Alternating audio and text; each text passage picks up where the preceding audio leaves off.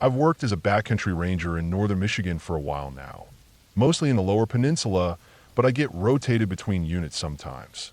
There's one stretch of wilderness up near Grayling and east of Gaylord, between those old lumber towns, where the forest feels different.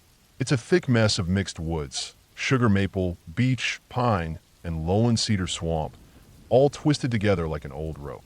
Not far off M72, there's an overgrown fire road named just 121B. Most maps won't even show it anymore, but it's real. It runs about 7 miles between state land and a few hundred acres of federal ground we manage under some old multi-agency agreement. Doesn't sound like much, but we keep it closed to vehicle traffic most of the year unless a fire breaks out. The only reason I was up there was because of complaints, called from a few locals who swore people were shooting off fireworks near the tree line late at night. No one admitted to it, but the report got passed to my supervisor, who asked me to check it out. Standard stuff. I loaded up the truck around noon. Nothing fancy, just a radio, a GPS, bear spray, and a SIG were issued but rarely used. I also threw in a trail cam or two, thinking maybe it'd help me catch whoever was partying up there. I figured I'd hike up to one of the old hunters' blinds near the edge of federal land and spend the night. In the fall, those woods go dead quiet, and you can hear anything moving around for miles. I didn't think about it at the time, but as I pulled onto 121B, the road had this overgrown, untouched look.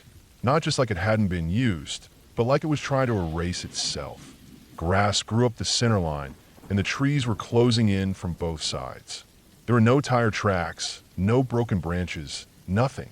I had to stop a few times to chainsaw smaller windfall that blocked the road completely. By the time I reached the old gate near the clearing, it was late afternoon. There's a small field just beyond it, a long rectangle, maybe 100 yards wide, boxed in by tall grass and brush. When I was younger, we'd get moose sightings in that area once in a while. Now it's all deer and black bear. I set up my tent just past the field near a thicket of pine. I got a small fire going with what dry sticks I could find. The sky was already dimming, and by the time I finished eating my last bite of jerky, the woods had gone dead silent. No birds, no bucks, not even wind through the grass. I told myself it was just fall settling in fast. That happens up here. You get one cold snap and the woods go mute like someone hit a switch. That's when I heard movement, slow, deliberate, coming from the tall grass on the far side of the field. The grass there grows high, almost like prairie switchgrass, over 5 feet in places. You can't see more than a few feet into it unless the wind's blowing. I stood up, shining my headlamp toward the noise, but saw nothing. Then it stopped. I waited. It came again, a low rustling, this time followed by the unmistakable sound of something stepping on dry branches, deliberate, heavy, not a deer. A deer would bolt. This thing was watching. I know that sounds vague, but anyone who's worked in the bush long enough will understand. You can feel it when something's locked in on you. I picked up the bear spray and stepped toward the sound, stopping at the edge of the field. I didn't call out. I was alone and didn't want to give away my position. If it was a person, they weren't supposed to be here. If it wasn't, I didn't want to spook it. Then it moved. Not toward me, just sideways. I caught a glimpse, just a sliver between stalks of grass. Black, shaggy, the rear half of something tall. And I mean tall, at least 5 feet at the back. Thick hind legs like a dog's, but too long. The tail was long too, bushy, not quite like a wolf's, but maybe close. It didn't run. It loped, slow and steady, moving deeper into the brush. I froze, and so did everything around me. I didn't sleep much that night. I stayed by the fire until sunrise, sitting on a log with the bear spray in one hand and my service weapon in the other. No sound came from the field again. In the morning, I walked the edge of the grass where I'd seen it. The ground was soft from rain earlier that week. I found broken stalks, bent grass, and faint tracks.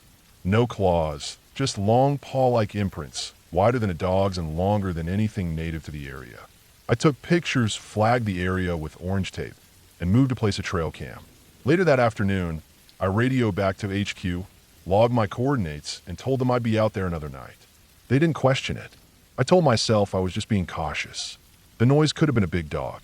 The shape, maybe just my eyes adjusting poorly in the low light. But that night, I couldn't shake this tension in my chest, like I'd missed something big.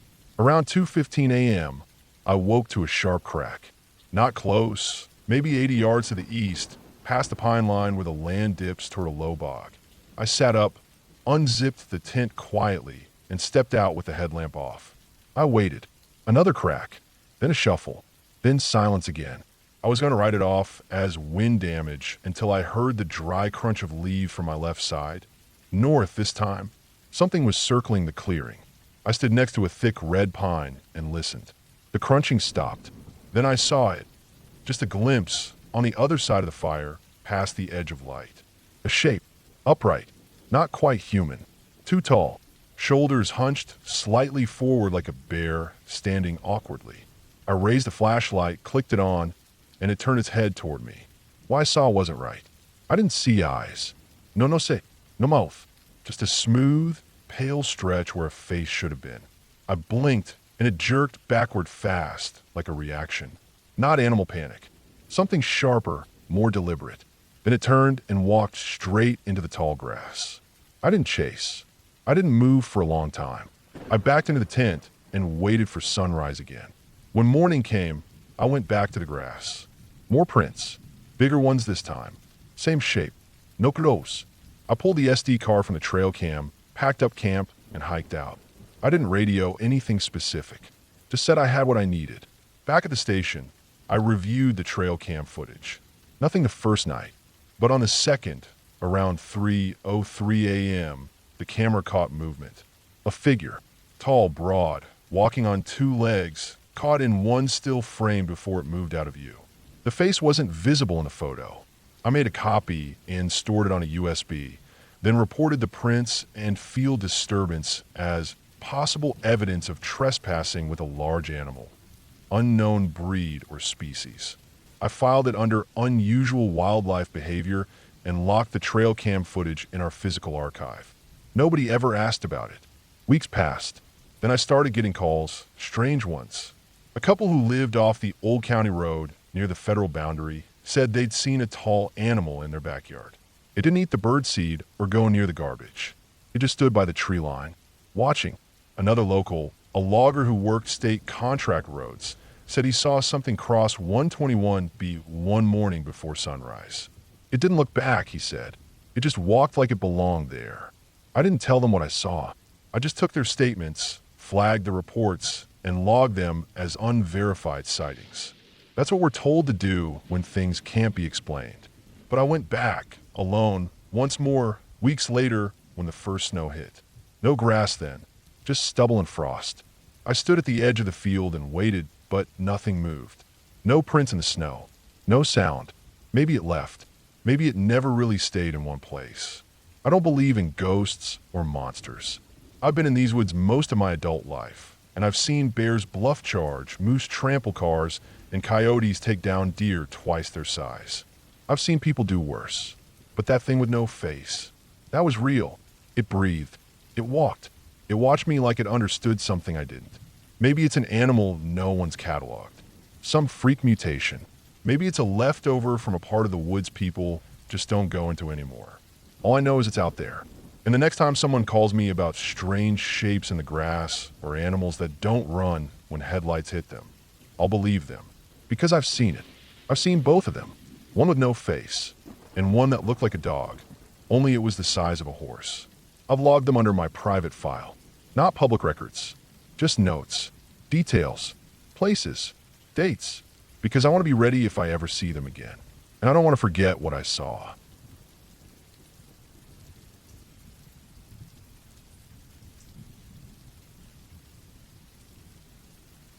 I've been working as a seasonal backcountry ranger for the Michigan Department of Natural Resources for close to 15 years now. Most of my assignments are routine, trail inspections, checking on dispersed campsites, sometimes issuing citations for illegal hunting or camping. But every once in a while, something strange happens. Something that makes you second-guess everything you thought you knew about the woods. Something that makes the air feel heavy, like you're carrying a pack loaded with bricks. This is one of those stories. It was early summer, late June, I think. The days were getting long, bugs were relentless, and the forests were thick with new growth. I was assigned to a northern stretch of state forest outside Gaylord, way out past where most visitors venture. The kind of place where the two tracks fade into overgrown brush, and you have to park your rig and go in on foot or bike. This area wasn't new to me. I knew it well enough from previous patrols. It's a stretch of land that's mostly forgotten now. Not a designated campground, not even a marked trail in most spots. You get your standard hardwood forest mixed with pine stands, some lowlands with slow-moving creeks, and then these odd clearings now, and then likely old homesteads or hunting camps from way back when. Most of them have been reclaimed by the woods. I've been tasked with scouting several miles of forest along a seldom-used corridor near one of the tributaries that feeds into the Osable River. The region had been flagged by the forestry unit for some unauthorized tree cutting the previous fall, and there had also been reports from other rangers of odd things showing up near dispersed campsites. Dead animals, mostly. Skinned deer, gutted raccoons. No fizz. Always clean work. Too clean. At first, we thought poachers, maybe even someone with a trap line. But it didn't add up. Poachers don't hang deer upside down like trophies. They don't leave everything behind and touch nothing else. I started out on a Friday morning, driving my agency pickup along the old fire lane until it dead-ended into overgrowth.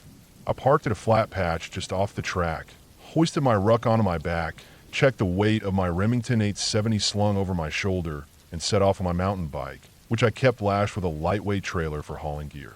It was a good day to be out. Light breeze, clear skies, smelled like pine and wet moss. I planned to stay 2 nights, maybe 3 if the weather held and the bugs weren't too vicious. About 6 miles in, I found what looked like an old access trail. 2 faint tire tracks, mostly buried under ferns and new growth. One of the markers I use for assessing foot or vehicle traffic is bent saplings. These tracks have been untouched long enough for waist-high maples to take root right between them. I followed the trail for another couple miles until it faded completely into the forest. No sign of people, no tire ruts, no wrappers or beer cans. Nothing. I left the bike locked to a tree with a cable and continued on foot. Within an hour, I found a clearing beside a lazy, cold stream. It looked natural, though the way the sunlight came down into it gave off a feeling like someone had once cleared it out. Maybe a long time ago. There was a collapsed chimney base made from smooth stones, about the size of a large doghouse. Just a pile of rocks now, but definitely man-made. Nearby was a tiny shack, half buried under vines and debris, with slats rotting, doorway maybe 4 feet tall. I wasn't in any rush, so I investigated. Inside the shack was a tangle of rusted gear, broken snowshoes, fishing rods warped with age, a few busted rifle barrels, corroded pans and bowls. There was bedding too, wool or cotton, shredded by mice and rot. The smell was musty, like damp canvas. No signs of recent use, just decay. I marked the shack's coordinates in my GPS and took some notes for the cultural resources team. Sometimes these structures get flagged for historical value, especially if they're over 50 years old. The place gave me the creeps, not gonna lie. Not because of ghosts or anything like that. Just the silence. No bird song, no wind in the trees. Even the mosquitoes weren't thick like they should have been. Something about that clearing felt off. Still, I made camp just 20 feet from the stream, near the old chimney. I set up the tent, cooked up some freeze-dried beef stroganoff on my backpacking stove, and tied my food bag up in a tree using the usual bear hang method. 15 feet up, 6 feet from the trunk, rope double knotted and slung over a high branch.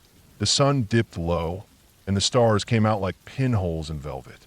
You don't get skies like that anywhere near towns.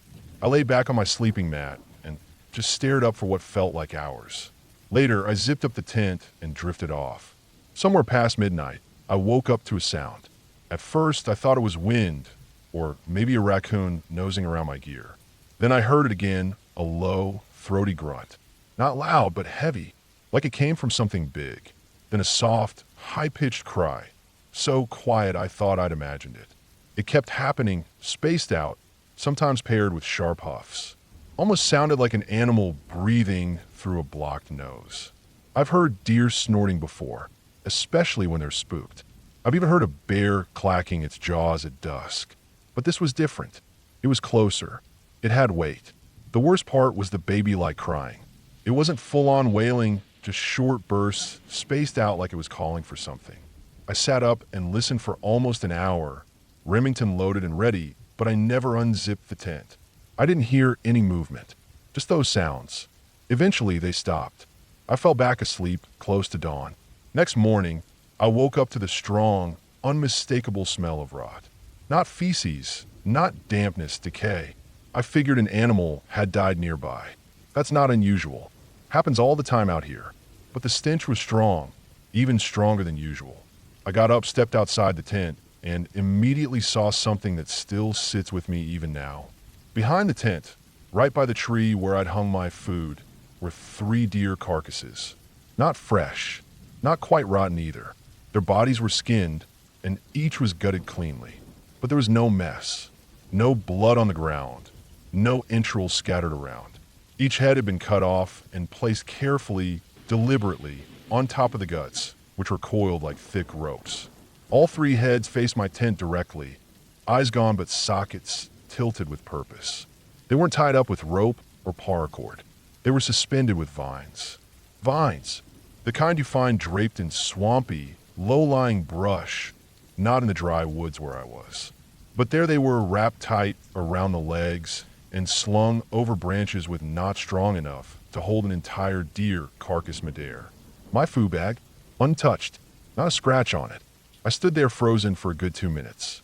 Then instinct kicked in. I grabbed my gun, did a wide perimeter check, scanned for tracks, drag marks, anything. Nothing. No boot prints, no paw prints.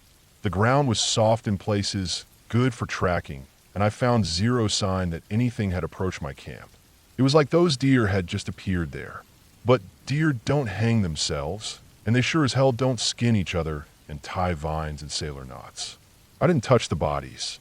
I took pictures with my issued camera and then packed up camp within the hour. Nobody ekfast, no coffee. Just shoved everything into the ruck, strapped it tight, and got the hell out of there. The feeling in the woods had changed completely. That peaceful stillness from the day before was gone. The air felt heavy, like something was watching. I wasn't scared, not in the panicked way people think, but I was alert, fully alert.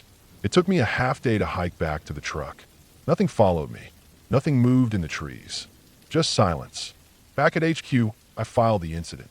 The guy behind the desk read over my report without saying much. When he got to the part about the vines, his eyebrows lifted a little. Then he picked up the phone, called someone higher up, and gave the coordinates. I heard him say something like, "We've got another one. Same setup, 3 this time." I asked around later and found out there have been similar reports over the years. Always in forgotten corners of the forest. Always skinned deer or other game. Always with their heads positioned in some deliberate way. But never any tracks and never any sign of who or what was doing it. I've gone over the possibilities. Maybe it's some fringe hunter or group of people living off-grid, pulling elaborate stunts. Maybe they know how to move without leaving sign. Maybe it's some kind of territorial marker, some message I don't understand.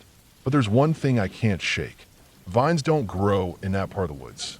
And even if they did, they don't just appear, cut and tied and wrapped tight like store-bought rope.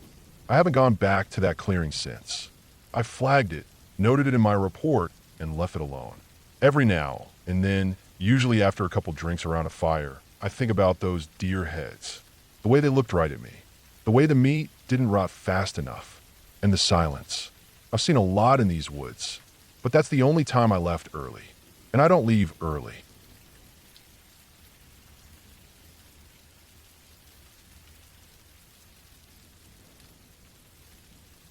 I've worked in the parks long enough to know when something's not right. Not just when a tree's leaning too far over a trail, or when the soil's too loose to step on. I'm talking about that gut-deep feeling you get when the woods don't feel like they're yours anymore, even though your boots have worn down the paths more than the deer have. Back then, I was part of a low-paid trail maintenance crew working out of Annandale State Park. Not a glamorous job. We weren't rangers with badges or uniforms. Just the kind of grunts who trimmed back manzanita, blocked off illegal trails, cleaned up after careless bikers, and sweated in the sun with blunt tools and bad boots. Most days were just that, hot, dull, and routine. But every so often, The forest reminded you it was older than you were and didn't like being messed with. Annandale isn't huge. It's a patch of woods and rolling hills tucked just outside Santa Rosa. Oaks and chaparral mostly, plus a good spattering of pine that gets thicker in the hills. It's not the kind of park where people expect to get lost. But they do, and more often than you'd think. That year we were cleaning up a stretch of illegal trails. These weren't just shortcuts made by bored bikers. Some of them went way out, miles off the main mapped routes, crisscrossing through groves and ravines that shouldn't have had foot traffic at all. And worse, they weren't made recently. We could tell by the erosion and plant growth that some of these paths have been walked for years, but there was nothing on any of the old park maps about them. That bothered our crew leader, Tom. He was older than most of us by at least 15 years. Not the talking type, not superstitious either, but one of those guys who knew how to read the land like a book. Quiet, gruff, steady. The kind of man who wouldn't blink at a mountain lion, but would call a halt if the trail smelled wrong, his words. We had a four-man team that day. Me, Tom, our axe guy Nick, and James who handled brush clearing and carried the gear sled. It was early summer, late June, and already in the 90s by the time we started climbing the East Ridge line. The work was simple at first. Use trail tape to mark the illegal path, take GPS waypoints, and then start brush blocking the start of it. That's where you use logs, debris, branches, anything natural to make it hard for hikers or bikers to follow the path. But this one didn't want to be shut down. It split off a narrow side trail behind a stand of old oaks. No signage, no blaze marks, just a clear footpath ducking into younger growth, pines mostly, maybe 30 feet tall, no more than 20 years old. Not native to this area. Someone planted them. That already felt wrong. We followed the trail to assess how far it went before it got dangerous. But within 10 minutes, it stopped feeling like a trail. It was more like a corridor. Pines thick on either side, growing in straight rows, not wild, but intentional. You could almost draw lines between them. Some of the bark had odd symbols cut into it, mostly smiley faces done crudely with a knife. Not just one or two, dozens. One every 10 or 20 paces. Some looked fresh, too fresh. The sap hadn't even dried on a few. About a half-mile in, the trail thinned and the slopes started climbing. The further we went, the steeper it got. The air changed too. Still hot, but damper, heavier, like we'd stepped into a different drainage. It was the kind of shift you'd feel deep in a canyon, not on a hillside like this.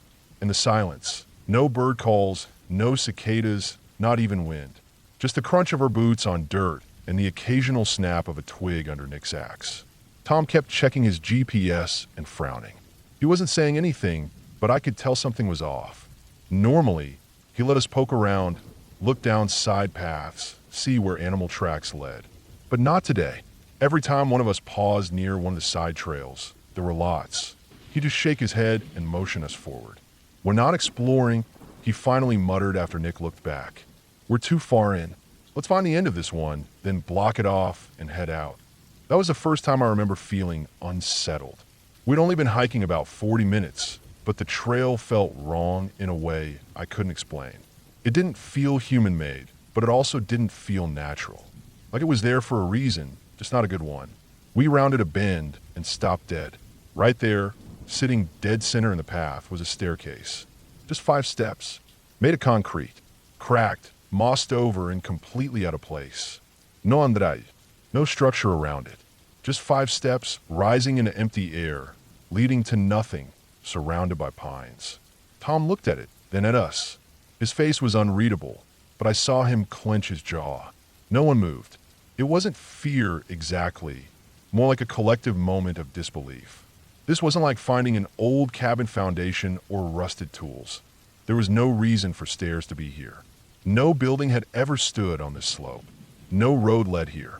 There wasn't even flat land nearby where anything could have been built. Tom gave Nick the nod.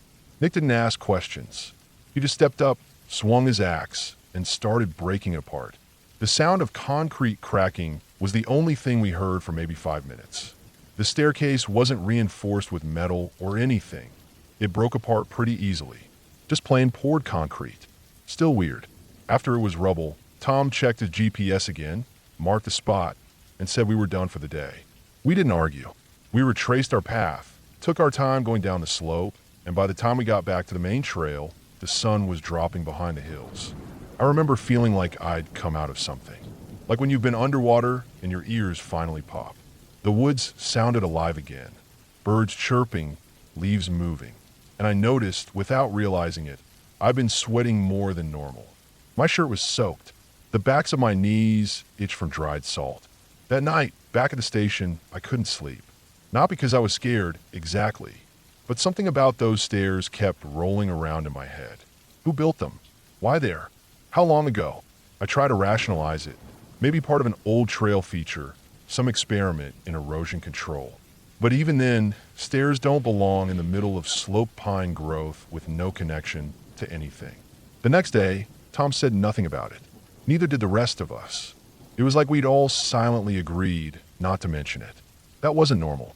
Usually, we joked about weird finds, like the time we uncovered a buried porcelain toilet full of squirrel bones, or when we found an old recliner strap between two trees.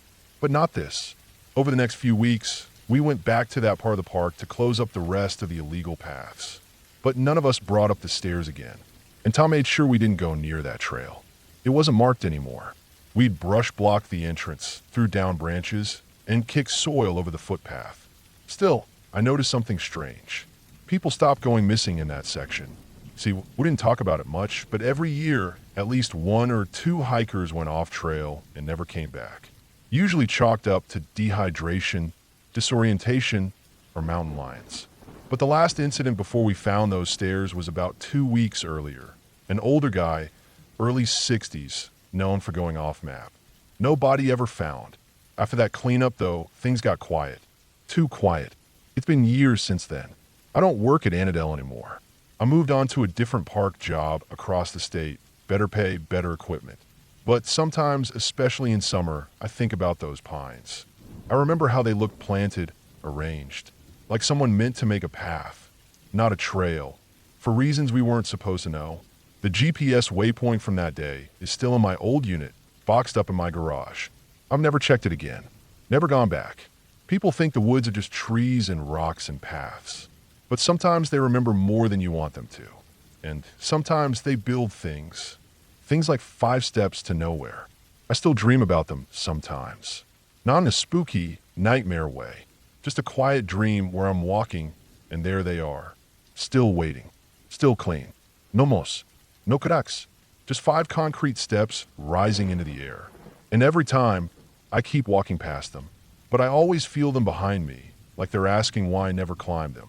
And the funny thing is, I never wonder where they lead. I just wonder who built them and why they wanted people to come.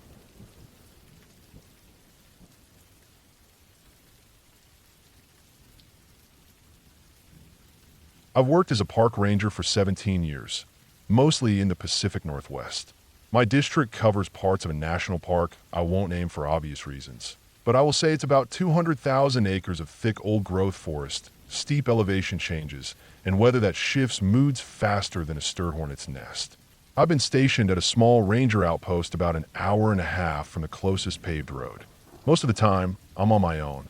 There's a rotation schedule, but only 2 of us are usually up there at a time. Sometimes only 1. I've been through all the standard calls: lost hikers, flash floods, animal scares, even the occasional death. That's not what this is about. What happened in October of 2017 still sticks in my head like a splinter under the skin. A slow, buried pain I can't forget. You want the story? Fine. I'll give it all to you, with every damn detail I can remember.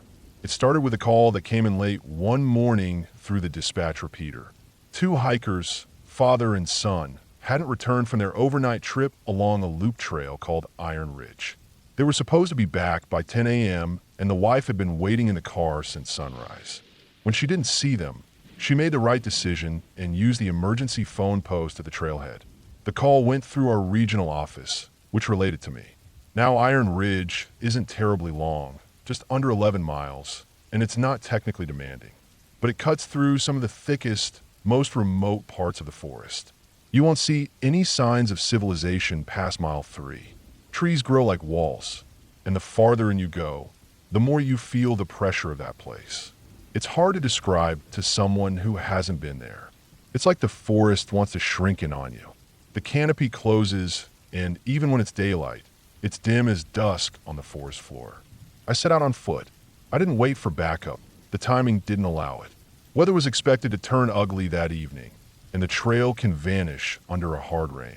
I had a full load out: radio, medkit, GPS, laminated map, spare batteries, water, flare gun. I even brought my sidearm, though we're not supposed to unless we're dealing with bears. And yeah, we had a black bear issue that season.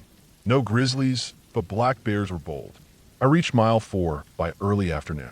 There were signs of foot traffic, recent ones, in fact. The trail was covered in that thin layer of autumn mulch, where each step leaves a distinct impression. I could tell the hikers had passed through, likely during the morning the day before. Nothing unusual. Then I saw something that stopped me in my tracks. A single boot print pointed the wrong way, back toward the trailhead, embedded slightly deeper than the rest. The rest of the tracks were consistent, straight, side by side, moving forward. But this one was off. It was turned, and heavy. That alone wouldn't have raised red flags. People turn around to tie a boot, check a map. But this one looked like a sudden pivot, like someone had been walking and then whipped around to look behind them. A few feet past that point, all tracks stopped. No scuffs, no off-trail prints, no disturbances in the ground cover. Just gone, like they'd stepped into the sky. I checked the sides of the trail. No broken branches, no drag marks, no fallen logs to hide behind. Just nothing. I stood there for a long time trying to make sense of it. I wasn't about to report back that I'd lost the trail on a groomed footpath. So I moved forward, slowly, methodically. Another 100 yards in, the woods started to feel wrong. I've walked that loop dozens of times, but it was like I didn't recognize it anymore. I checked my GPS twice. It told me I was still on the trail, but it didn't feel right. The air had that heavy, stagnant quality like the moment before a thunderstorm. No bats, no bugs, no wind, just the faint creak of trees rubbing against each other. That silence isn't natural in a place like that. Even on quiet days, you hear something. But not then. Nothing but the sound of my boots in wet leaves. Then I smelled something. It wasn't rot, not quite. It was sharp like iron. Blood, maybe, but older. Faint. That copper tang that makes your mouth water for the wrong reasons. I followed it, not sure what I expected. I found the son's backpack lying off the trail. Not torn, not dropped, placed. Upright, zippered, clean, just sitting there about 10 feet off the path. I opened it. Inside, a neatly folded windbreaker, half a Cliff Bar, a flashlight with full batteries, and a plastic bag containing their wilderness permit. No wallet, no phone, no ID, but no signs of struggle either. 100 feet past that, I found a jacket snagged on a branch. Adult-sized. Men's. One sleeve was turned inside out like it had been pulled off fast. No blood, no rips. Just caught. I kept going. Then I found the boy. He was sitting cross-legged, perfectly upright, at the base of a cedar. No scrapes, no dirt, just sitting there like he was at a campsite.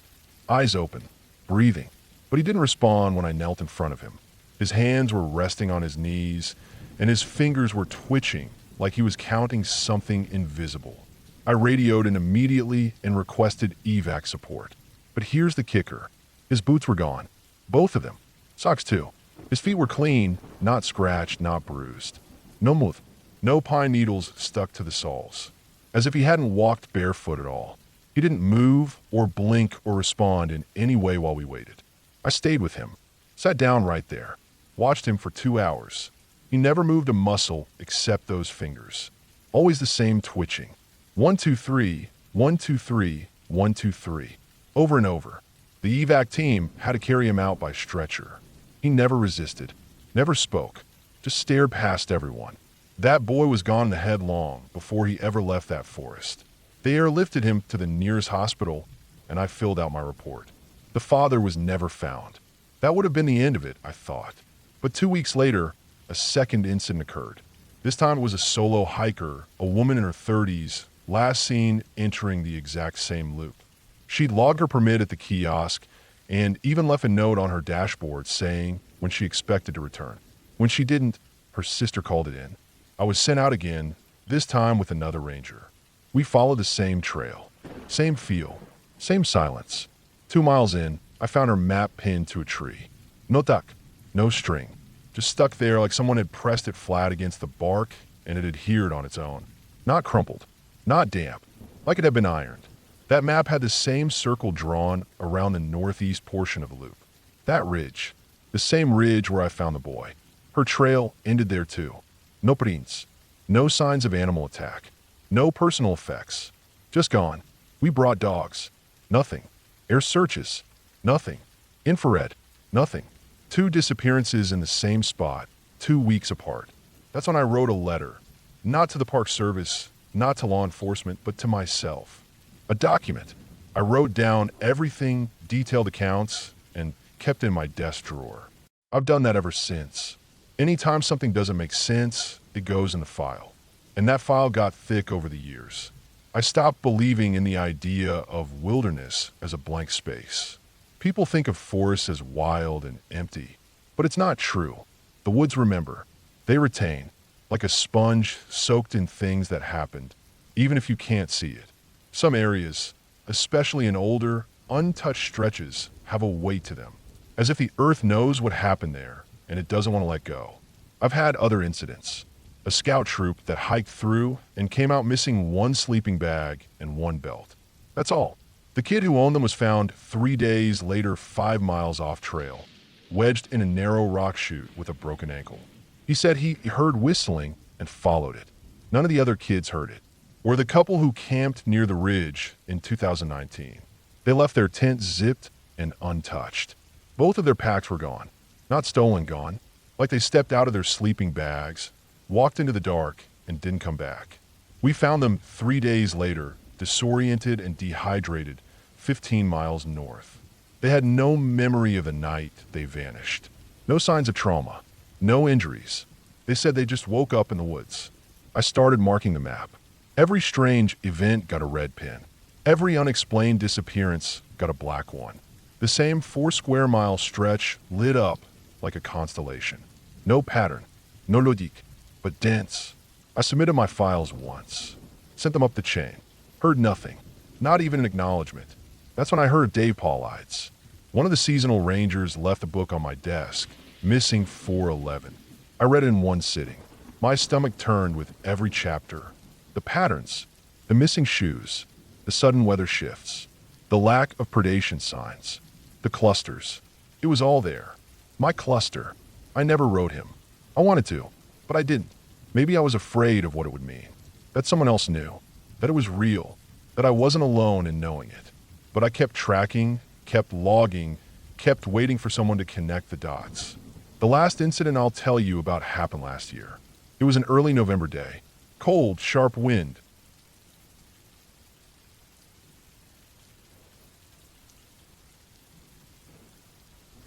I started working as a seasonal park ranger in southeast Michigan when I was 25. I was new to the job, eager to prove I could handle the isolation and weird rhythms of field work. I'd done a year of wildfire suppression out west, and I figured this would be a slower pace, cleaner, quieter, and simpler. That was naive. Most people don't think of Michigan when they think of vast parks or untamed terrain. But in the pockets between industrial zones and crumbling towns, there are still stretches of scrubland, neglected woods, and re-wilded parcels where nature has quietly crept back in. The parcel I was assigned to was one of those places. It sat between Detroit's outermost industrial sprawl and the fringes of old forest that had once been cleared for farmland, then abandoned after the soil gave out. A jagged square of green, largely forgotten. We called it Dry Creek Sector, though there hadn't been a running creek there in decades. It was mostly marsh, chokeberry thickets, and the kind of undergrowth that made walking feel like swimming. Trees came up crooked, trunks covered in lichens, limbs bowed low. There were trails on the official maps, but when I hiked them, they were little more than depressions in the earth, half swallowed by brambles. A lot of folks assumed places like this didn't need a ranger at all. The truth was they needed one even more. The quiet ones were always where the strangest things happened. By mid-July, I'd settled into the usual rhythm. Check trail markers, clear debris, log wildlife sightings, and monitor for poaching or illegal dumping. Every so often, I'd find a busted TV, rusted car hood, or a pile of tires dumped deep in the bush. I never saw who did it. I always got the sense they came at night. I'd wake up early to avoid the worst of the mosquitoes and be back to the ranger station by late afternoon. Most days were quiet, but one morning, during a route that cut west along a dry gully near the old DPW yard, I noticed something new on my GPS. A small ping, not labeled, just a marker. The land back there was dense and not on any trail. I figured it might have been an old survey point or maybe a boundary marker. But I was curious and I had time. So I headed that way, bushwhacking through shoulder-high foliage, cattails thick as corn stalks. The air was humid and hot, pressing on my lungs. Dragonflies cut zigzags through the air around my head. I was about 20 yards from the marker when I stepped into an unexpected clearing. Just a small patch, maybe 10 feet across. The space was ringed in dense brush, like someone had cut it out with a blade. Dead quiet in there. The kind of quiet that makes you feel like your heartbeat is echoing off the trees. That's when I saw the staircase. It sat in the middle of the clearing, rising maybe 8 or 9 steps up, then ending in nothing. No platform, no railing, just a short, solitary staircase leading into open air. I didn't notice it until I was almost on top of it, because the ground was so thick with undergrowth. But once I saw it, I froze. The steps were old, really old, built from loose cobblestone and packed earth. The mortar between the stones crumbled like paper. Patches of moss grew in the cracks, and shards of glass were scattered across the steps like wind had blown them there. The shards glinted in the light, thin and dull-edged. I saw fragments of burnt paper too, like torn pages from something that had been set on fire and then stomped out. They were clumped near the base, stuck in the damp earth. No words legible, just black ash stuck to yellowing paper fibers. Lying at the very bottom step, half sunk in a patch of moss, was a small metal disc, rusted over, no bigger than a coin. I dug it out with the corner of my boot. It looked like a medallion or badge, but the design was too worn to make out. I pocketed it without thinking. In that moment, I felt completely alone, like the last human alive. The sky was visible only in slices through the overhead canopy. All around me, trees leaned in, branches overlapping, creating a dome of green and brown. It was beautiful, but wrong somehow. Too quiet, too still. I don't remember deciding to climb the stairs. I just did. Each step gave a little under my weight. Loose stone shifted beneath my boots. At the top, I paused. I expected there to be something, some reason for it being there. A view, a platform, a sense of purpose. There was nothing, just the bramble at eye level, and beyond it, the world I knew. The red tin roof of the Department of Public Works yard, its panels faded and streaked with rust. I could just barely see the stacks of the processing plant a few miles off, belching white smoke into the blue sky. Red warning lights blinked lazily from the tops of the stacks, steady and slow. Then, from the corner of my eye, movement. I turned my head toward the brush on my right. There was a patch where the growth thinned, where old tree stumps had left dips in the land. The undergrowth pooled around the stumps like water around rocks. From one of the sunken craters, a face stared up at me. It was maybe 30 yards away, half hidden by shadows. The face was lean, skin dark and tight, eyes wide and shiny like glass. There was no panic in the expression, no anger, no fear. Just watching, cold and still. I blinked, and the face was gone. I don't know if they ducked down or turned, or if my eyes had just tricked me, but in that instant, I knew I had to leave. I moved quickly, careful not to fall, taking the steps 2 at a time. My boot caught on something slick, probably moss, but I didn't fall. I pushed through the bushes, thorns tearing at my shirt, cattails slapping against my arms. The brush felt thicker than before, like it didn't want me leaving. I couldn't see the DPW yard anymore. The lights seemed different too, like it had shifted just enough to make me question how long I'd been standing there. The return path wasn't clear. There was no trail to follow. I had to navigate by memory and instinct back through the marshy ground. My boots squelched in the mud, the earth sucking at my feet. The foliage seemed to press in from all sides, creating narrow corridors of green and brown, twisting and disorienting. Every few steps I looked back, half expecting to see that face again, peeking through the brush. I finally made it to the chain link fence, rusted, bent in places. I found a gap I'd come through, a hole cut with bolt cutters by someone long before me. I ducked through it, the sharp wire catching my backpack and tearing the fabric, but I didn't stop. On the other side of that fence, everything looked different.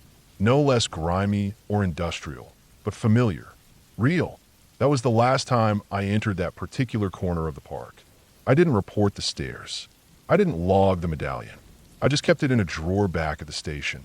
I figured someone else had put it there years ago, maybe as part of some old structure long since reclaimed by the woods. The face, I told myself, was just a hunter, maybe a squatter, someone who didn't want to be seen. That was easier to believe, but I never shook the feeling of being watched in that place. Never shook how unnatural that staircase felt, like it had no right being there, like the land had swallowed whatever had once surrounded it and left only the bones behind. I kept working the sector for another season. Then I transferred north to the Huron-Manistee.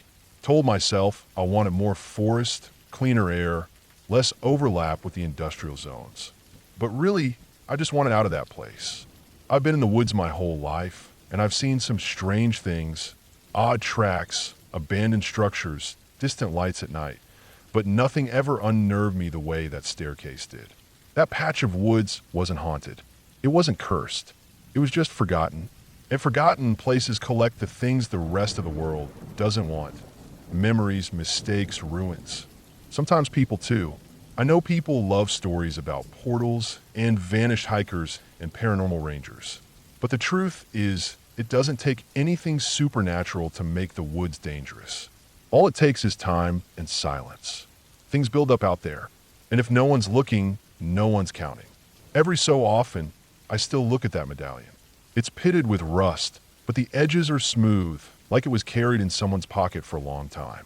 I thought about sending it to a lab once, maybe figuring out what it was from, but I never did. Some things are better left buried, and that's why, to this day, I haven't set foot near Detroit again.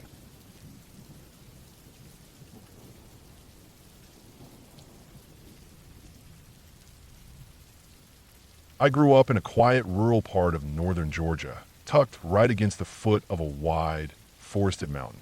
It was the kind of place where you didn't hear traffic, just crickets, owls, and wind through pine. The town was small, barely a grid of roads, and most folks lived scattered out on land where you had to squint through trees just to make out the roof line of your nearest neighbor. That was where I first learned about isolation and about paying attention to the woods. Our house sat on a sloped 5-acre property, mostly fenced around the back where the terrain dipped into thicker brush. We had an old pit bull named Buster back then. Big, blocky head, low center of gravity, and a bark that made the windows shiver. He was a sweet dog, loved belly rubs and dozing in the sun, but he didn't mess around when he thought something wasn't right. We built him a good doghouse inside a fenced-in run, backed up to the tree line. Solid chicken wire, 6-foot-high wooden posts sunk deep into the dirt, plenty of room to roam. The fence wasn't just for him. It was to keep things out too. We had bears come sniffing around every now and then, bobcats, coyotes. Country life means sharing space whether you like it or not. It was the summer after I turned 18, mid-July, right before I went off to forestry school. Nights were hot and sticky, bugs humming so loud you could almost feel it in your teeth. That night started normal. I'd stayed up too late messing with a chainsaw that needed tuning, then finally passed out around 1 a.m. with the fan pointed right at my bed. What woke me up wasn't the usual sounds. It wasn't crickets or rustling trees. It was something else, this high-pitched, gut-twisting scream. It sounded like a woman. That's the only way I can describe it. It had that sharpness, that panic in it. Except it wasn't a woman. I knew that. There was something too primal about it. It wasn't words or anything close. It was raw pain or anger or fear. It cut right through the hum of the night. The first thing I thought of was Buster. I shot up, heart racing, and grabbed the .357 Magnum my dad gave me for my birthday a few months earlier. I hadn't fired it much, but I kept it clean and loaded just in case. I wasn't dressed, just boxers and a t-shirt, but I didn't think about that. I rushed down to the kitchen, nearly slipped on the linoleum, and found my father already up. He was standing by the back door, shotgun in one hand, that giant yellow spotlight in the other. The one we kept under the kitchen sink for power outages or when something spooked the animals. Without saying anything, because we didn't need to, he flicked the light on and opened the door. The beam cut through the dark like a searchlight, landing just short of the far corner of Buster's enclosure. And there he was, right up against the fence. His whole body pressed into the corner, tail down, muscles stiff, barking like hell. It wasn't his usual bark. This wasn't a someone's here bark. It was deep, fast, panicked, like he was trying to scare something off or warn us or both. The screaming started up again. Not from Buster, from farther back, just beyond where the light ended. And now that I was outside, I could hear the difference. It wasn't a scream exactly. It had these deep growling tones under it. And then there was movement. Something big shifted in the shadows, past the fence line. We heard branches crack, a loud thump like something heavy stepping down. Then more sounds, scuffling, maybe limping. It was hard to tell. We didn't run. We moved fast, sure, but not dumb. We got to the edge of the fence and listened. The screaming stopped. The trees were dead still. Even the bugs had gone quiet. The air felt thick, humid like it always was in July, but heavier somehow. My dad kept the light pointed at the woods. I scanned with the revolver up, feeling stupid for even bringing it. A 6-shot revolver wasn't going to stop much of anything in those woods if it really wanted to fight. But having it made me feel like I had some control. Buster didn't take his eyes off the tree line. He barked for another minute or two, but then stopped suddenly, just froze and stared. His ears were forward, tail stiff. You could see his ribs rising and falling fast. The rustling stopped. We waited a while longer, just listening. Nothing. Finally, Buster stepped back from the fence and walked to his doghouse like nothing happened. He curled up but didn't lie down all the way. Still alert. We brought him inside after that. First time we'd done that in years. He didn't argue. Just followed me straight to my room and climbed into the old padded bed we kept for storms. He was asleep before I even turned the fan back on. The rest of the night passed without incident. I slept light, kept waking up to every creak, but there was no more screaming, no more noise. Just the slow return of the cicadas and the wind. The next morning, I woke up early and checked on Buster. That's when I saw it. 3 deep scratch marks along his side, right behind the ribs. Not shallow either. They weren't bleeding, but they'd clearly been cleaned somehow. Maybe from him licking at them overnight. Then I saw the puncture wounds on his left hind leg. 2 of them. Small, deep, close together. Like something tried to clamp down and drag him. I shouted for my dad, and we took him to the vet as fast as we could. He needed stitches for the leg, antibiotics for infection, and some pain meds. The vet said he was lucky. Whatever hit him had strong jaws and sharp claws. Probably a big bobcat, maybe even a cougar passing through, though they were rare in that part of Georgia. Still, not impossible. When we got back home later that day, I followed the fence around to where Buster had been standing. There were drag marks in the dirt, scuffs in the grass, and a faint trail of blood leading into the woods. I followed it.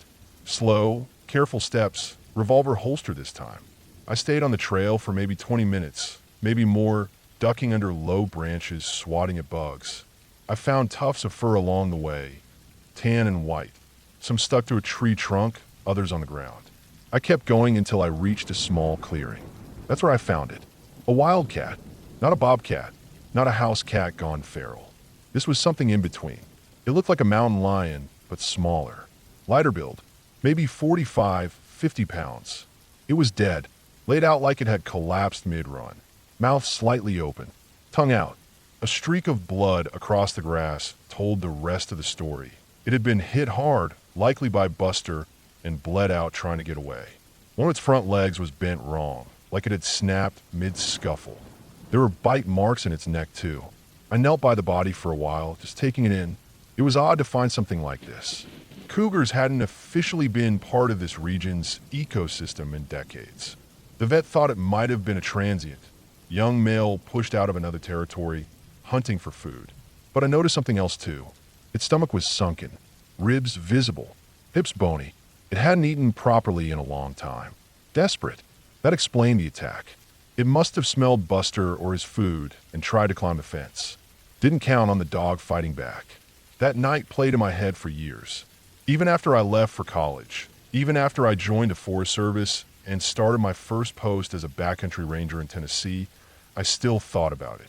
I saw claw marks like that in other places, dead deer, torn packs, shredded tree bark, but never heard anything like that scream again.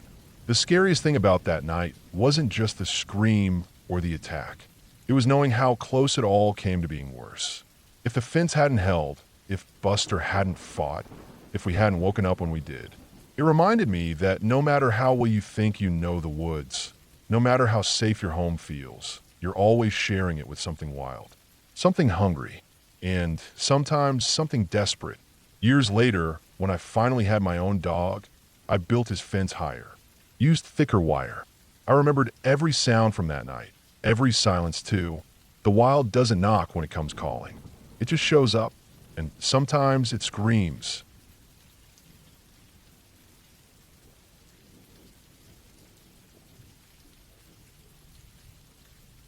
I've been a park ranger for nearly 2 decades. I've spent most of my life on public lands, hiking long trails, running field patrols, tracking poachers, digging snow pits, cleaning up forgotten campsites, and helping lost hikers find their way back before night settles in. But there are some things out in these woods you don't talk about over campfire coffee. Some things don't fit cleanly into an incident report or a ranger logbook. This story is one of them. In late spring of 2017, I took a temporary assignment in a remote northern section of Carson National Forest in New Mexico. It was a place that didn't get much foot traffic, rugged terrain, sharp elevation changes, limited access by vehicle. It was beautiful country, but not friendly land. The kind of forest where the only trails are made by elk, and even the deer move like they're being watched. Thick spruce and pine. Cold winds, even in June. No reception. The kind of quiet that makes your thoughts feel loud. The job was simple. Our small team had been contracted to monitor water quality at several high-altitude lakes and inspect the trail conditions in a few areas that hadn't been reviewed since the fires 3 years earlier. I was based out of a backcountry cabin, more like a hut, really 6 miles from the nearest Forest Service road. No power, wood stove, propane lanterns, satellite radio for emergencies. I was on my own for the first 2 weeks. I didn't mind. I liked it that way. Solitudes never scared me. The cabin sat at the edge of a long, narrow meadow, an old glacial moraine that flattened out into what locals call Elk Basin. One trail, maybe 70 years old, ran along the edge of it. Most maps didn't even mark it. It was more of a suggestion than a trail, barely visible through waist-high grasses and huckleberry thickets. I used it each day to reach a ridge line and take weather readings. The strange part started on my 4th night. It was late, probably close to 1 a.m. I hadn't been sleeping well. The altitude and the wind combined always made it hard to settle. I sat up in my cot to stoke the fire, and that's when I noticed the light. Just a flicker at first, dim, maybe 100 yards into the tree line across the meadow. At first, I thought it was a reflection. Sometimes the moonlight hits the snowmelt just right. But the moon was low, blocked behind heavy clouds. Then the light moved. Not fast, slow, steady weaving almost. I sat there frozen, not with fear, but with that deep, instinctive alertness that kicks in when something isn't right. My hand found a rifle leaning next to the door. I stepped outside barefoot, feeling the chill in the earth. I watched that flickering light dance through the trees for nearly a full minute before it blinked out like someone flipping a switch. I waited another 20 minutes, maybe more. The forest was dead silent. No crickets. No owls. Even the wind had gone still. Eventually I went back inside. I left my boots on that night and kept the rifle beside me in the bed. The next day, I hiked out to where I thought I saw the light. I walked a careful, wide loop, looking for signs, ashes, boot prints, disturbed brush. Nothing. I even went further up the ridge than planned, just to clear my head. I told myself it was probably lightning way off in the distance, or my eyes adjusting to the firelight inside. But I knew better.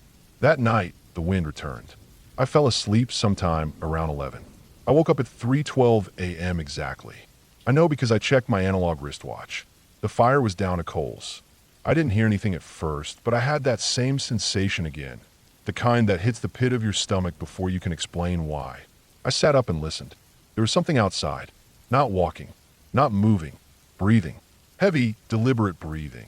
Not an animal panting or sniffing. Not a bear's gruff huff. It was slower than that. More controlled. Something was standing close to the front wall of the cabin. Too close. Like it was pressing its face to the wood. I didn't move. I didn't even breathe. I sat there counting the seconds between those long, slow breaths. For seconds in. For seconds out.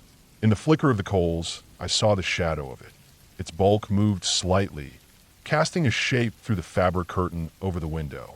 I couldn't make out much, just that it was tall and stocky through the top, like a man with a thick backpack or shoulders too wide for his waist. But the lower half, it didn't move right. It didn't seem to shift its weight between feet. It just stood there locked. Eventually, the breathing stopped. Not like it walked off, just stopped. I stayed awake until sunrise. Again, I found no tracks. The earth was hard and dry. Even the pine needles looked undisturbed. I radioed dispatch that morning to log unusual activity in the area. Possible illegal campfires, maybe an unreported hiker. I kept it vague. I didn't want them thinking I was seeing things.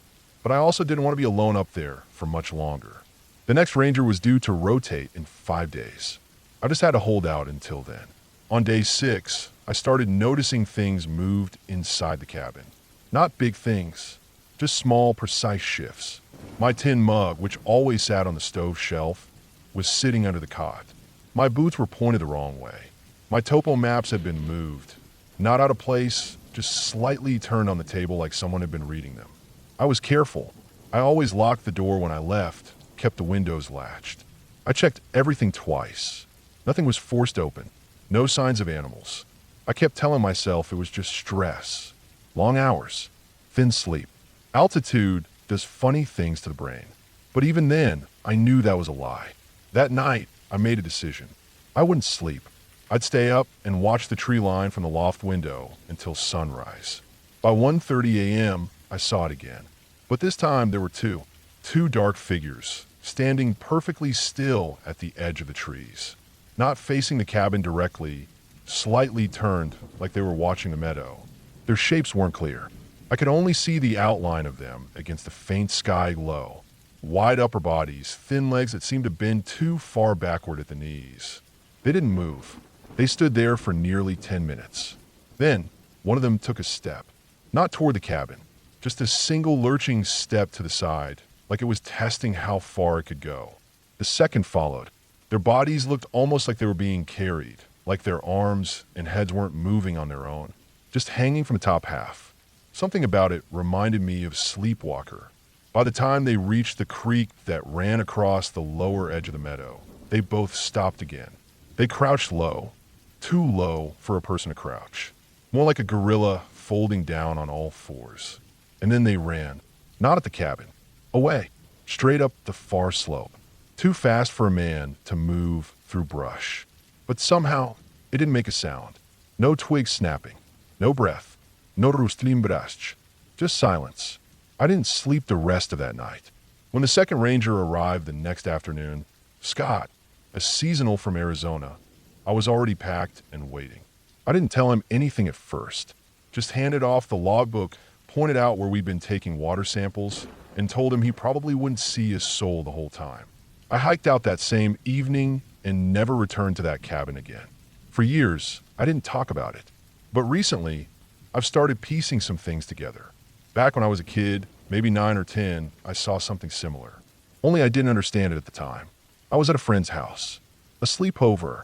His room was upstairs, and we stayed up late, way past midnight. Everyone else fell asleep, but I was still wide awake, just looking out the window. His street had one old yellow streetlight. I remember watching the wind blow leaves in the pool of that light. Then I heard it, the screaming.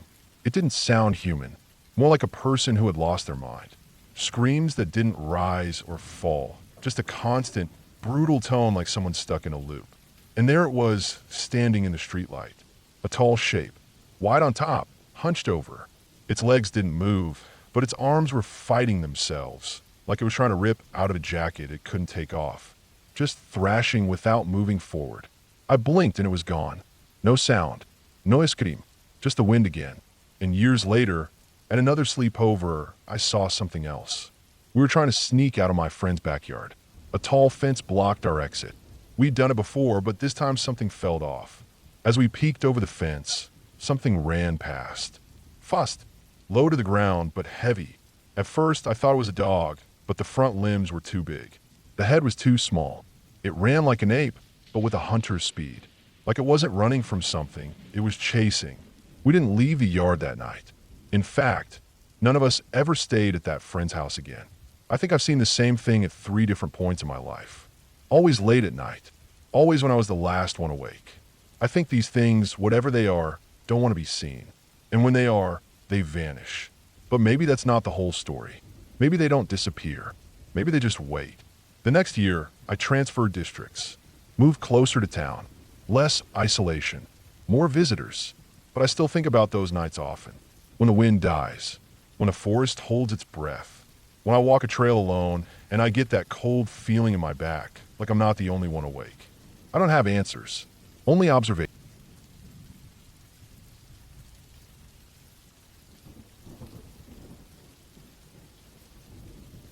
I don't usually talk about this night.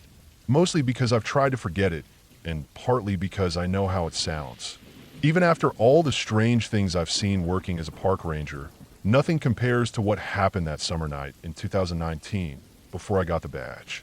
I was just another reckless guy with a night shift and a half-dead phone, high on the false feeling that bad things only happen to other people. Back then, I wasn't stationed in the mountains or forests. I worked nights at a wildlife observation post on the edge of a small town in southern Germany, close to the Curtis Dam, an old, decommissioned water reservoir surrounded by rough terrain, rail tracks, and empty roads that rarely saw a car after midnight. We called it the Old Iron Ditch. It was a forgotten place, mostly silent except for the wind and the echo of trains. I had 3 close friends from my side of town, Jonas, Karam, and Flo. We were tight, stupid, and full of ourselves, especially when we partied. That night we'd been at a birthday gathering just outside town. We had beers, something stronger that I didn't really pay attention to, and some powder that I wish I never touched. By 3 a.m., we were all coming down from the high and decided to take the long way home, by foot, cutting through some residential streets before hitting the trail near the Curtis Dam. It was dark, cold, but not too cold, just enough to make you want to pull your hoodie tight. The stars were out, no wind, just that weird, absolute stillness that doesn't feel right in a town that usually has at least a barking dog or 2. We walked close together, joking around like idiots, laughing louder than we should have, until we hit that small garden by the side of one of the older homes. That's when we saw it. At first, I thought it was a homeless guy, frail, bent forward, stumbling across the road like he'd been drinking for days. His limbs moved too loosely, like they weren't really attached. You could tell from the way he dragged his feet he wasn't in his right mind. His head bobbed slightly with every step, as if his neck wasn't strong enough to support it. Then we saw the dog, a little mutt, sitting quietly in the middle of the garden. It must have been sleeping there, curled up under a short bush. The man, or whatever it was, walked right in, leaned over with this weird elegance, and picked the dog up by its spine like it weighed nothing. Then, without hesitation, it threw the thing several meters into the air. It was graceful, too graceful. The body arced upward in a silent, perfect motion. When the dog came down, the figure pivoted and kicked it midair. The body flew across the street and hit the pavement with a noise I will never forget. Not a bark, not a cry, just the sound of something soft and living hitting stone. I wanted to run. So did the others, I think. But something in our fried brains told us to stand there.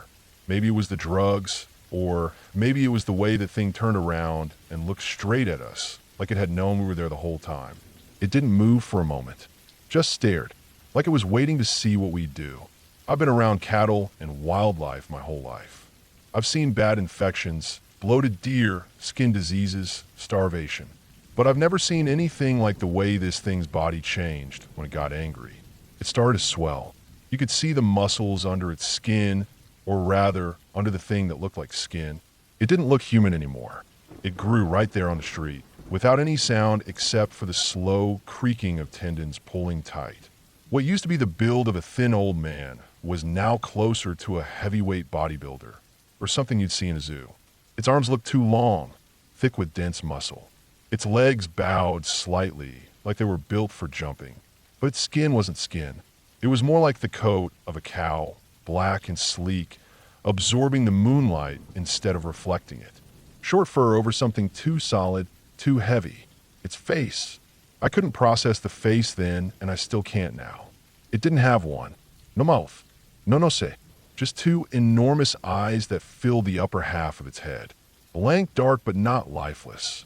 It looked at us like it had been watching humans for centuries, and it was bored with what it saw. We didn't run. I don't know why. Maybe because none of it made sense. Maybe because the human brain refuses to believe something so wrong when it's standing right in front of you. We stepped forward, slow, stupid. That's when it opened its mouth. Or didn't. It let out a sound, a scream I've never heard before and hope I never do again. It didn't come from a mouth.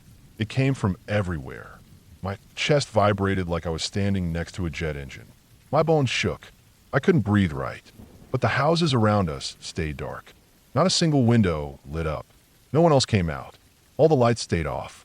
But the dogs, every single one in the area lost their minds. We didn't even know they were there until that scream. Suddenly, it felt like 100 of them were barking from every backyard, every closed window. It was a wall of noise. Still, nobody came outside. I've seen animals lose control. I've seen a moose trample a pickup. But nothing prepared me for what came next. The thing turned toward a sandstone wall near the edge of the lot. Solid, heavy blocks. It reared back and punched it with one thick, oversized arm. The crack echoed louder than its scream. 2 stones, each the size of my chest, shattered into pieces. Dust filled the air. Then it stomped, over to a streetlight. The kind anchored deep into the sidewalk with a concrete base. It grabbed the pole with both hands and began to shake it violently. The light at the top swung so hard I thought it would fall. The sound of metal and stone grinding together made my skin crawl. That was when the first window finally lit up. People had heard that. The sound of something physical, something they could recognize. Not the scream, not the impact, just the metal and stone. The light flickered, then died. The dog stopped barking. We were frozen, just watching. I felt my heartbeat in my teeth. Then it moved again, this time faster. It crouched low, then leapt straight up onto the stone wall, 2.3 meters high, at least. It didn't struggle, didn't even use its arms. It just jumped, balanced perfectly, then disappeared into the shadows behind the wall. We waited, didn't speak, didn't move. Then Flo pointed, shaking like a leaf. It was standing again at the next crossroads, leaning on the iron railing like it was on break at a job it hated. Its arms were crossed. It looked almost amused, like it was waiting to see if we'd follow. We didn't. We turned around and took the long way back.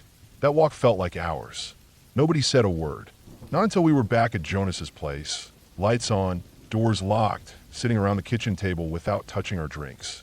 We didn't sleep. Over the next few days, we told no one. Not our parents, not the cops, but the streetlight was out for 2 weeks. The sandstone wall had a fresh repair job. People in town noticed that, asked questions, but they didn't get answers. We weren't giving them. A few months later, a local guy who worked deliveries told me he'd seen something big by the Curtis Dam, crouched behind a pile of crates, eyes reflecting like marbles. He said nothing chased him, nothing screamed, but he never used that route again. I took the ranger job a year later. I've walked through forests in pitch dark. I've stood face to face with bears, wolves, wild boar. I know what it means to be watched from the trees, but I've never felt that scream again. Not like that night. Still, every time I'm out past dark, especially near the Curtis Dam, I feel like something's out there. Maybe it never left. Maybe it's still waiting at some crossroads for another stupid group of kids to notice it. Or maybe it follows the ones who saw it. I don't know. I don't walk alone anymore. I don't go out past 10. Not because I'm scared of monsters or demons or some ghost story from a campfire. I'm scared because I saw something real. Something built like nature never meant it to exist. And whatever it was, it wanted to be seen. It wanted us to look. It wanted us to follow. I still think about the way it looked at us, arms crossed, cocky and confident, like it had all the time in the world, like it knew something we didn't, and maybe still doesn't need to explain.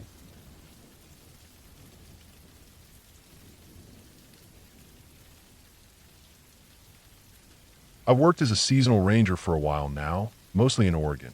I've been stationed at a few parks over the years: Mount Hood, Silver Falls, even the Columbia River Gorge, but my stint at Crater Lake will always stay with me.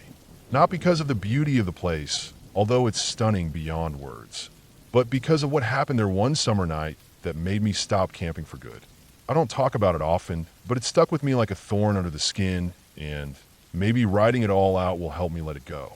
It was late July, one of those dry stretches when the air feels brittle and the forest floor crackles under every step. Fire danger was high, so we were strict about open flames. But that didn't stop folks from coming up to the lake. Tourists come in droves during summer, snapping pictures, hiking the rim, pointing at Wizard Island. But if you stray off the main loop, you get to the real woods. Deep, silent, and thick. You stop hearing the highway, and the air gets heavy with pine and stillness. I wasn't working that day. It was a rare 2-day break, and I figured I'd do what I used to love: camp.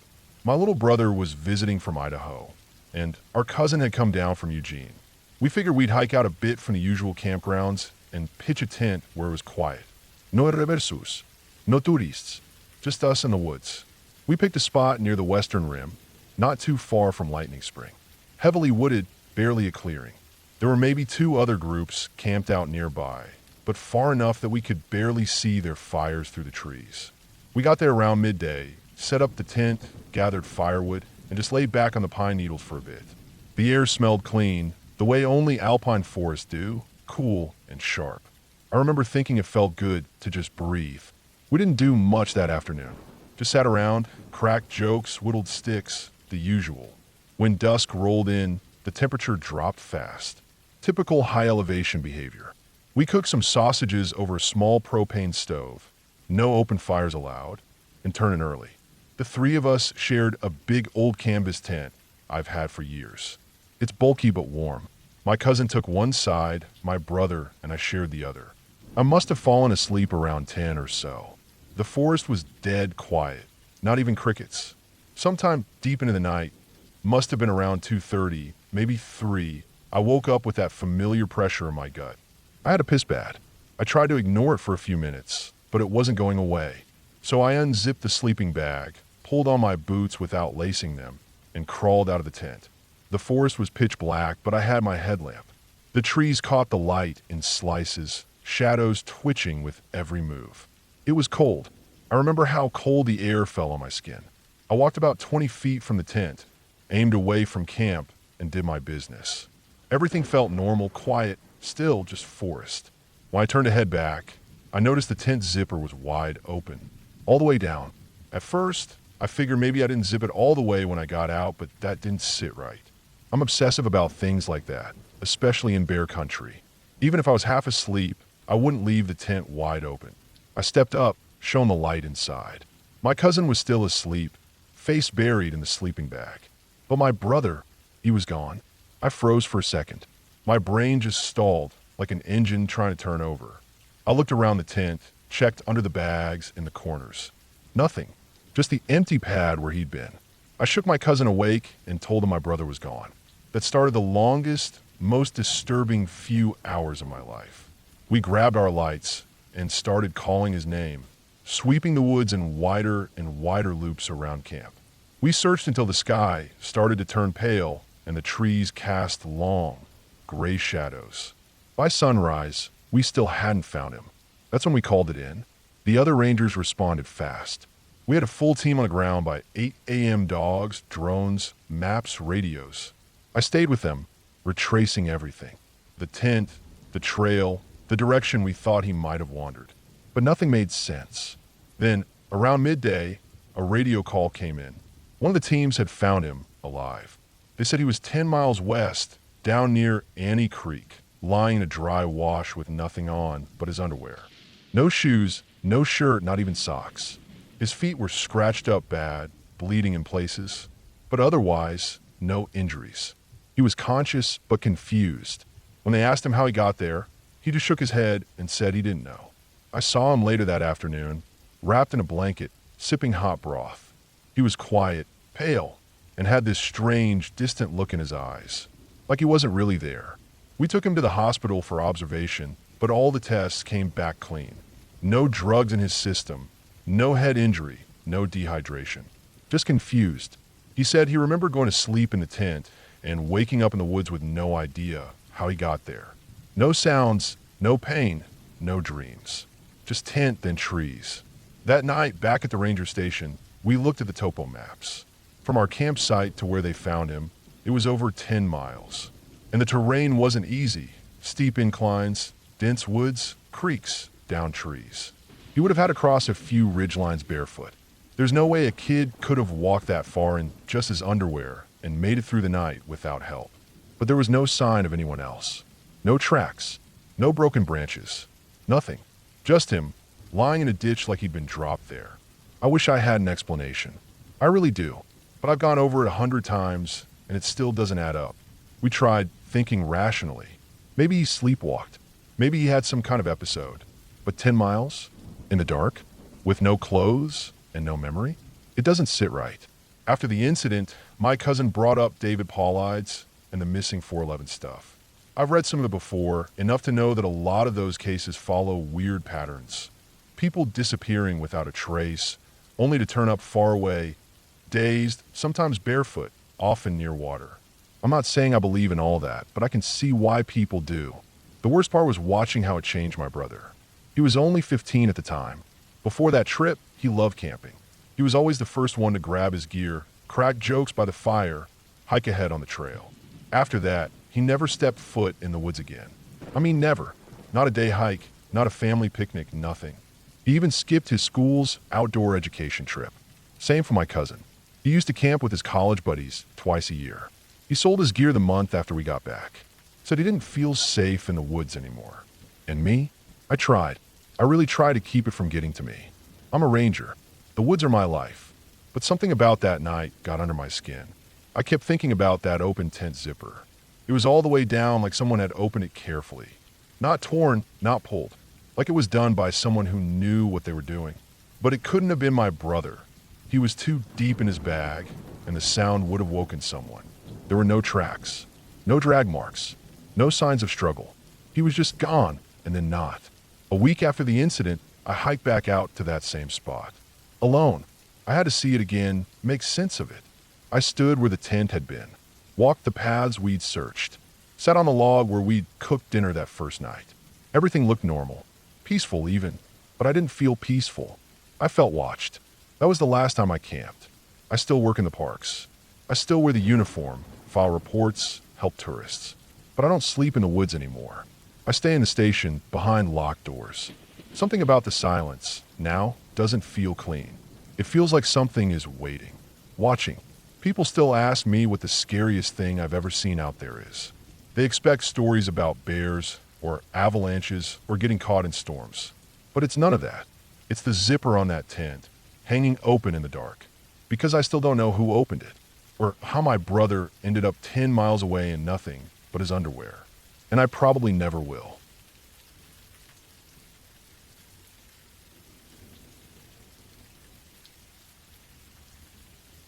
I've worked as a park ranger long enough to stop believing in clean endings or easy answers, and I've had my fair share of eerie nights in the backcountry.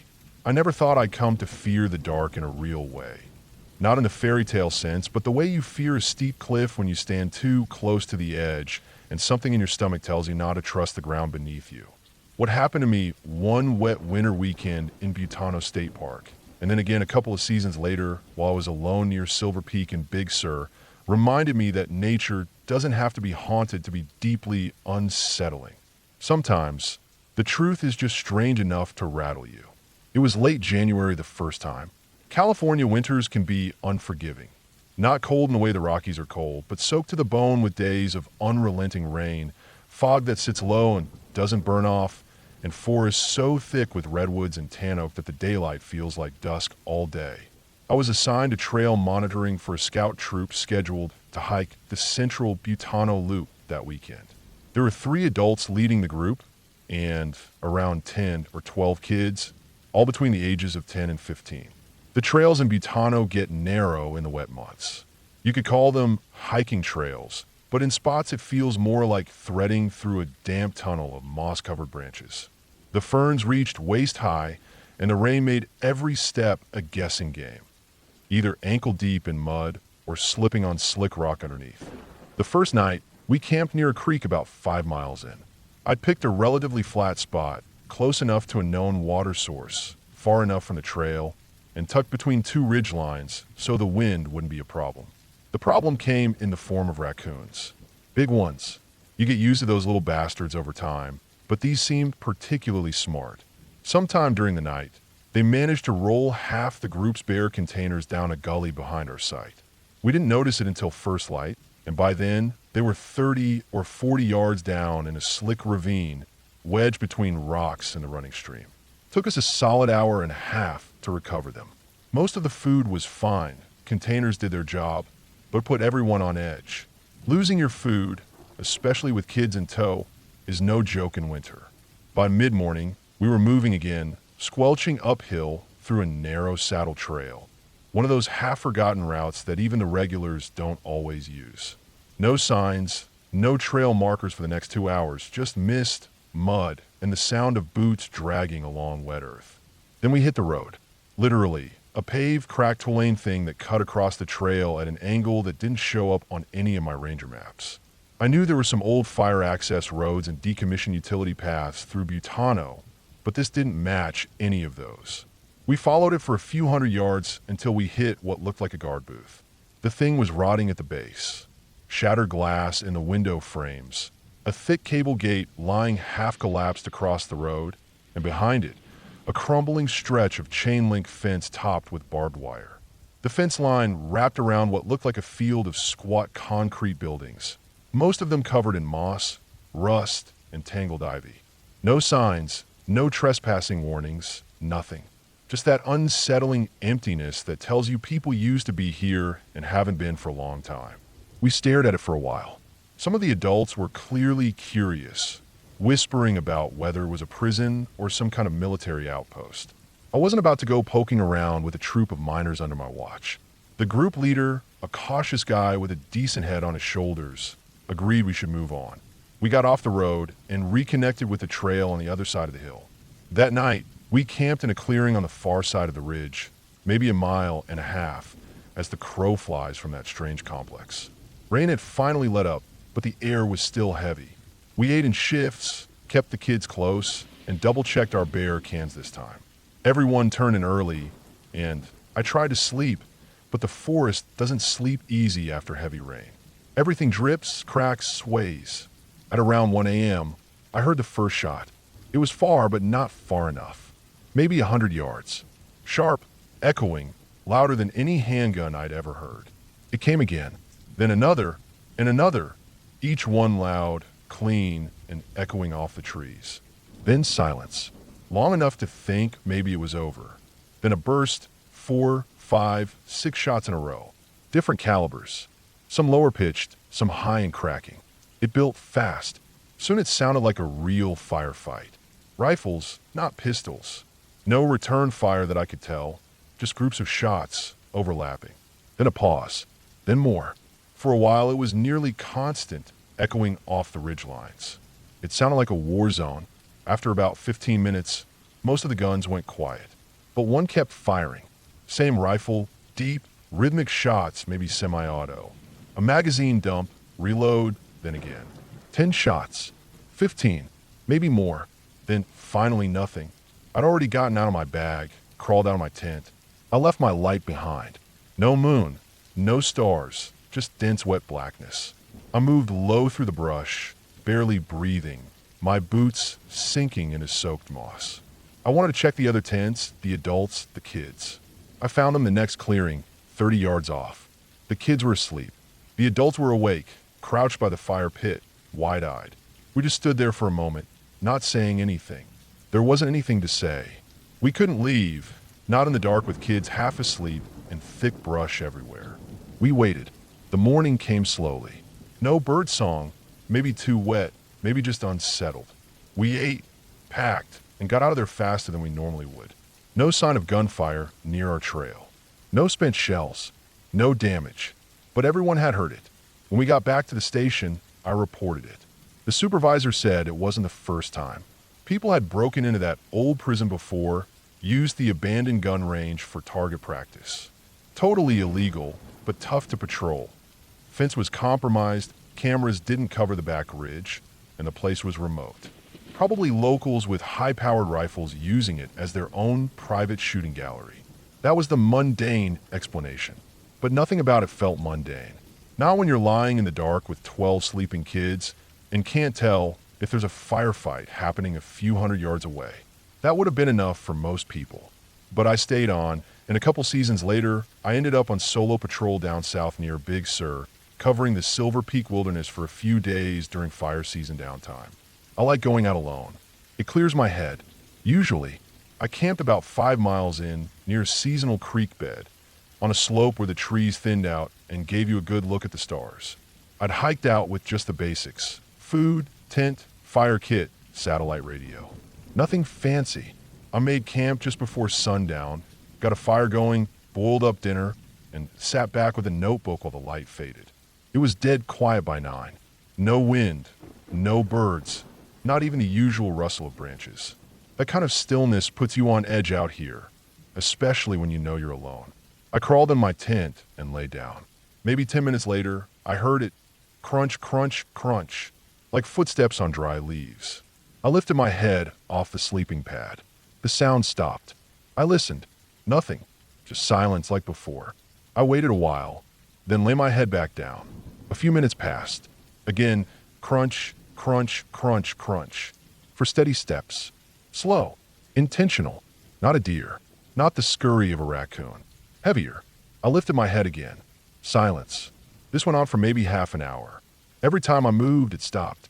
Whenever I relaxed, it started again. I opened the tent flap twice, shine my light. Nothing. Not even disturbed brush. Just the trees, the rocks, the fire burned down to coals. The flashlight cast those weird, wavering shadows that make everything seem alive when it's not. Eventually, past midnight, I must have drifted off. Next morning, the world looked normal again. Sunlight, birds, wind in the oaks. I made coffee, ate a cold breakfast, and started breaking down camp. I rolled up my sleeping pad and noticed something odd. Right where my head had rested in the tent, there was a small depression in the ground. A gopher hole. I stared at it for a while. I realized then that I hadn't heard footsteps. I'd heard dirt shifting under my head as the tunnel collapsed slightly in slow stages. My weight, my movements, it was enough to make it settle just a little at a time. Enough to sound like footsteps when you're on edge in the dark. But here's the thing. What got me wasn't just that. It was that all those times I'd lifted my head, it had stopped. Exactly when I did. Every single time. That's what still gets under my skin. Could have been coincidence. Could have been the sound reverberating weird off the canyon walls. Could have just been my nerves after too many long nights alone in the woods. But the 1-2 punch of those 2 trips stuck with me. One with kids under my watch, listening to a gunfight in a supposedly abandoned prison. The other alone, tricked by a pocket of earth and it thinking someone was stalking around my tent. Neither story has a monster or a ghost or a murderer in the dark. But both left me with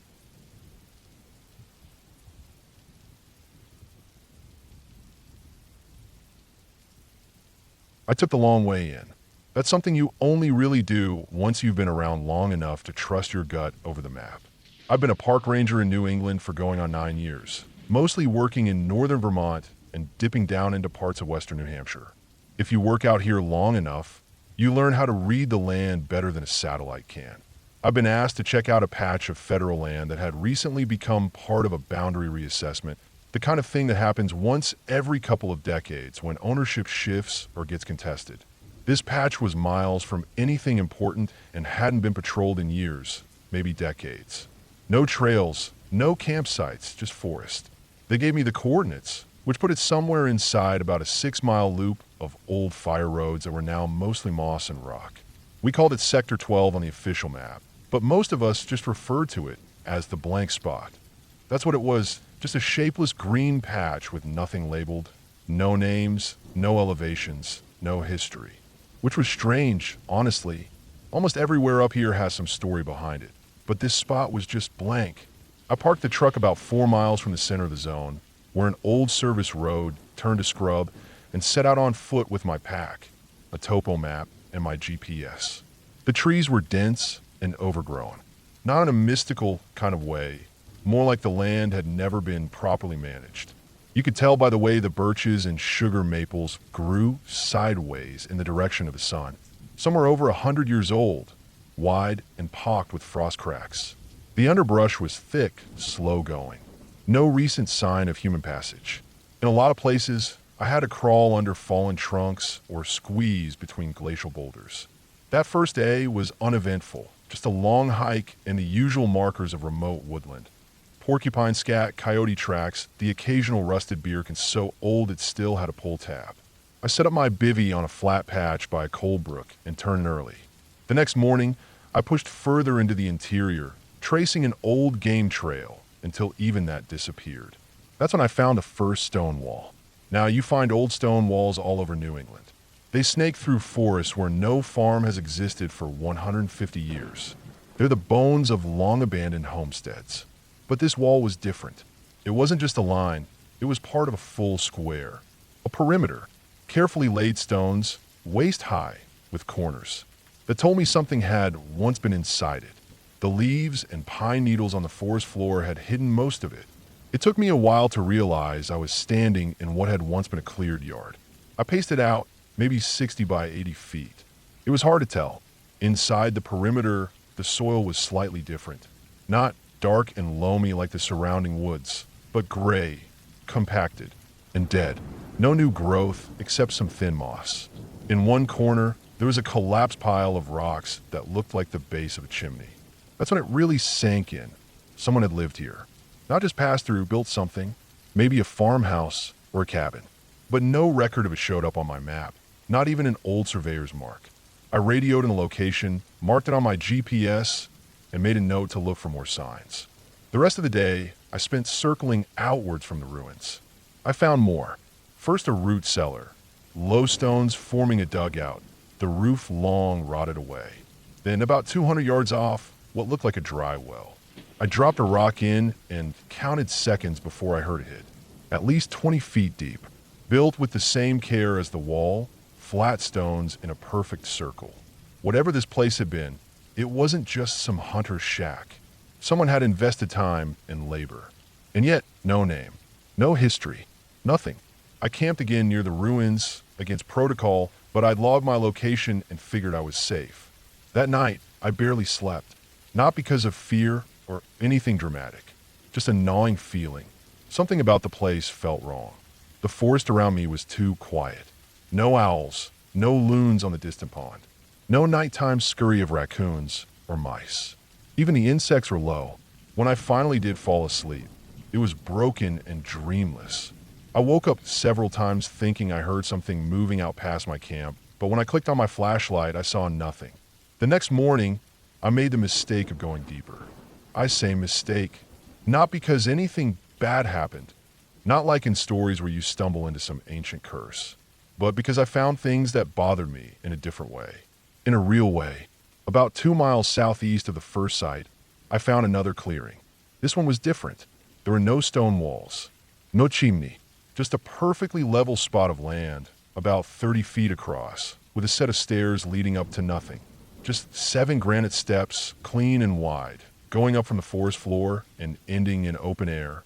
They were solid, clearly hand-cut, and still aligned straight as an arrow. And that wasn't the strangest part. At the base of the stairs was a low depression, maybe 8 feet wide, shaped like an oval. It had filled with leaf litter, but under that it felt like compacted clay. A pond, maybe, or a foundation. No plants grew there either, just the same dead soil. And again, no sign of collapse. No beams, no nails, no hostedinges, just the stairs. It felt surgical, like someone had removed the house clean off the earth. Like it had never been there at all, but clearly had. That night, I didn't sleep much either. I left early the next morning, spooked in a way I didn't want to admit. Not scared of some creature or haunted ruins, but of the absence of everything, of the questions with no answers. I hiked back to the truck in silence and filed my report that afternoon. Back at the ranger station, I spent weeks digging through county records. I went to the historical society in town. I even asked a few of the older guys on the force who'd retired after working the area in the 80s. Nothing. That entire section of land, about 400 acres, had no record of ownership, no deeds, no foreclosures, no logging permits, no hunting leases. It was a blank spot going back at least a century. I took a few vacation days and went to the state library, started pulling old aerial photos. The kind taken by fixed-wing aircraft in black and white, dating back to the 1940s. I found Sector 12 on a roll from 1953. And there, in the middle of the trees, you could just barely make it out, a rectangular clearing and something dark near the center. Could have been a building, could have been a shadow. In the next set of photos from 1960, the patch was gone. Forest again, like it had been erased. I stopped looking after that. What I realized, and what stuck with me more than anything, was that someone had gone to great lengths to erase whatever had been there. Not just physically, but from memory, from record. And that doesn't happen by accident. People remember places, especially up here, where land is passed down and names carry weight. There should have been something, a family name, an old road, a grave marker. But it was as if someone had said, forget this, and everyone just did. Even now, years later, I still think about those stairs. Still remember the feel of that dead soil under my boots, like standing on ground that didn't want me there. Not haunted, just abandoned in the truest sense. Forgotten, not by time, but by force. And that's what still unsettles me. Not that people left, but that they wanted the place to be forgotten. And they did a damn good job of it.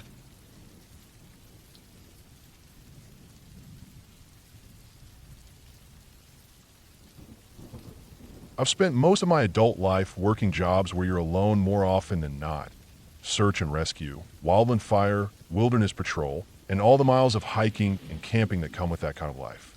I've spent nights in deserts with nothing but the moon and jackrabbits for company, hiked for days without seeing another person, and slept through blizzards with nothing but a tarp and a snow wall to keep me from freezing. After a while, solitude stops feeling lonely. It just becomes your normal. But every now and then, even now, something happens that breaks that sense of comfort. Something reminds you that out there, even with no one else around, you're not always alone. This story happened about 4 or 5 years ago. I wasn't on duty at the time, just out on one of my personal winter trips. I usually take a few weeks in the off-season to really disappear. No contact, no schedule, no traffic noise, no people. I'll load up my truck with supplies, take my hound dog Jake, and head out into the forgotten corners of the West. I look for roads that don't even show up on the Forest Service maps anymore. Spots that are too rough, too far out, or too boring for anyone else to go to. That year, I picked a prairie flat somewhere in the high desert of central Wyoming, about 6,000 feet up, where the grassland hits the edge of the ponderosa pine forest. Cold as hell in winter, open as a field of bones. You could drive for hours in any direction and not see another soul. I had gone about 35 miles down what started as a gravel county road, but had long turned into 2 faint tire ruts through sagebrush and dust. No signposts, no fences, no tracks in the snow, either, which told me no one had been out there for a long while. When I finally parked, I was on the edge of a gentle slope that flattened into a frozen grassland, with forest creeping up around it on 3 sides. That's where I made camp, right on the lip of that prairie, where I could keep the trees at my back and watch the whole open flat. It was early December. The temperature at night dropped well below freezing, sometimes into the single digits. But I came prepared. Heavy canvas tent, double-layered sleeping bags, firewood, propane heater, the works. And Jake, my hound, was along like always. I've had him since he was a pup. Big, barrel-chested dog, deep brown with a white blaze on his chest, and a low, serious bark. Smart too, and totally in tune with the land. He always wears a collar with a bell attached by a little carabiner clip. That way I can keep track of him by sound when he's off chasing scents or following animal tracks. He's trained to range, but come back often, especially in the dark or when we're deep out like this. We'd been out there for a few days by the time this happened. The weather was holding, clear skies, cold wind. No snow yet, but patches of old crust here and there. I spent the days hiking into the pines, sometimes collecting wood, sometimes just walking to see what the land felt like. No tracks but mine and Jake's. No planes overhead. No wind some days either. Just silence, so thick you could feel it pressing on your ears. At night, I'd keep a fire going and sit in my old folding chair with a wool blanket, drinking a couple beers, listening to music from my old Bluetooth speaker, watching the stars come out like 1,000 cold lanterns.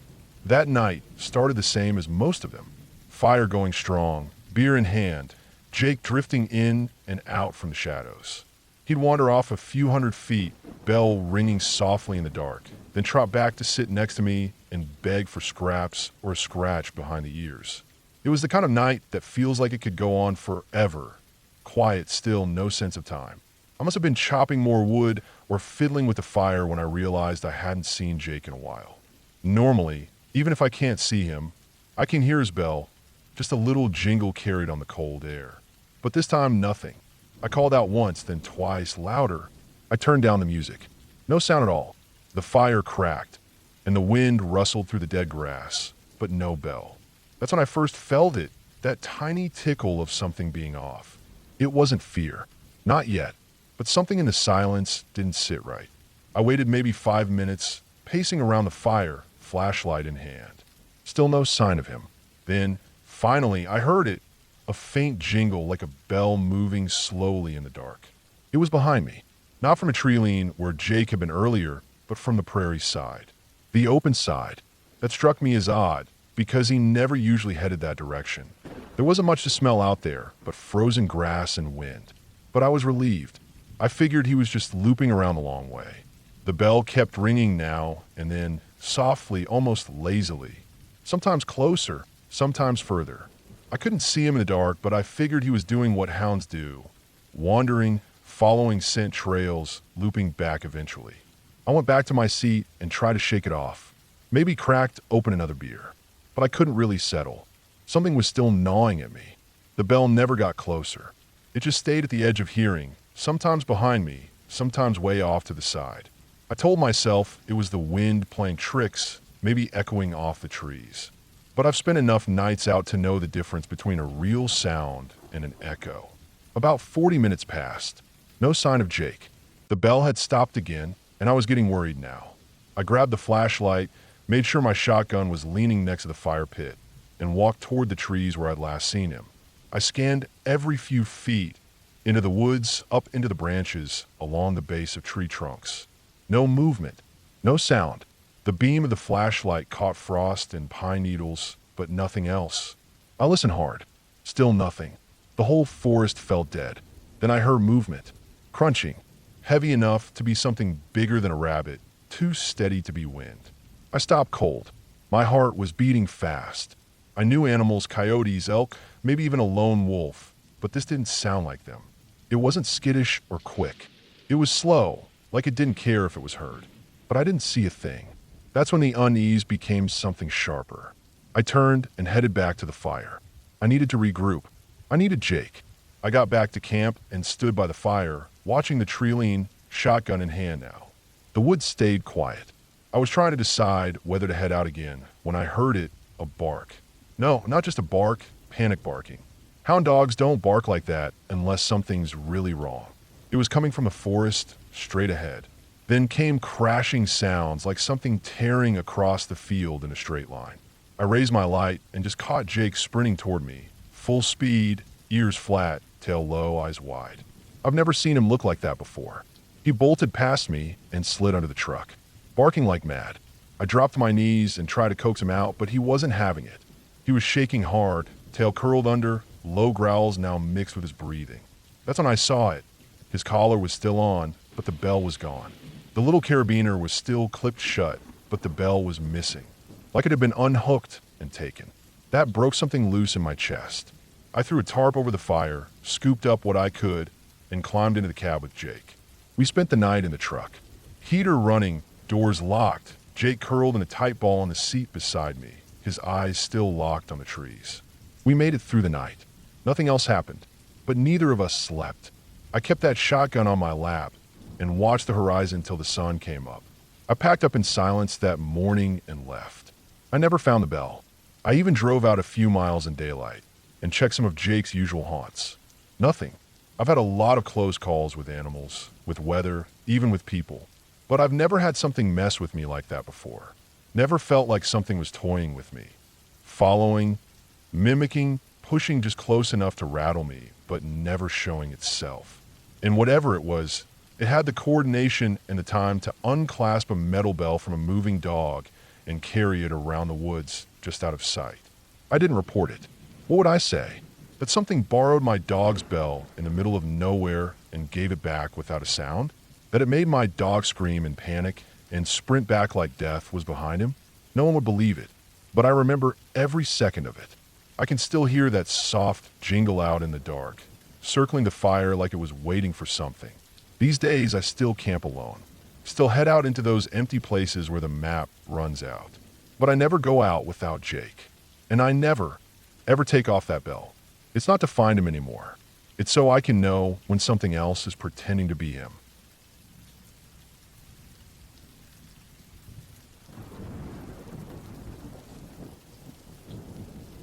I've worked as a backcountry ranger for over a decade now. Before that, I was in wildland fire for a bit, and even before that, I worked trail maintenance and did some guiding on the side. My whole life has been spent in the forest in one way or another. And even now, all these years later, I still think about something that happened when I was just a kid back when I was a scout. I've never told anyone the full version. Some pieces, sure, like campfire stories or jokes around the ranger station during the off-season, but not all of it. And certainly not the way it really happened. I didn't think much of it first, but as the years passed and I found myself working in those same types of woods, the memories started to bother me more and more. They didn't fade with time like most do. They grew sharper, clearer, and the more I learned as a ranger, the more I realized just how strange it really was. This was back in the late 90s. I was 12 years old. Our troop, Troop 91, had a tradition of going to this one scout camp every summer. It wasn't anything fancy, just a typical wooded camp up in the northern part of the state. Miles of trail, a cold lake, some canoes, and a bunch of those wooden platforms with canvas tents on top. We loved it. It was where we learned everything. Fire building, navigation, wilderness survival, cooking over an open flame. It was our whole world for 1 week every summer. That particular year, my third time going, the leaders organized something a little different. They called it the Orienteering Challenge. It was supposed to be good for us, they said, to test our navigation skills without adults hovering around. We were in teams of 8, just scouts, no counselors, no adults. We were given maps, compasses, coordinates, and little sets of instructions that led from one checkpoint to the next. It wasn't a race exactly, more like a test. The idea was that each group would hike about 6 miles total, stopping at points to complete small tasks or gather markers, and end back at the camp by sunset. We had the whole day to finish. I was in the youngest group, naturally. Our oldest guy was Kevin, 17, Eagle Scout, practically a legend in our troop. He was the kind of guy who brought extra stuff just to lend it to other people. The rest of us ranged from 12 to 15, a mix of nerves and bravado. I remember I wore my new boots, not broken in yet, and my feet were already sore by the time we were an hour in. At first, it was easy. We followed the first 2 checkpoints without trouble. The compass bearings made sense, and Kevin showed us how to double-check them. We felt like little explorers, hacking through overgrown brush, climbing over fallen logs, joking with each other while pretending to be on some big expedition. I remember the sun was warm, but not too hot. Just one of those perfect summer mornings. The trail was soft underfoot, pine needles everywhere, the kind of quiet you only get deep in the forest. Birds, insects, the wind in the canopy. The third checkpoint was where it started to fall apart. We couldn't make sense of the bearings. The instructions told us to take a reading from a trail junction we couldn't find. Kevin thought we overshot it, so we backtracked. Then he thought maybe we were too early, so we pushed ahead. The map didn't line up with the terrain like it should have. We were all standing in a small clearing by a boulder, sweating and frustrated. That's when the man came out of the woods. He looked normal enough. At first, he wore an old Scoutmaster uniform, the kind from the 60s maybe. Deep olive green, thick canvas shirt, patches faded with time. Even had that old campaign-style hat with a flat brim. He had a walking stick and a canteen on his belt, and he walked like someone who had been in the woods for a while. Confident, comfortable. He smiled when he saw us, and I remember thinking he looked like someone out of one of the old Boy Scout manuals. He didn't say anything. I know I said no dialogue, and I mean it, but he waved, looked at our map, and pointed toward the tree line. He made a series of clear gestures, pointed to the map, then pointed to a path none of us had noticed before, almost hidden behind a dense patch of young saplings. Kevin nodded, and the rest of us followed his lead. We were all grateful, I think. We figured he was part of the staff. Maybe someone brought in for the challenge, stationed at tough spots to give hints. Made sense at the time. We followed his direction. I remember looking back once as we crossed into the trees, just for a second. He was gone, not walking away, not sitting down, just gone. I nudged my best friend and mentioned it, but we figured he'd just gone deeper into the woods. Maybe he had a little camp or chair or something tucked away. We didn't dwell on it. We just moved on. The rest of the course went smoothly after that. Almost too smoothly. Every turn lined up. Every landmark matched the map. We finished about an hour earlier than expected and made our way back to camp feeling proud. Tired, scratched up, but proud. We were sitting around at base camp drinking lukewarm water and trying to make jokes when our counselor came over and asked how the course had gone. Kevin told him about the hard part near the boulder and how we got help from the adult station there. The counselor's face changed. Not angry or confused, more like uncertain. He said no one was stationed along the course. No adult staff were supposed to be out there, especially not in any old uniform. He even walked over to the main camp office and double-checked with the director. Same story. No one matched that description. No one had been out there. At first, it was kind of cool. Creepy in a good way. We all thought of the old camp legend. About the scoutmaster who got lost back in the 60s and was never found. Supposedly, he wandered off during a night hike and just vanished. Some said he ran off. Others said he had a heart attack. But no body was ever found. Just his pack and hat, left neatly on a rock by the lake. I didn't sleep well that night. Not out of fear exactly, more like unease. I kept thinking about how real he looked. How normal. I kept trying to remember if I heard him step on any branches or if I saw his shadow when he walked up. The memories felt solid, but the more I replayed them, the more off they felt. Too clean. Too perfect. The rest of the week went by without anything strange happening. We kept away from that part of the forest. Even when we went on hikes, Kevin and the older scouts made sure we steered clear of the clearing. No one said anything outright, but we all knew. That moment had left a mark. Years passed. I moved on from scouts, joined the fire crew out of high school, and then got into forestry. Eventually became a ranger. Got stationed in several different districts over the years. Some remote, some near public campgrounds. I've seen all kinds of stuff.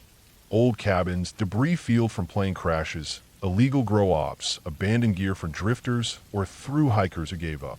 Nothing surprises me anymore, but I never forgot that day at camp. And then, about 4 years ago, something happened that made it all come back. I was checking boundary markers in a state forest near where that old scout camp used to be. The camp itself had shut down years ago, sold off, and left to rot. No more tents or latrines, just foundation stones and rusted pipes buried in the moss. I was walking one of the old fire roads when I found a section of collapsed ground. Looked like maybe erosion or a buried root system giving way. I flagged it for later inspection, but something in the soil caught my eye. I bent down and saw fabric, green, thick, canvas-like. I dug it out. It was a shirt, a Scoutmaster shirt, faded and rotted, but still holding together in patches. The kind from the 60s. Under was a rusty canteen, the kind with the old screw-top lids and metal clip. Next to that, buried deeper, was a cracked leather belt with a brass BSA buckle. I marked the location and reported it, but there was no skeleton, no bones, just gear. No signs of how long it had been there, but judging by the rot and decay, it had to be decades. I thought about the man we saw in the woods, the one who disappeared without a sound. I never believed in ghosts. Still don't. I believe in people. I believe in stories and trauma and the strange things that memory does. Maybe we imagined him. Maybe he was real. Maybe he had been out there, lost and living alone, helping scouts quietly because that's all he remembered how to do. Or maybe he was just a guy in vintage gear who didn't want to be found. What I know is this: no one claimed that gear. It was logged, tagged, and stored. But no one ever followed up. No matches and missing persons. No ID tags. Just a shirt, a belt, and a canteen. Sometimes when I'm walking a long trail alone, I think about him. About how he moved, how he pointed to the trees, how none of us ever heard him come or go. And I wonder how many others saw him and never said a word. I don't scare easily. Not anymore. But I still don't go into the woods without a buddy if I can help it. Not around that part of the state. Not even now. Because someone or something was out there that day, and we never did figure out why.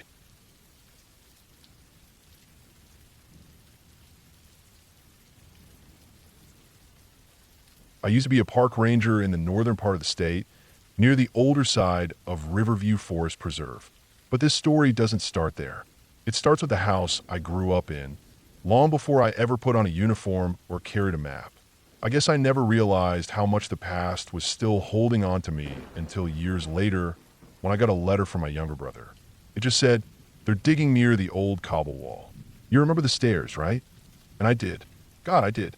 I grew up in a pretty big house on the outskirts of a city that had been growing fast, but unevenly.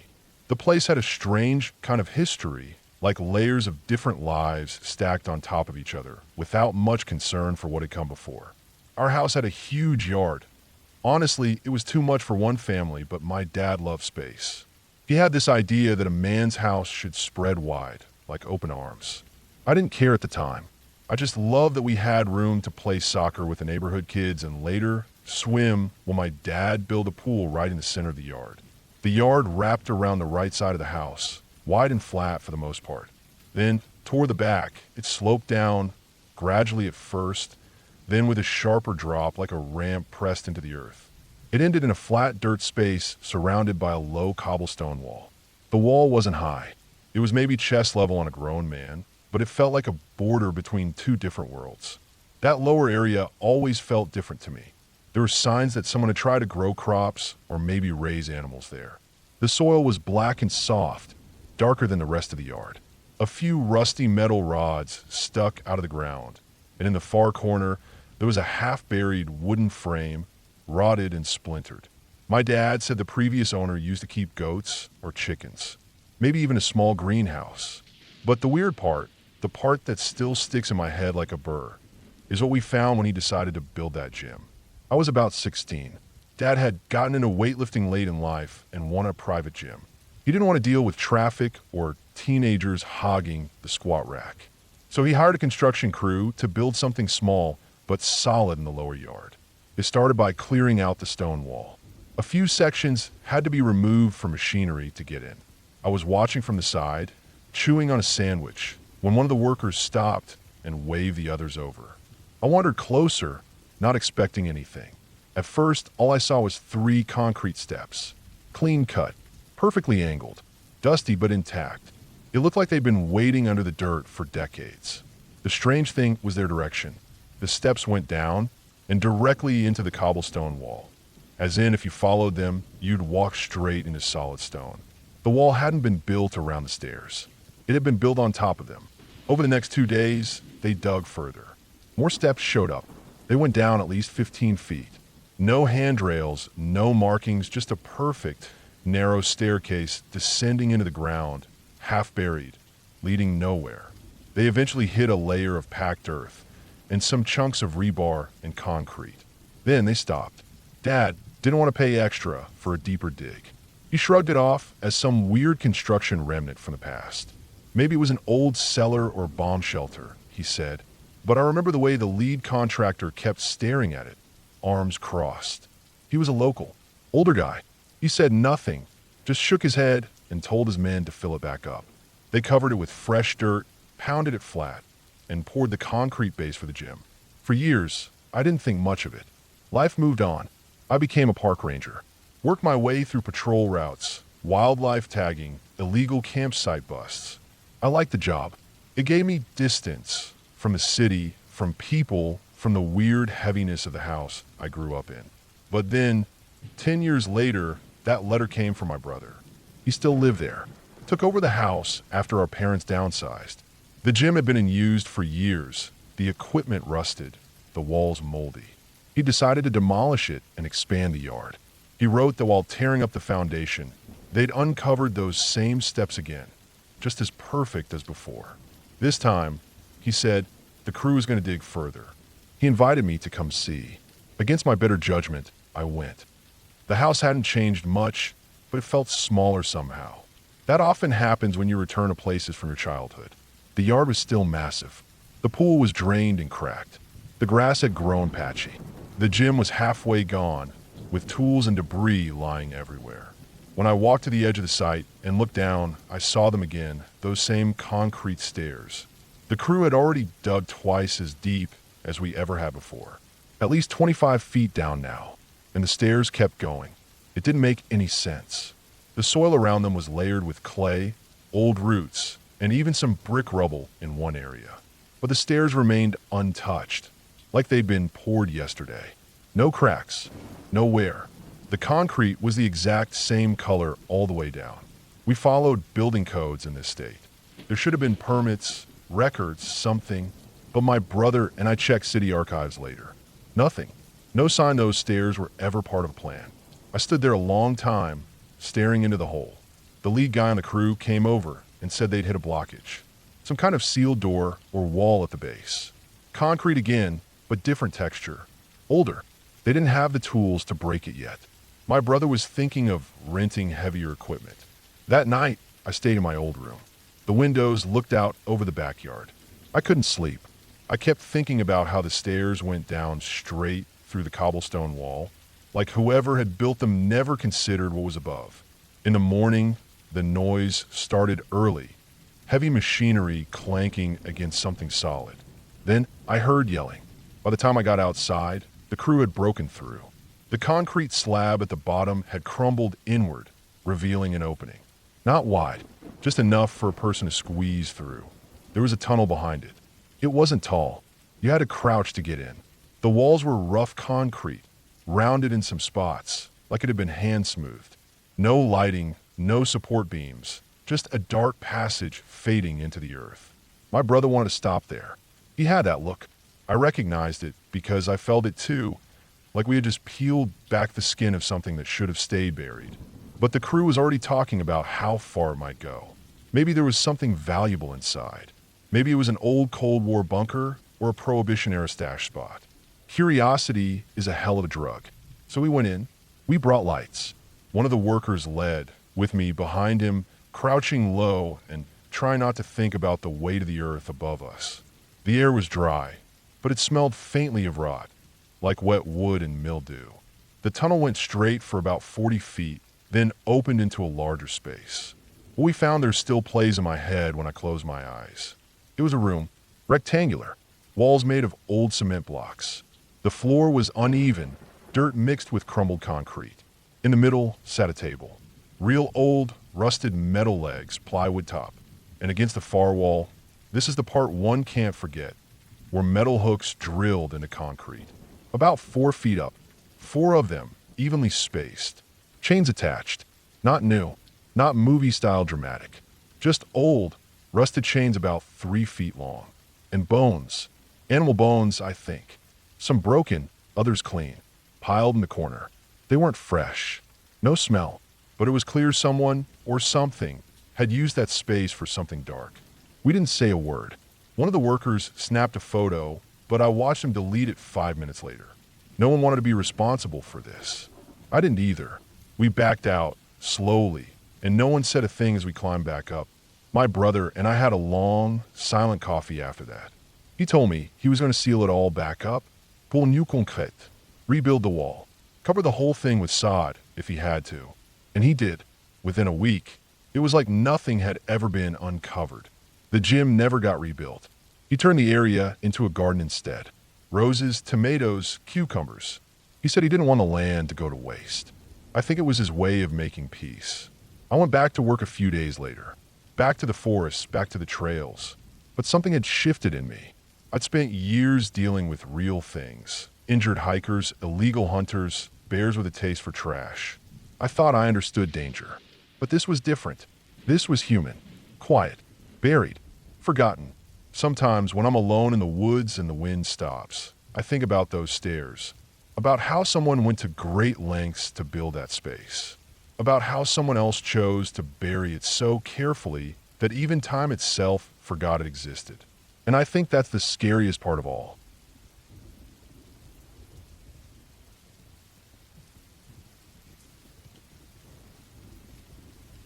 I've worked as a park ranger for over 12 years now. Most of that time has been spent in one of the lesser-known national forests out west. Not the type of place with postcard mountains or family pack campgrounds, but long stretches of wooded backcountry, mostly quiet, sometimes too quiet. The kind of place where some people go when they don't want to be found. We call this region the North Loop. That's not the official name, but it's what we use in-house. It's a long loop trail, roughly 40 miles, cutting through dense forest, narrow ridgelines, and stretches of land where radio stops working. It was built years ago by conservation crews that have long since stopped maintaining it. And though we keep it on the maps, we strongly discourage casual hikers from using it. Most of our attention stays on the southern zones where the roads are better and the trails easier to patrol. I hadn't had any bad experiences in the North Loop until last fall. Before that, I'd only been out there maybe 3 times in all those years. Most folks don't wander that far in, and when they do, it's usually hunters or off-grid hikers who know what they're doing. I never liked patrolling it, though. The air always felt heavier there, and everything just seemed slower. No birds, barely any animal prints, and the trees were packed so tight it was hard to even tell what direction you were walking in if you got off trail. It all started with a call from dispatch about a missing person report. Routine, really. A man named Derek McAllister had parked his truck at the old Stony Creek trailhead, near the North Loop access. According to his wife, he was an experienced backpacker doing a solo trip. Said he was just going to walk it out for a few days. That's all the info she had. No planned route, no return date, just that he liked to go alone and always came back by the weekend. He didn't. The call came in late Sunday night. I was scheduled for day patrol Monday, but my supervisor called and asked if I could head out early and check the truck, see if it was still there. So I loaded up the truck with some basic gear, water, GPS, radio, first aid, overnight kit just in case, and left around 4 a.m. The drive was uneventful until I hit the last few miles of gravel. The road into Stony Creek had seen better days. I almost got stuck in a washout about a mile out, but eventually made it to the lot. The truck was there. Old silver Tacoma, parked like someone had left it in a hurry. Mud still fresh on the tires, driver's window cracked slightly, and a faded map of the trail system on the dashboard with a red pen mark on the North Loop. There wasn't much to go on, but protocol meant I had to hike in.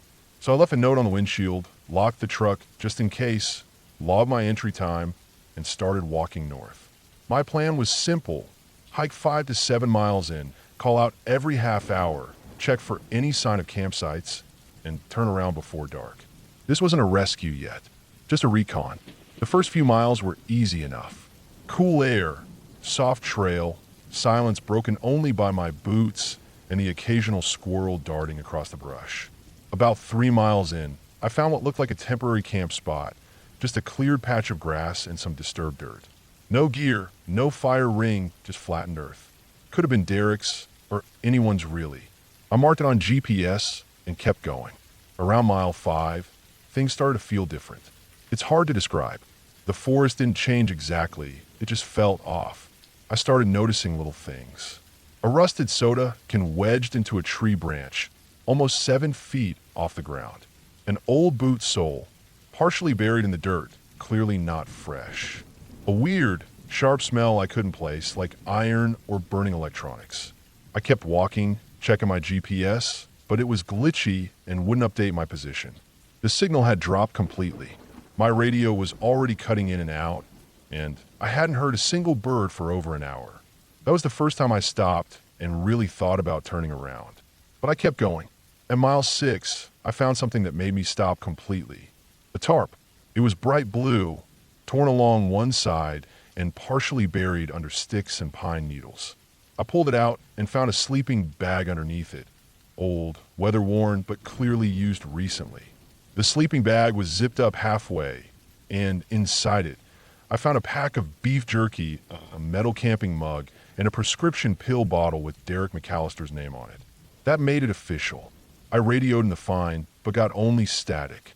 I hiked another 50 feet uphill to try and get better signal and managed to get a garbled word out, something like found camp, before it went dead again. Now I was stuck with a decision. I hadn't found him, but I'd found clear proof that he had been there, and likely still was. My gut told me not to keep going, that this wasn't a search I should be doing solo. But I also knew that if he was out there and injured, every hour counted. So I marked the spot, left a trail marker, and pushed on. The forest changed again about a mile later. The trees were thicker, closer together. The trail had almost completely vanished, replaced with soft moss and dry leaves. Every step I took felt muted. I couldn't hear my own footfalls, just the crunch of pine needles that faded too quickly. And then I found the rope. It was tied between two trees, just about waist height. Not climbing rope, just a plain nylon cord, frayed in places and tied off in rough knots. Hanging from it at even intervals were little objects: a broken headlamp, a torn glove, a cracked pair of glasses, and something that looked like a child's plastic toy, all covered in grime. All just hanging there, swaying slightly, though there was no wind. I didn't touch them, just looked, then stepped around them. A few hundred feet later, I came across the first camera.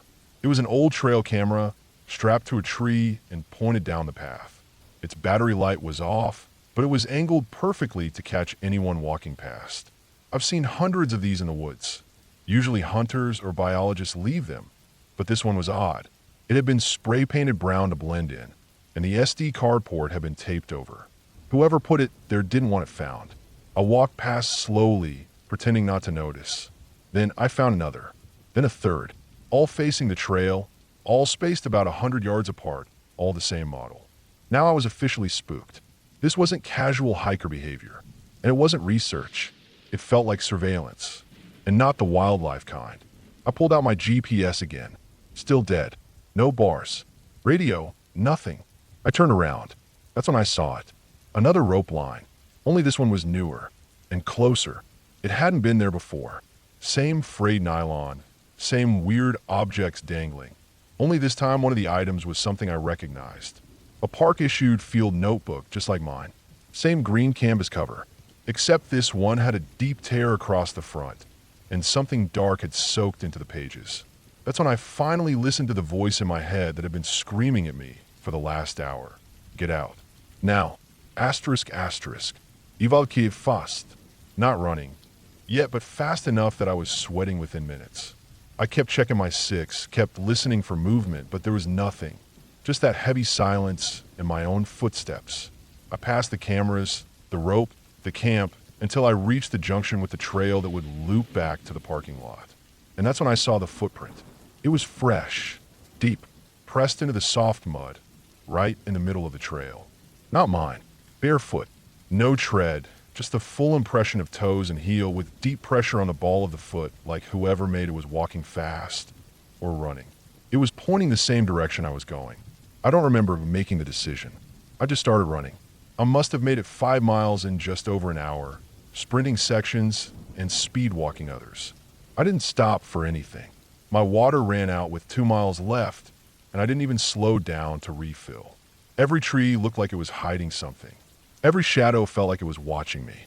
When I finally saw the roof of the Ranger truck through the trees, I nearly cried. I slammed the door shut behind me, locked it, and sat there for a full 5 minutes before I even touched the radio again. The signal came back just outside the lot. I called dispatch and told them to send a team. I didn't give details over the air, just said I'd found a possible campsite and gear and needed backup. They sent 2 other rangers and a deputy sheriff. When we hiked back to the spot with the tarp, the gear was gone. Every last piece. No sleeping bag. No food. No pirbated. No rope. No cameras. Not even the trail markers I'd left. It was like no one had ever been there. We searched for 3 days and found nothing. No Derek. No remains. No other campsites. Eventually, the sheriff called it a cold case. 6 months later, his truck is still sitting in the impound lot. His wife moved out of state. The report's still on file. And me? I haven't been back on the North Loop since. I still do my job. Still patrol. But now I stay south of the ridge, close to the main roads, and I always check my six. Because I don't know what I walked into out there. But I know someone, or something, watched me the whole way. And they let me leave. That time.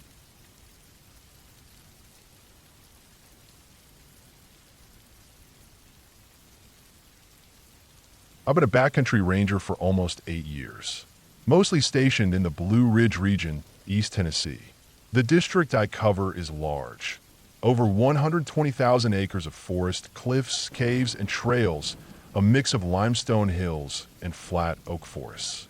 There are places I still haven't stepped foot in, and I know some of them are never going to show up on a park map. They were never meant to. I'm not one of the law enforcement rangers. I don't carry a gun. I do the trail checks, trailhead maintenance, backcountry permits, bear signage, and safety updates. Occasionally I'll get a call to assist with a missing hiker or help assay our teams, but I'm usually alone. I move supplies from the lower stations up to the fire towers, clear blowdowns after storms, do wildlife notes. Quiet work. A few years ago, this was maybe spring of 2018, I was doing my usual route that stretches from Flat Ridge Loop down to Split Pine Trail. It's a full 2-day round trip if you're checking the side trails. The route includes a small limestone cave system we call the Split Pine Caves. Not an official name. The actual name on the maps is Eagle Hollow Sink System, but nobody uses that. Everyone just says Split Pine because of a broken pine tree that marks the first entrance. The area is closed to the public. Always has been. There's no fencing or anything, just 2 signs posted maybe 50 feet apart, one on either side of the trail, right before the incline leading down to the cave mouths.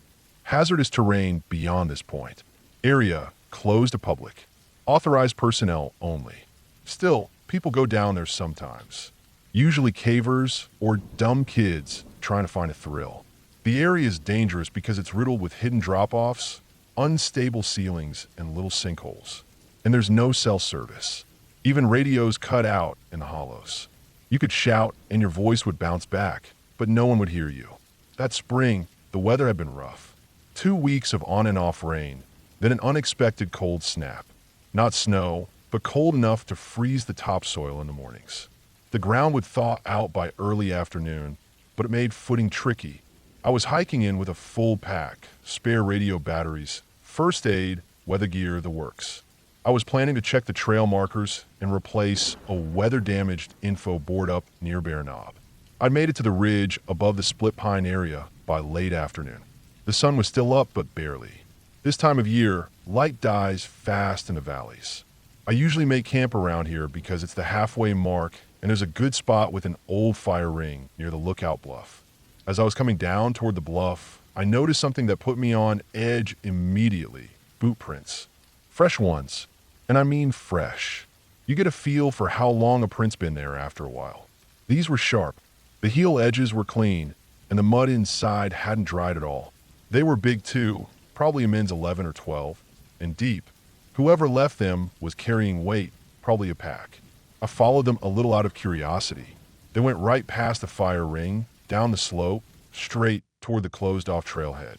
Split Pine Caves. I stood there for a minute, trying to figure out what to do. It was already late, and the rules were pretty clear about not entering the caves alone. I didn't have caving gear on me anyway, just my headlamp and a spare. I marked the boot prints with a stick, then made camp. My plan was to go down early the next morning and see if the person had made it back out. That night was cold and still. No wind at all. I didn't hear so much as a single owl or squirrel. I woke up once, around 2 a.m., and noticed the woods were dead silent. Not just quiet, asterisk nothing star. No insects, no frost, no whistling. Just the sound of my own breath and my tent zipper when I opened it to look around. I didn't sleep much after that. When the sun finally rose, I packed up and hiked down toward the cave entrance. The prints were still visible. I followed them past the signs, down the slope, across the leaf litter. After about 200 feet, they led directly to the first cave opening. The pine tree was still there, split at the base, bark stripped on one side. I walked a bit further to where the second and third openings are. Nothing disturbed. The middle one was the only one that showed signs of entry. Some moss scraped off the edges, a smear of mud where someone had slid a boot. I dropped my pack, clipped my spare light to my jacket, and stood at the entrance listening. I waited a full 2 minutes before going in. It was damp and cool, same as always. The air inside always smells like limestone, dirt, and old water. I stayed near the front chamber. Didn't want to go deep. I called out once. Nothing. There were signs someone had been in there recently. Mud smears, disturbed gravel, but no signs of exit. No prints coming back out. Just in. I got this tight feeling in my chest. It didn't make sense. Even if they'd gone deeper, they need to come out the same way. These caves don't loop around. They're narrow and end in dead drops or chambers full of water. You go in, you come out the same way.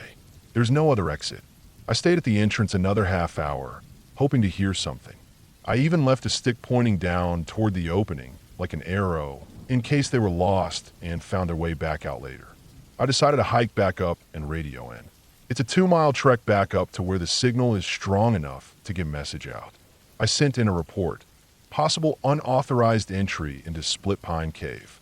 Gave the GPS, described the boot prints. They told me to stay put and wait for follow-up. Might be a local spelunker, they said. They'd send a 2-person team the next day. I made camp again on the ridge. Still quiet that night. No birds, no rustle, just the wind in the trees. Next morning, the team arrived by 9 a.m.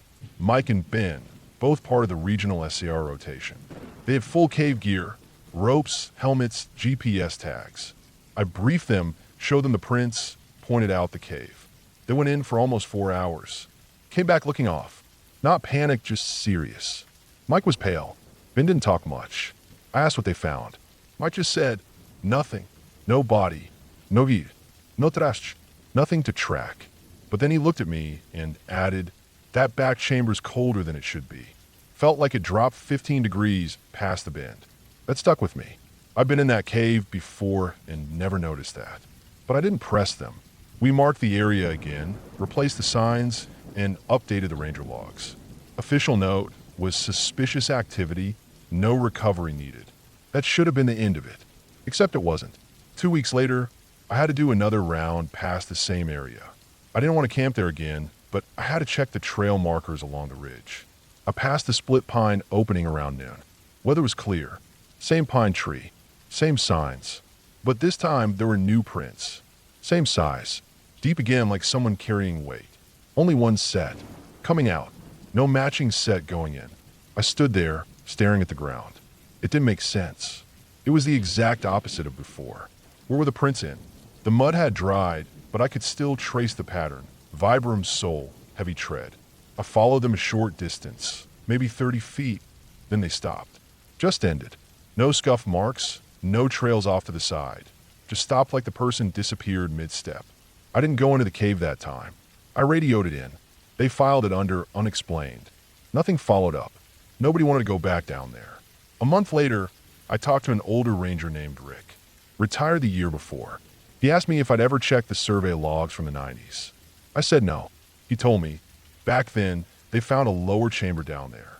Surveyor named Darnell slipped in during a heavy rain and found it by accident. Said it opened into a room with no airflow.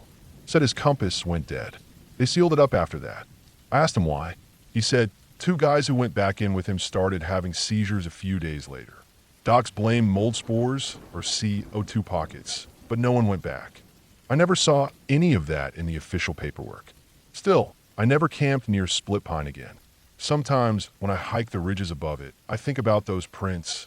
First time, someone went in but never came out. Second time, someone came out but never went in. Or maybe it was the same person. I still don't know what happened in that cave. But I don't go down there anymore. And I don't let people near it if I can help it. Even now, 5 years later, every once in a while, I'll hear from another ranger who saw fresh boot prints down near Split Pine. Always just one set. Always going the wrong direction. And there's never any trash. No wrappers, no broken twigs, no gear. Just prints. Clean, deep, sharp in the mud. We still haven't caught anyone. And I stopped trying to look.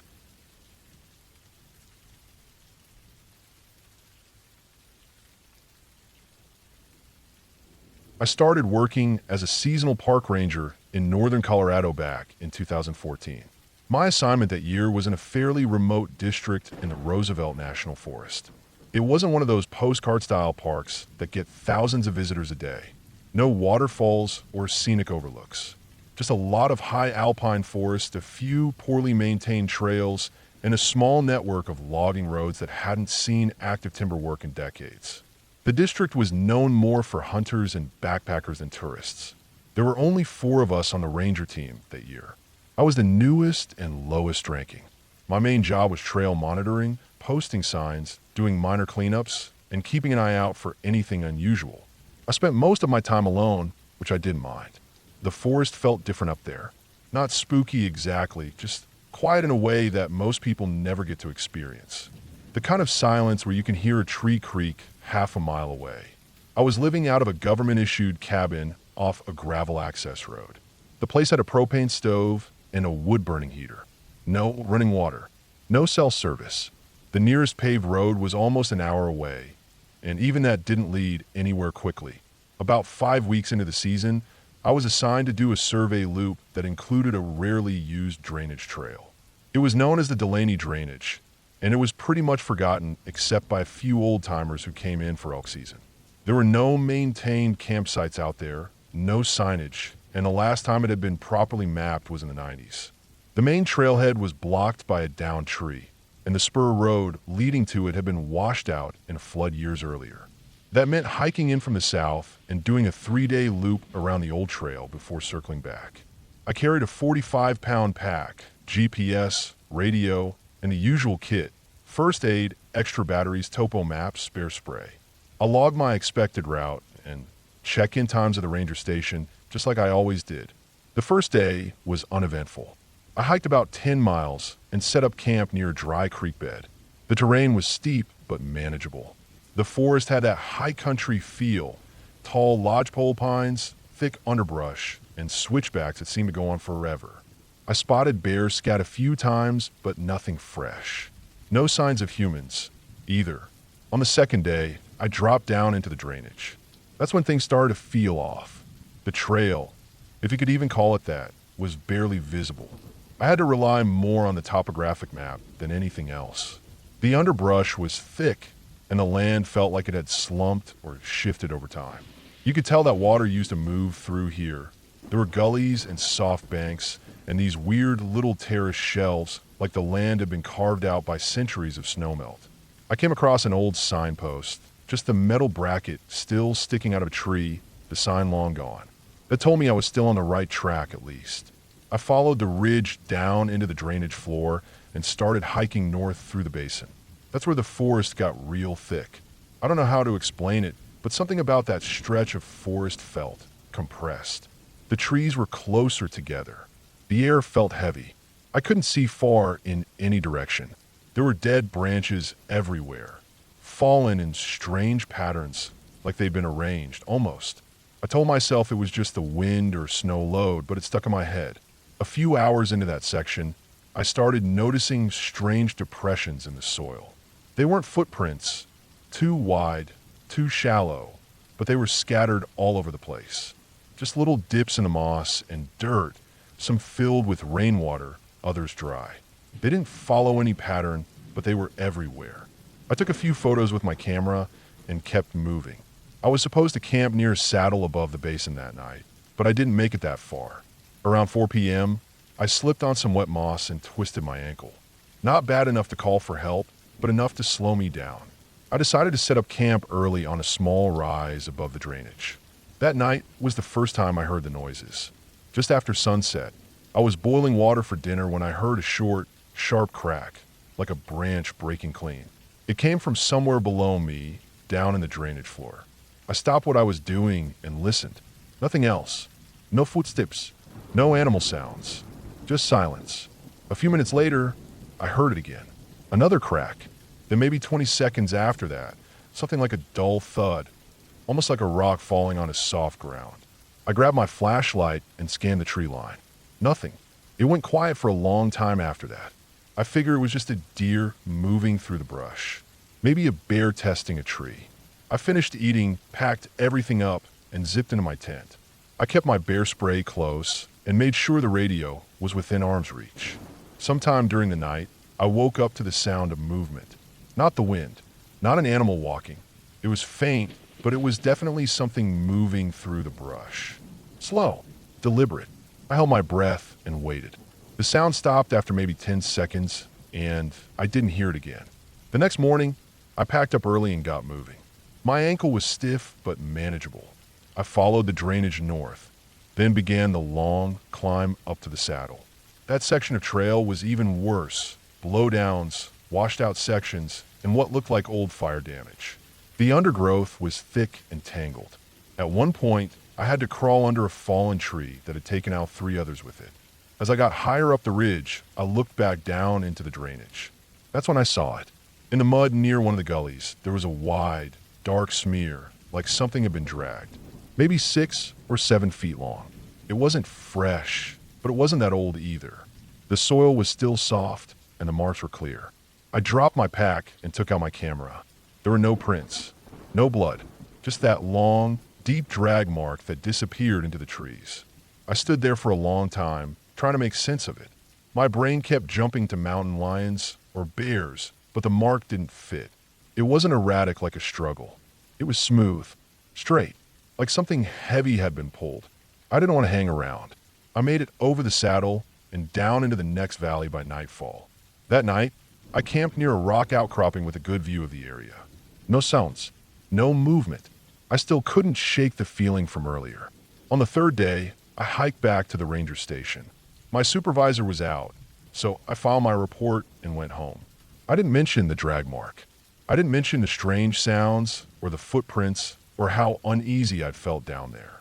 I just wrote that the trail was impassable and needed to be reclassified as unmaintained. A week later, I went back to the station to follow up. I asked one of the older rangers about the Delaney drainage. He just shook his head and said they stopped sending people out there unless they had to. When I asked why, he just said the place had bad terrain and too much deadfall. I dropped it after that.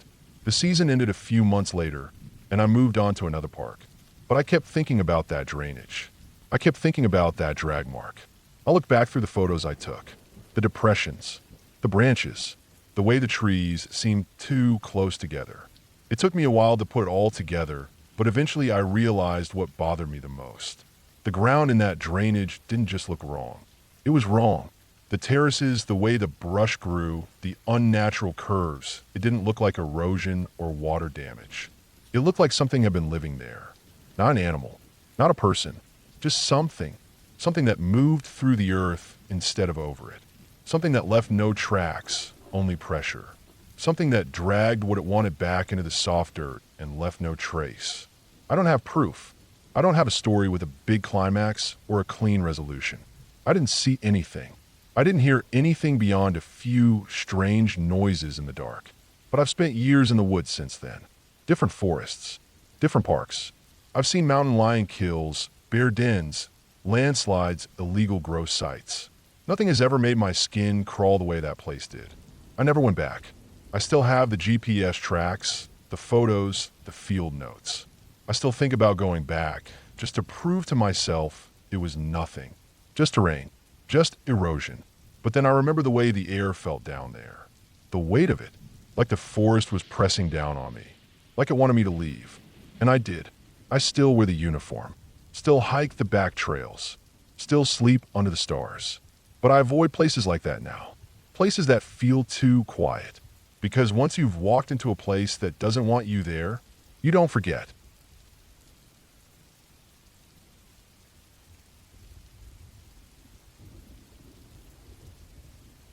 I've worked for the Forest Service for over a decade now, mostly in fire-scarred areas of the western United States. If you've never walked through the aftermath of a wildfire, you can't really understand how dead the woods can feel. Trees turn to black toothpicks, soil baked into crust, all sound just sucked out of the world. It's quiet in a way that makes you feel like you're somewhere you don't belong. Back in 2017, I was transferred to a district in Northern California. It had just been reopened to limited access after a huge wildfire tore through it the year before. Some parts were still completely off limits, but other sections, especially areas near creeks and ridgelines, were considered recovering and open to staff for assessment. That first week was just paperwork, briefings, safety procedures, all that. Then they started rotating solo staff into the interior sectors to inspect erosion, trail damage, wildlife presence, and human impact. It was long, quiet work, exactly the kind of thing I liked. They gave me a radio, a GPS unit, and enough supplies for a few nights. I was supposed to hike a wide loop through one of the fire scars, camp 2 nights, then come back to base. The area I was assigned to had been the heart of the fire. Thousands of acres burned so hot and fast that there were stretches where nothing living remained. No brush, no moss, no birds. The ground itself was still unstable in places, like walking on a fragile crust with hollow space underneath. I was careful. I've been doing this long enough to know how to read the terrain. My first day was uneventful. I took notes, marked a few dangerous washouts, and logged GPS points where trees had fallen across old trails. The camp spot I used that night was near a small creek, one of the few still flowing. It felt wrong to pitch a tent among so much ash, but I found a small patch of grass near the water and settled in. That first night was fine, quiet, cold, and still. The second day, I started noticing odd things. Not supernatural, just off. I found a boot. Just one. A left hiking boot, partially melted, no foot inside. I logged it as debris and moved on. Then I found a collapsed tent. The nylon was partially burned away, and it looked like it had been there since before the fire. Inside were scraps of clothing, shriveled, heat damaged, nothing I could identify clearly. No gear, no ID, no bones, just a burned tent in the middle of nowhere. I made a note and radioed it in. They told me to take photos, GPS tag it, and continue the loop. Around mid-afternoon, I started to feel watched. I've had that sensation before. Sometimes it's just animals tracking your scent. But this time it wasn't like that. The forest was too quiet. No wingy, no barges, no insects. Just dead trees and dry ash crunching under my boots. The sun was dropping low, and I knew I had to find camp soon. There was an old trail junction nearby, used back in the 80s when this part of the forest was more developed. I followed it to a wide flat ridge and found a semi-cleared area just beyond the tree line. I set up camp, filtered water from a small trickle of a spring, and ate cold rations. I didn't light a fire. Too risky, even in a burn area. Sparks can wake up sleeping roots, and it only takes one bad ember. That night, I didn't sleep. Something kept moving outside my tent. Not large, not heavy. Small movements like footsteps in loose dirt, but slow. Too slow for a raccoon or deer. I held still and listened. My hand was on the bear spray the entire time. The movements would come, then stop. Minutes would pass. Then another crunch, closer than before. I waited like that for what felt like hours. I thought about unzipping the tent, checking it out, maybe scaring whatever it was. But I didn't. Something told me not to. I lay there stiff as stone until the first light came through the nylon. When I finally stepped outside, there were no tracks. Nothing. No prints, no scat, no fur, no broken branches. Just the same ash-covered ground as before. I packed up fast and hit the trail. About 2 miles down, I found a fire ring. Not mine.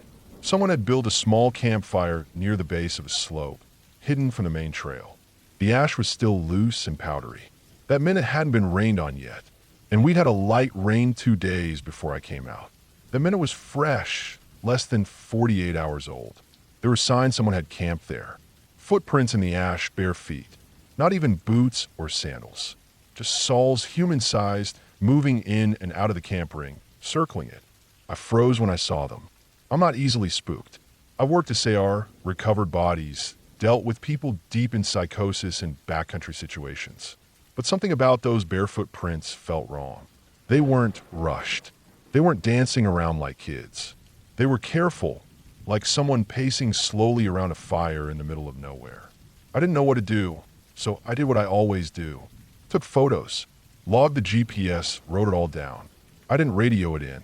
Something about it felt personal, and I didn't want to deal with someone's jokes or comments about Sasquatch or barefoot hippies.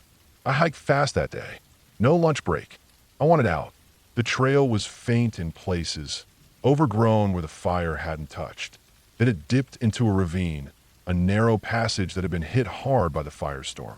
Everything was dead. The ground was cracked, blackened. Trees stood like scorched matchsticks, all pointing in one direction, bent by the heat. The smell of burnt earth was stronger there, even after all these months. About halfway down the ravine, I saw something strange. It was a dead deer, but it wasn't burned. It was fresh, laid out carefully in the middle of the trail, legs tucked under like it had been posed. No visible wounds, no blood. Just dead. Flies hadn't even found it yet. I stepped closer, looked for signs of trauma, disease, anything. But it looked clean. Not natural, but clean. Like someone had killed it and placed it there, maybe drained it elsewhere. I backed away and left fast. About a mile from the trailhead, I reached the boundary of the burn zone. The trees came back slowly, green pines, moss, birdsong. I thought I'd feel better, but I didn't. The silence I'd left behind was still in my ears. I kept turning, thinking I'd see someone on the trail behind me. When I got back to my truck, I took off my pack and checked my gear. That's when I found something that made my stomach turn. In the outer pocket of my pack, where I keep my water filter, was a stone. Just a smooth river stone, maybe the size of a golf ball. Clean, slightly damp. I didn't put it there. No one had access to my gear but me. I hadn't even taken the pack off the whole trip. I didn't log the stone. I tossed it into the woods. That should have been the end of it. But it wasn't. Back at the station, I filed my report. I left out some of the weirder parts.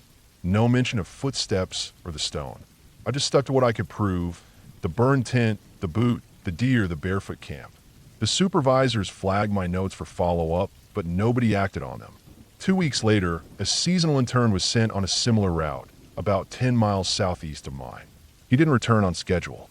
They launched a search and found his body 3 days later. Dehydrated, disoriented, cause of death listed as exposure. They said he'd gotten turned around, didn't follow GPS protocol, ran out of water. His logbook was found soaked and smeared, but one line was still readable. Someone followed me last night. The story was buried. No press release, no incident review. Just a tragedy and a new emphasis on field safety. After that, I stopped working that sector. A year later, I transferred to a different district. But sometimes I still think about those prints in the ash. The dead deer, the stone in my bag. I know what the fire did to that land. I know it sterilized the ground, killed everything in its path. But I also know people went missing in that forest before the fire and after. Maybe they're just rumors. Hiker gossip. Ranger stories told late at night around cold camps. But every time I feel something move in the woods, just out of sight, I remember that second night. And I still don't sleep well.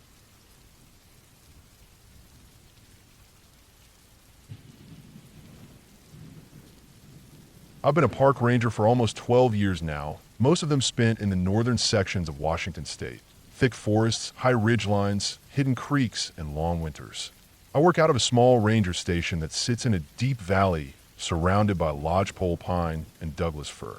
We get a fair number of visitors in summer, but once October rolls in, things get quiet. By late fall, most roads are snowed in, and the ones that aren't get closed off by the Forest Service. This story takes place in late November a few years ago. I have been assigned a routine patrol through a lesser-used area we call the Cut Trail. It's not an official name, but everyone at the station calls it that because it cuts sharply between two ridge lines and drops into a long, narrow valley.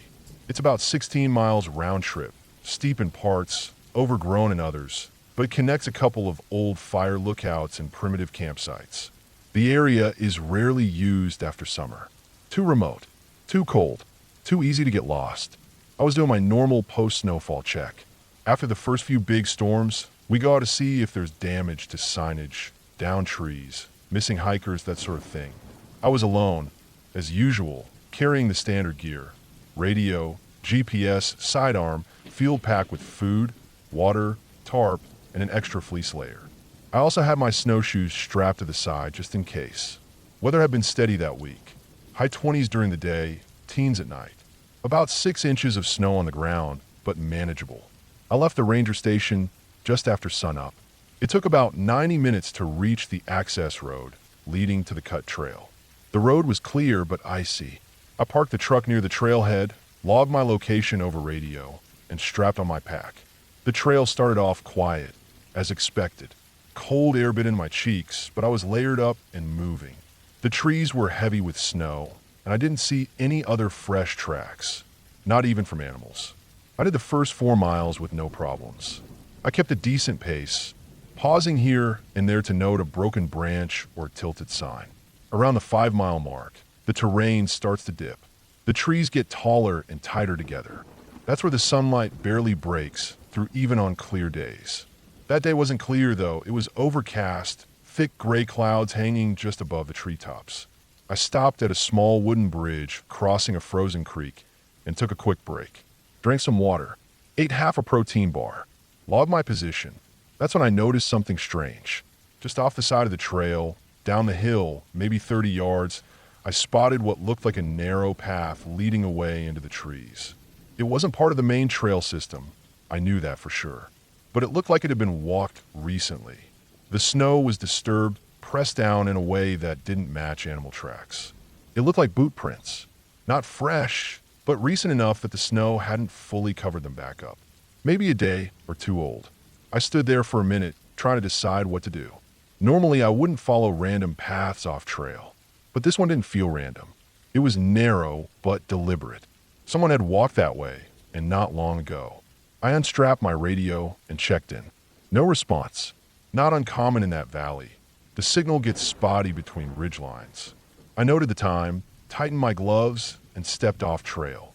I followed the narrow path downhill. The snow was uneven here, and I had to watch my footing. The boot tracks got clearer as I went. Deep heel strikes. Wide gait. Looked like a man, maybe tall. The tracks didn't wander.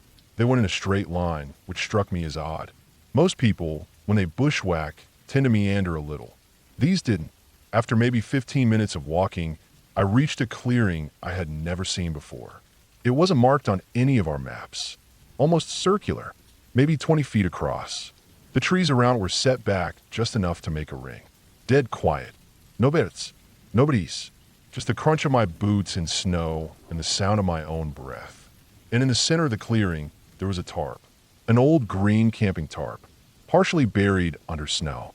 I walked slowly toward it. The snow on top had been brushed aside recently. Someone had clearly been there.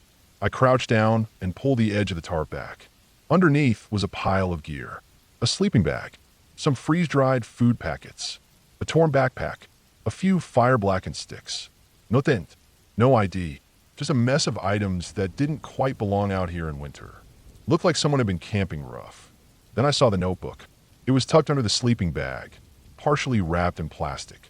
Just a standard spiral-bound notebook. Water damaged, corners curled, but mostly intact. I flipped it open. The writing inside was hard to read. Smudged pencil. Short, choppy entries. Most of them weren't dated. Some were just numbers or sketches. I remember one phrase repeated a few times. He walks the line between trees. I don't know why, but that made my stomach twist a little. I packed the notebook in a Ziploc and radioed again. Still nothing. I decided I'd take the gear and notebook back with me on return. For now, I snapped a few photos, marked the spot on GPS, and turned to head back up the hill. That's when I noticed another set of boot prints. Not mine. Not the original ones I'd followed down. These were newer, just a few hours old at most, and they circled around the clearing. They hadn't been there when I walked in.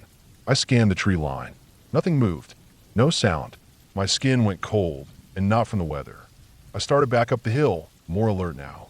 Every few yards I turned to look behind me, but the trail remained empty. When I reached the main path again, I kept walking faster than before. I didn't like the feeling in my chest, tight like something was off, but I couldn't name it. About 2 miles from the trailhead, I passed a signpost marking the cut trail boundary. That's where I saw the scratch marks.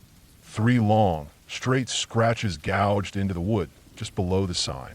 Deep, fresh, too straight to be animal claws, too spaced out to be from a knife.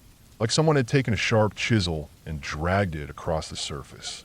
I don't spook easily, but I didn't stop to study them. I just kept walking. I got back to my truck a little before sunset, logged back into the radio channel. This time it worked. I told dispatch I was back on the road and heading to the station. That night, I reviewed the notebook more closely. The entries didn't follow any real pattern. Some pages were filled with numbers, like coordinates, but slightly off, wrong number of digits, or strange symbols mixed in. One page was just a drawing of a tree line with a tall stick figure in the center. Another had more of that phrase. He walks the line. He walks the line between trees. I brought it to the supervisor the next day. They filed it away, said it was probably just the ramblings of a mentally unwell camper. But I knew better. A few weeks later, a missing persons report came through. A solo backpacker had gone off-grid near that area back in early November. No clear itinerary. No emergency beacon. Family hadn't heard from him in weeks. They sent a team out to search. I went too. We found the same clearing. The tarp was gone. The notebook, though, I had it safe in my desk drawer, and I kept it there for a long time, until someone broke into the ranger station one night in spring and stole it. Only the notebook. Nothing else. We never found the backpacker. Not a trace. No remains. No guide. No final location. I haven't been back to the cut trail since. I asked around. Old-timers, hunters, even some loggers who used to run lines through those woods years ago. A few of them knew the name. One said there used to be an unofficial shelter out there, hidden deep past the ridges, built by some old survivalist back in the 70s. Said he vanished one winter, and the place was buried under snow until no one could find it again. Someone else told me something that stuck with me. He said, that stretch of forest? There's places in there that don't like to be seen. You walk in, you think you're alone, but you're not. And if you stop moving long enough, something might follow you out. I don't know what I found out there. Maybe it was just some recluse living off-grid. Maybe it was a lost camper who went too far. But I know the feeling I had in that clearing, the silence, the new tracks circling mine, the scratches on the sign, it wasn't normal. Some places in the woods aren't meant to be visited. Some trails, even the ones on the map, go too deep. I still patrol, still wear the uniform, still walk the trails. But I don't go near the cut trail anymore. And I never camp alone. Not after that. Not after knowing that sometimes you're not the first person to walk through a place. And you might not be the only one there. Even if you don't see anyone. Especially if you don't see anyone.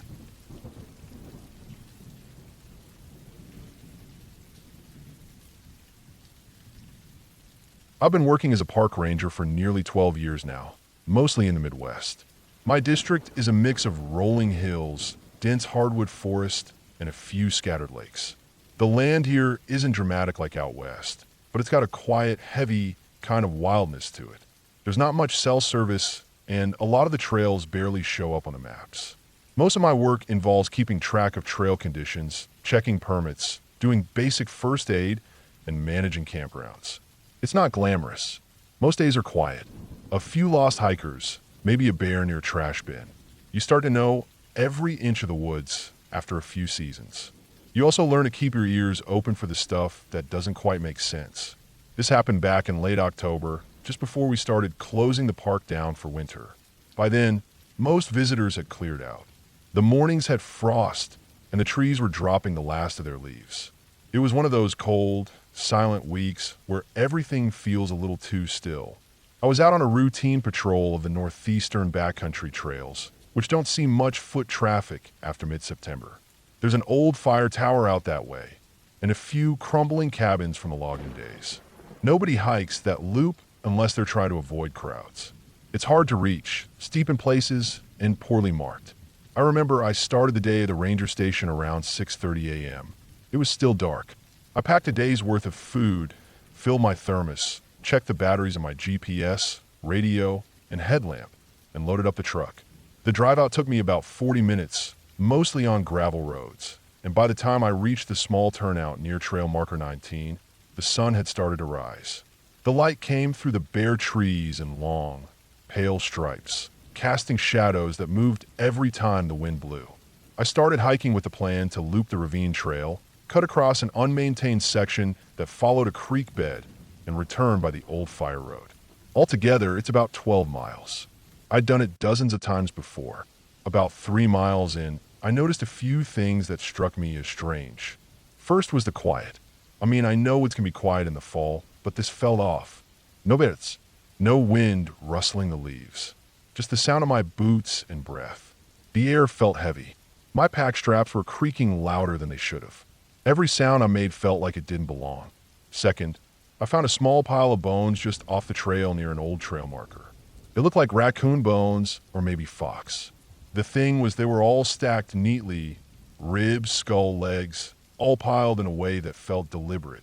No scavenger or predator would leave something like that. No drag marks. No miss. Just a clean little stack about a foot tall. It bothered me, but not enough to report yet. I took a picture with my work phone and kept moving. An hour or so later, I hit the lower part of the ravine. It's a shallow canyon, maybe a quarter-mile wide with steep rock faces on both sides and a small stream running through the center. The trail hugs the south edge and follows the water for about half a mile before climbing back up. The area is beautiful, but known for landslides and unstable footing. Most people avoid it. I had to stop twice to pick my way around old rock falls and washed-out trail sections. Near the midpoint, I saw something that made me stop cold. There was a torn-up campsite on the far side of the stream. I could see the remains of a tarp, some shredded fabric, and the steel frame of a backpack. From where I was, it looked like someone had set up illegally. This wasn't a designated campsite, and whatever happened, they left in a hurry or were forced to. I crossed over carefully using some flat stones and started inspecting the site. The tarp had been slashed down the middle. Not torn cut. There was a half-buried mess kit, a burned-out fire ring with partially charred wood, and a few cans of food scattered around. No tempoles. No sleeping bag. No ID or personal effects. Just gear, and most of it was wrecked. I found drag marks leading away from the site into the woods. Long, deep furrows like something heavy had been pulled. At first, I thought maybe a bear got into the site and dragged a pack or something, but the marks weren't consistent with animal activity. They were straight and wide, like something was pulled on a tarp or fabric. I followed them for a bit and stopped when they disappeared into a patch of tall grass. I didn't like the feeling in my gut. Something was wrong. I marked the GPS coordinates, took photos, and started hiking again. My plan was to finish the loop and report everything back when I returned to the truck. But about a mile up the trail, I saw something else that made the hair on my arm stand up. Someone had nailed a dead deer's head to a tree. Not just any deer. A buck, maybe 8 points. Its eyes were missing, and its mouth had been stitched shut with twine. The body was nowhere to be found. Just the head, nailed at eye level. Blood had run down the bark and dried into black streaks. It had been there maybe a day or two, no more. I've seen hunters do dumb things. I've seen sick stuff too, but this wasn't just dumb or sick. This felt like a message. I snapped a photo, marked it, and kept moving. Every part of me wanted to turn back, but the trail ahead was shorter than doubling back through the ravine. So I pushed forward. As I climbed out of the lower forest and hit the ridge, I lost the trail completely. There were still blue blazes on some of the trees, but they were spaced too far apart and faded. I bushwhacked for about 20 minutes before finding the fire road. It was overgrown, more like a game trail now, but I knew where I was. That's when I started noticing the smell. It was like rotting meat, but not from a single source. It came and went on the wind. I couldn't tell where it was coming from, and it made my stomach turn. I pulled my fleece over my nose and kept walking. The road curved sharply around a rise, and as I came around the bend, I saw a vehicle in the ditch. It was an old Jeep Cherokee, dark green, probably from the late 90s. Windows were busted out, tires flat had popped. It had moss on the roof and leaves built up around the wheels, like it had been there for weeks. But the inside looked wrong. The seats were torn out, not just pulled, but cut at the bolts. The dash had been ripped open, wires hanging out like guts. There was a line of rusty nails driven into the steering wheel in a perfect circle. The windshield had what looked like handprints smeared on the inside, but too many, like a dozen or more all over the glass. No plates on the vehicle, just a sticker on the rear bumper, a faded white circle with a strange symbol in it, almost like a triangle with slashes through it. I'd never seen it before. I didn't touch the Jeep. I took more photos, logged the location, and kept walking fast. I was about 4 miles from the truck by then, and every step felt heavier. The forest got thicker as I moved. I passed a section where every tree had bark stripped off in a ring around the base. Dozens of them. clean rings like someone had used a blade. Further up, I saw a small tree with bones tied to it, bird bones, maybe. They were hanging on threads, clacking in the wind. I don't scare easy. I've done search and rescue in storms. I've been up to my waist in freezing creeks, trying to pull dumb hikers out. But this was different. It felt like the forest itself didn't want me there. My radio crackled once as I neared the ridge top, then died. I checked the battery, cycled it, nothing. GPS was still working. I pushed the pace and made it to the truck just before dusk. The sky had gone pink and purple, and the temperature dropped hard. I sat in the cab for a long time, just breathing, doors locked. Back at the station, I filed the report. I gave the photos, coordinates, everything to my supervisor. He went quiet as I talked. After I finished, he just nodded and said, "We'll look into it." But nothing came of it. A week later, I checked the logs. No follow-up listed. No site visit scheduled. The next spring, I checked the area again. The Jeep was gone. So was the deer skull, the bones, everything. Like it never happened. Trail markers were freshly painted. That whole part of the ravine was marked closed for maintenance. I don't patrol that section anymore. None of us do. It's unofficial, but we all know. Something happened out there. Something bad. Something someone doesn't want found. And that's what keeps me up some nights. Not the blood, not the bones, but the silence from the people who should care.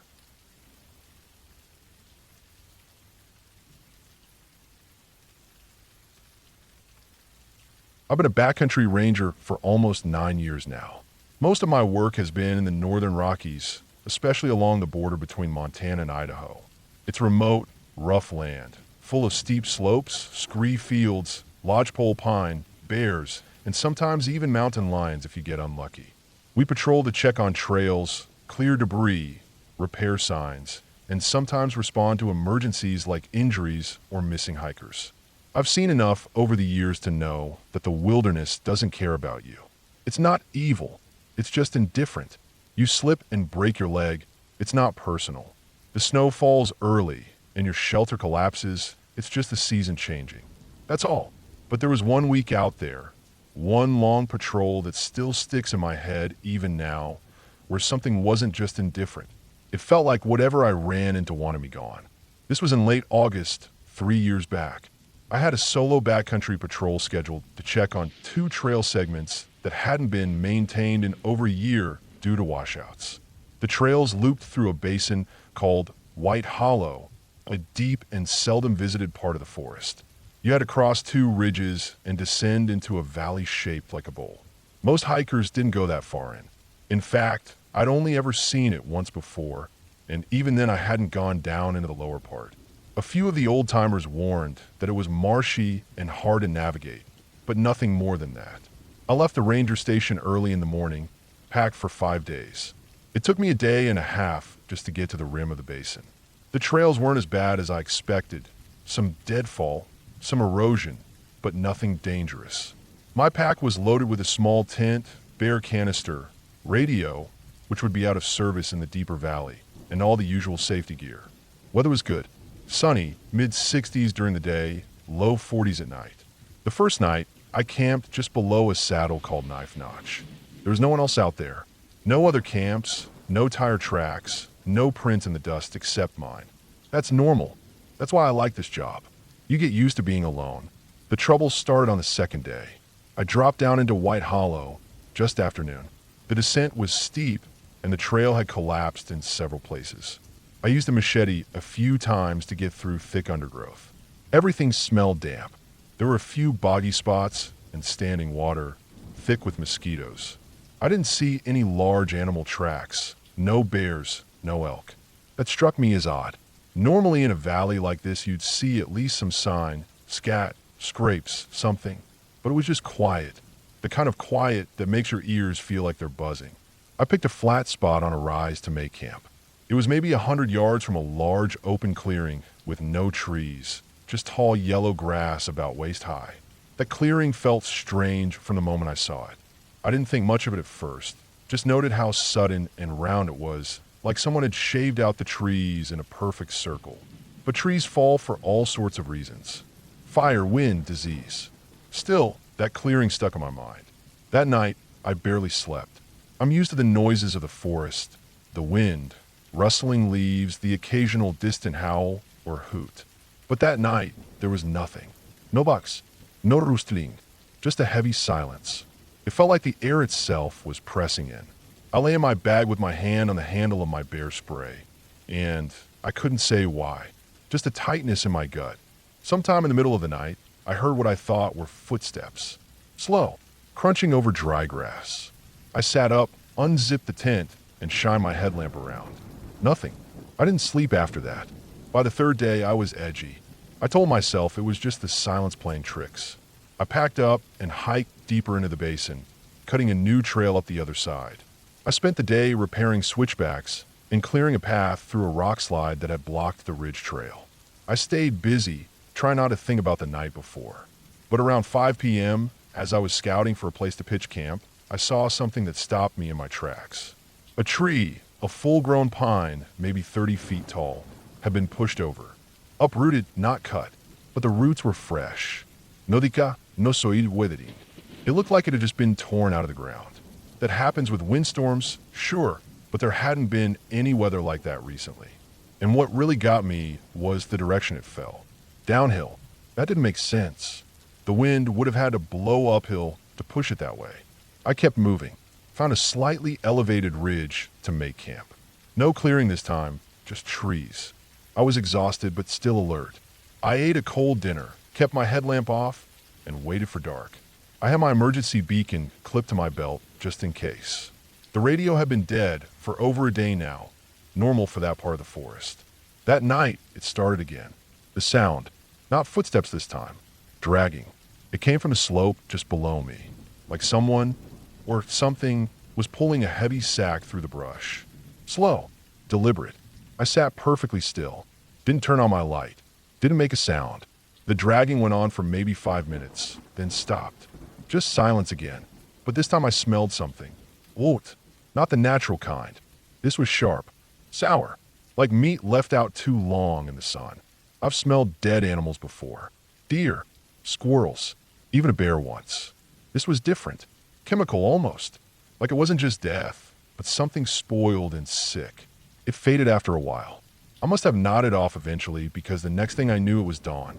I got up fast, packed, and pushed up toward the ridge trail. I told myself I'd check one last segment and then head back a day early. Just didn't feel right staying down there.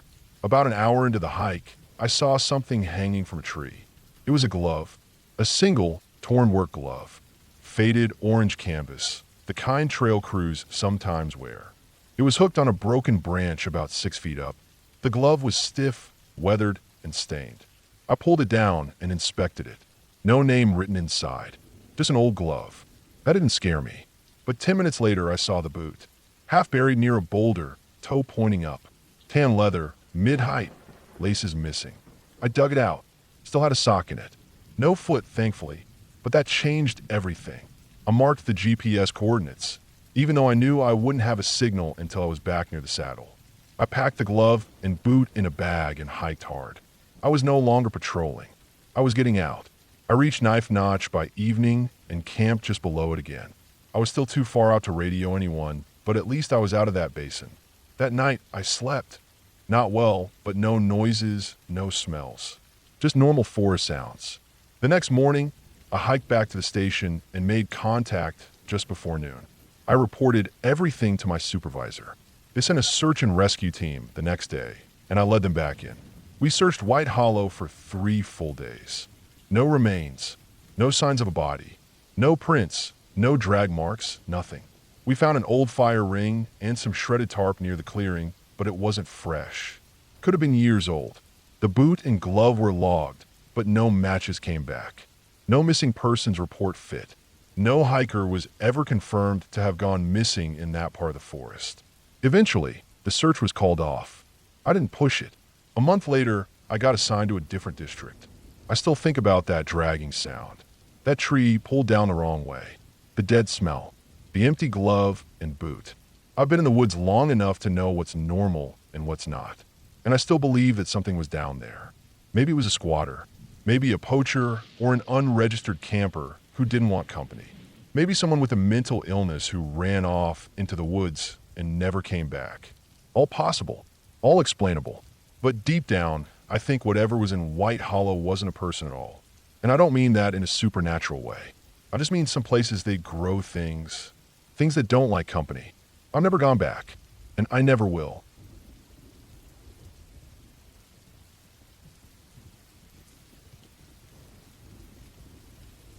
I took a job in the northern Idaho panhandle about 6 years ago. Not a glamorous post. My station was deep in a place called Cold Rock District, part of a large national forest that most tourists skip. This wasn't Glacier or Yellowstone. No visitor centers with friendly volunteers or interpretive signs. We had pit toilets, primitive trailheads, and a dusty district shack where I bunked when I wasn't out in the backcountry. It was a lonely place, and honestly, that's why I took the job. After some rough years dealing with my old life back east, I was done with people for a while. The main area I patrolled was Deadfall Ridge. True to its name, it was a nasty stretch of country choked with downed timber, mostly lodgepole pines that had gone down in a beetle kill 10 years ago. They'd snap in windstorms like toothpicks, especially after a dry summer. Every time I hiked it, I kept my eyes on the treetops, listening for creaks. Plenty of hikers have been injured or killed in these parts from falling limbs. No one maintained the trails anymore either. The district didn't have the budget, and with fewer than 10 staff for over 600 square miles, most of my job was just making sure nobody got hurt, or at least, if they did, that someone knew where to start looking. There was a particular stretch of trail out past the third creek crossing we just called the Slot.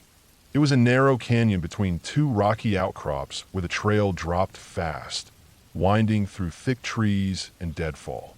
Maps showed it as part of Trail 19, but locals rarely used that number. Everyone just called it that damn Slot, because once you were in, you were in. No cell service. GPS was sketchy. You had to commit. A few years back, a hunter went missing in there. He was solo, experienced, and had told his wife he'd be out by Sunday. Never came back. Search and rescue spent 10 days combing that area. Helicopters flew it twice.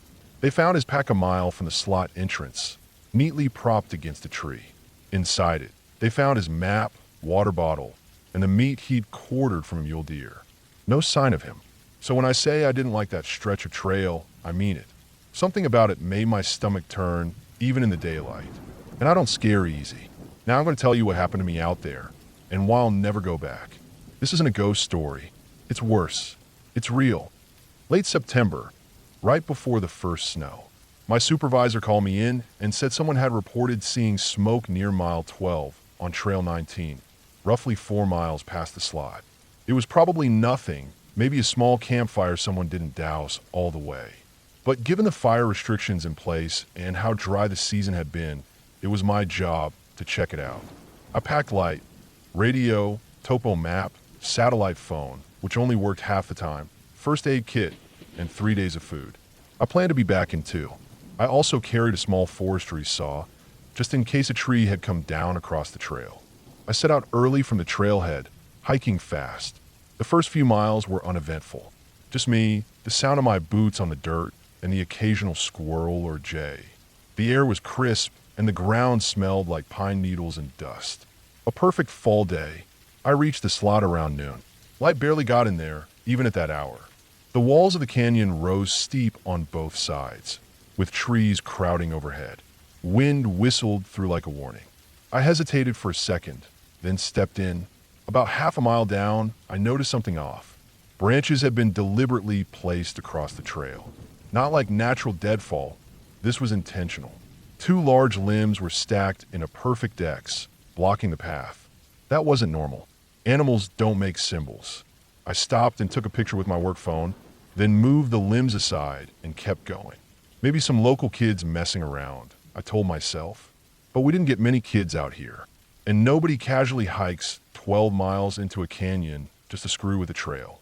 Farther in, the trees got denser and the light dimmed. Every sound echoed. The wind carried a strange whistling that I couldn't place. Could have been nothing. Wind through broken branches does that sometimes, but it stayed constant for nearly 10 minutes, rising and falling in pitch. Almost like a chant. I shook it off. 2 miles past the Slot, I started seeing signs of a recent fire. Not a big blaze, just small patches of burned grass and scorched bark. But it wasn't lightning caused. There hadn't been a storm in over 3 weeks. Someone had definitely lit it. I reached the area near mile 12 and found what looked like an old, temporary camp. Someone had built a shelter against a boulder using fallen logs and pine boughs. Inside were torn up bits of tarp, empty food cans, and a strange, burnt journal. Most of the pages were blackened, but one was readable. It just had numbers written over and over. I took photos and marked the location on my map. Here's the part where things turned from strange to dangerous. I decided to scout another mile up trail before heading back. About half a mile past the camp, I found a dead elk. Not that unusual on its own, coyotes or a cougar maybe, but the body was untouched by scavengers. No bite marks, no totenflists. The legs were twisted at odd angles, like it had fallen from a great height. Its eyes were still intact, which was even weirder. Scavengers usually go for those first. I stepped closer to examine it and saw something else. Small piles of rocks arranged around the body in a perfect circle. 8 piles evenly spaced. Each one had a feather stuck into it, blackened like it had been dipped in charcoal. It didn't feel like a predator kill. It felt like a message. I pulled back fast and made a note of the coordinates. Then I radioed in, but all I got was static. I tried the sat phone. No signal. I didn't panic yet. I'd had signal issues out here before.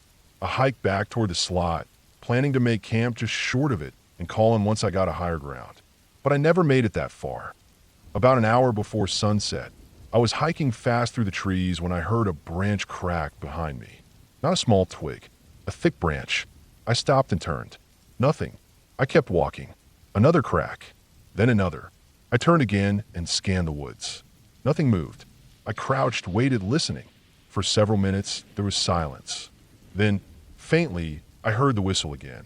Only this time, it was lower, slower, and closer. I took out my saw just to have something in my hand. Another crack. This time I moved. Fast. I bushwhacked through a side, gully-off trail, trying to throw off whatever might have been following me. Maybe a bear, maybe someone else. I didn't know. I only knew I was being tracked. I kept moving until full dark. I didn't dare light a fire. I found a small hollow under a rocky ledge and hunkered down for the night, wrapping myself in my tarp and trying to stay warm. I didn't sleep. All night, I heard footsteps. Not animal footsteps, too slow, too deliberate, crunching softly through the dry brush, pausing, then moving again. Once I heard something sniff the air nearby. I held my breath for so long my chest hurt. At some point during the night, I must have passed out. When I opened my eyes, it was barely light out and my tarp was gone. Just gone. No wind, no dragging. It had been lifted off me. My saw still in my hand. Pack untouched. But the tarp? Vanished. That's when I ran. I didn't bother following the trail. I just ran downhill, scrambling over logs, tearing my pants, scraping my hands. I knew the direction back to the slot, and I aimed straight for it. I didn't stop for water. I didn't eat. I just ran until I hit the canyon again. When I finally reached the slot, I felt a moment of relief until I saw what had been done. Right at the entrance, someone had stacked dozens of bones. Small animal bones, maybe rabbits or birds, arranged in tall, thin towers like cairns. One was shaped like a cross. Another, a spiral. In the center, a single deer antler was planted in the ground, pointing west, back the way I'd come. I stepped around them, trying not to knock anything over, and bolted through the slot. It took me the rest of the day to get out of there. When I finally reached the trailhead, my legs were shaking, my mouth dry, and I had a deep gash in my thigh I didn't remember getting. I wrapped it with gauze and drove straight to the district station. I filed a report. They took it seriously. Kind of. Another ranger hiked out with me 2 days later. By then, the bones were gone. So was the elk. The burn camp? Still there, but someone had swept it clean. Even the journal page was missing.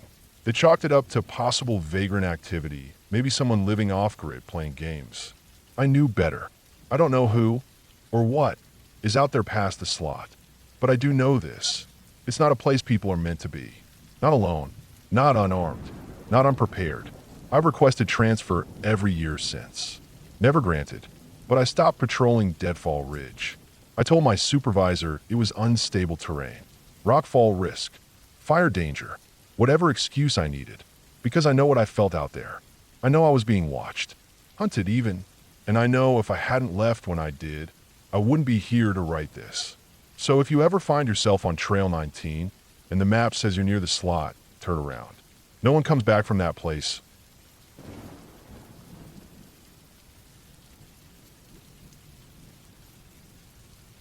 I've worked as a park ranger for almost 11 years now.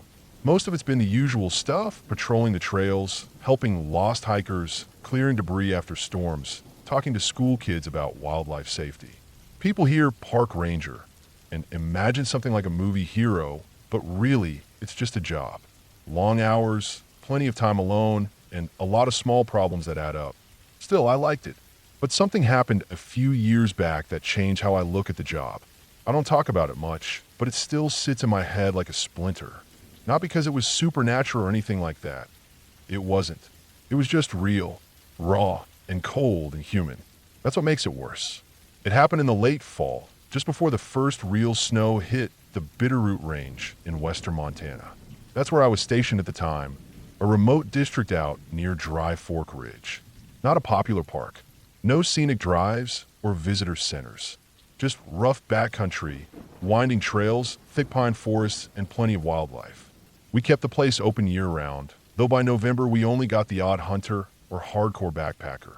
That made patrols quieter, but lonelier too. I was working solo that week, which wasn't unusual. My partner, Rick, was off for a family thing, and I had the whole patrol area to myself. 24 square miles of canyons, rivers, cliffs, and miles of forest. My assigned post was the Upper Dry Fork cabin, an old ranger station with a wood stove, no cell service, and only a weak radio signal if the weather was clear. It was midweek, maybe Wednesday. I'd gone out early to check on some illegal hunting signs we'd gotten a tip about. Some guy down in Stevensville had called to say he'd seen flashlights at night and heard shots up by Miller Basin. That wasn't common this late in the year, and we sure as hell didn't allow spotlighting game in our district. So I geared up and hiked out that way with my day pack, binoculars, and a notepad. The hike from my cabin to Miller Basin took about 3 hours if you didn't stop much. The trail is narrow, barely a trail at all, and runs through some dense timber. It's easy to get turned around out there. The basin itself is a wide, bowl-shaped area that dips down below the surrounding ridges. A perfect spot for elk, which is probably why the poachers were targeting it. When I got there, the place was quiet. Too quiet, actually. I stood still for a long while, watching, listening. No birds, no wind, just dead still. That's not unheard of, but felt off. The kind of quiet that makes the hairs on your arms stand up.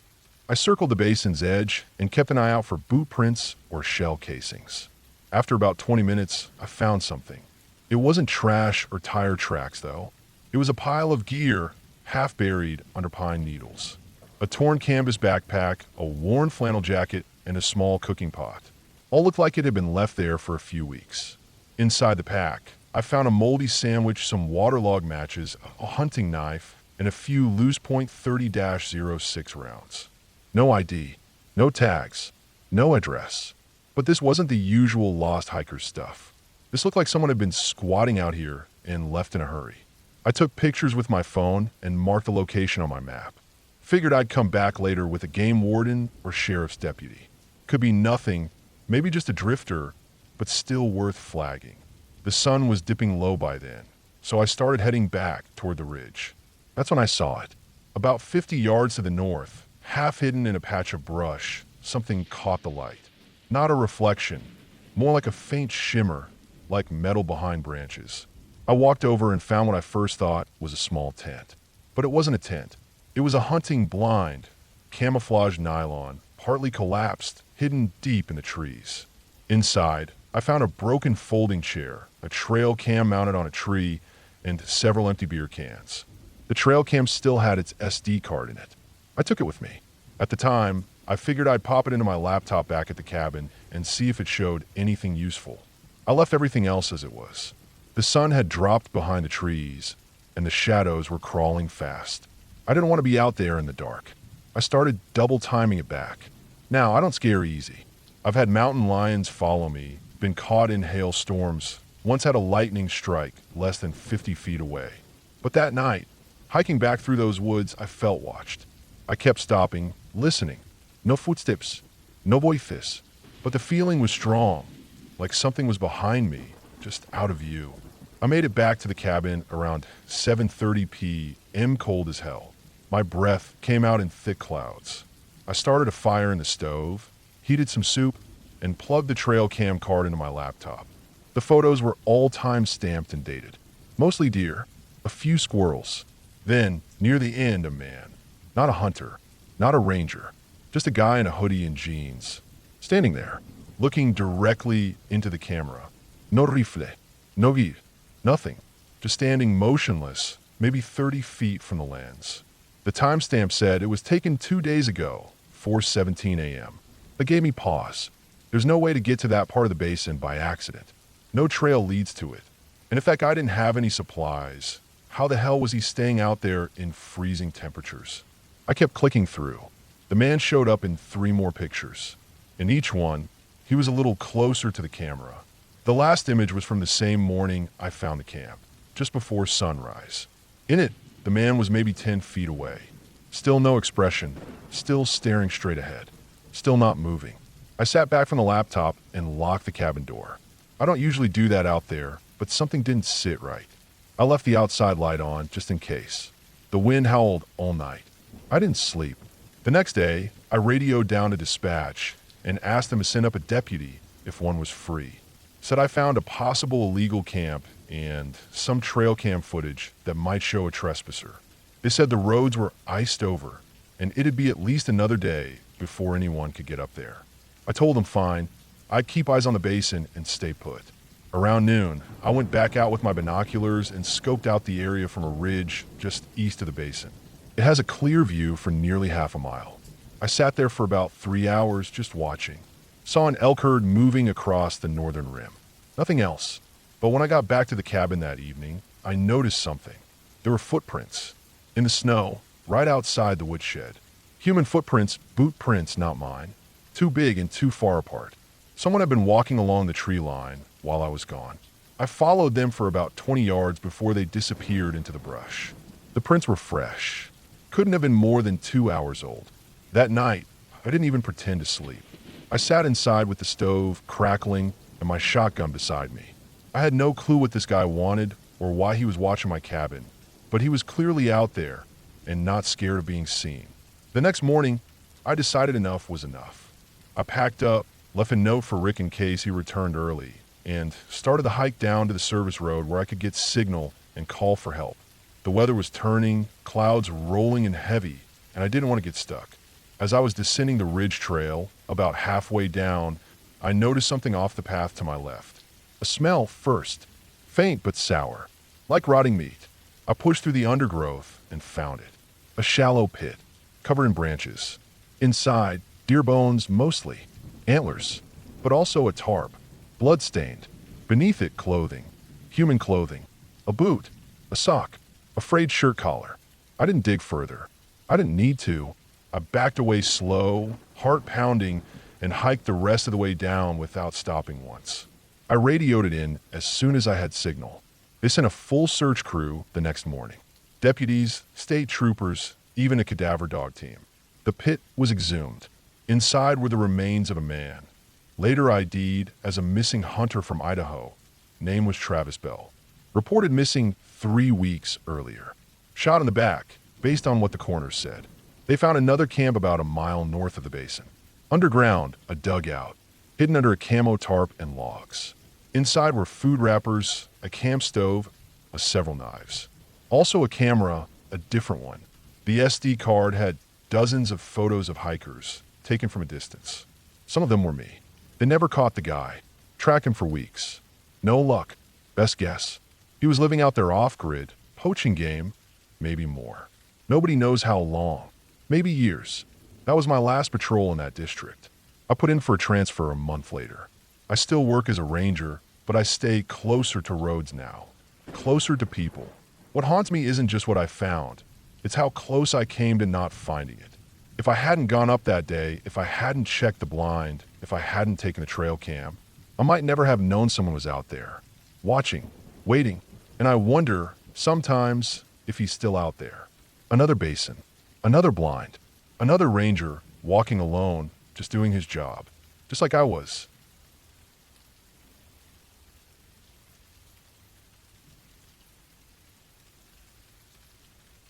I started working as a seasonal park ranger in northwest Montana when I was 27.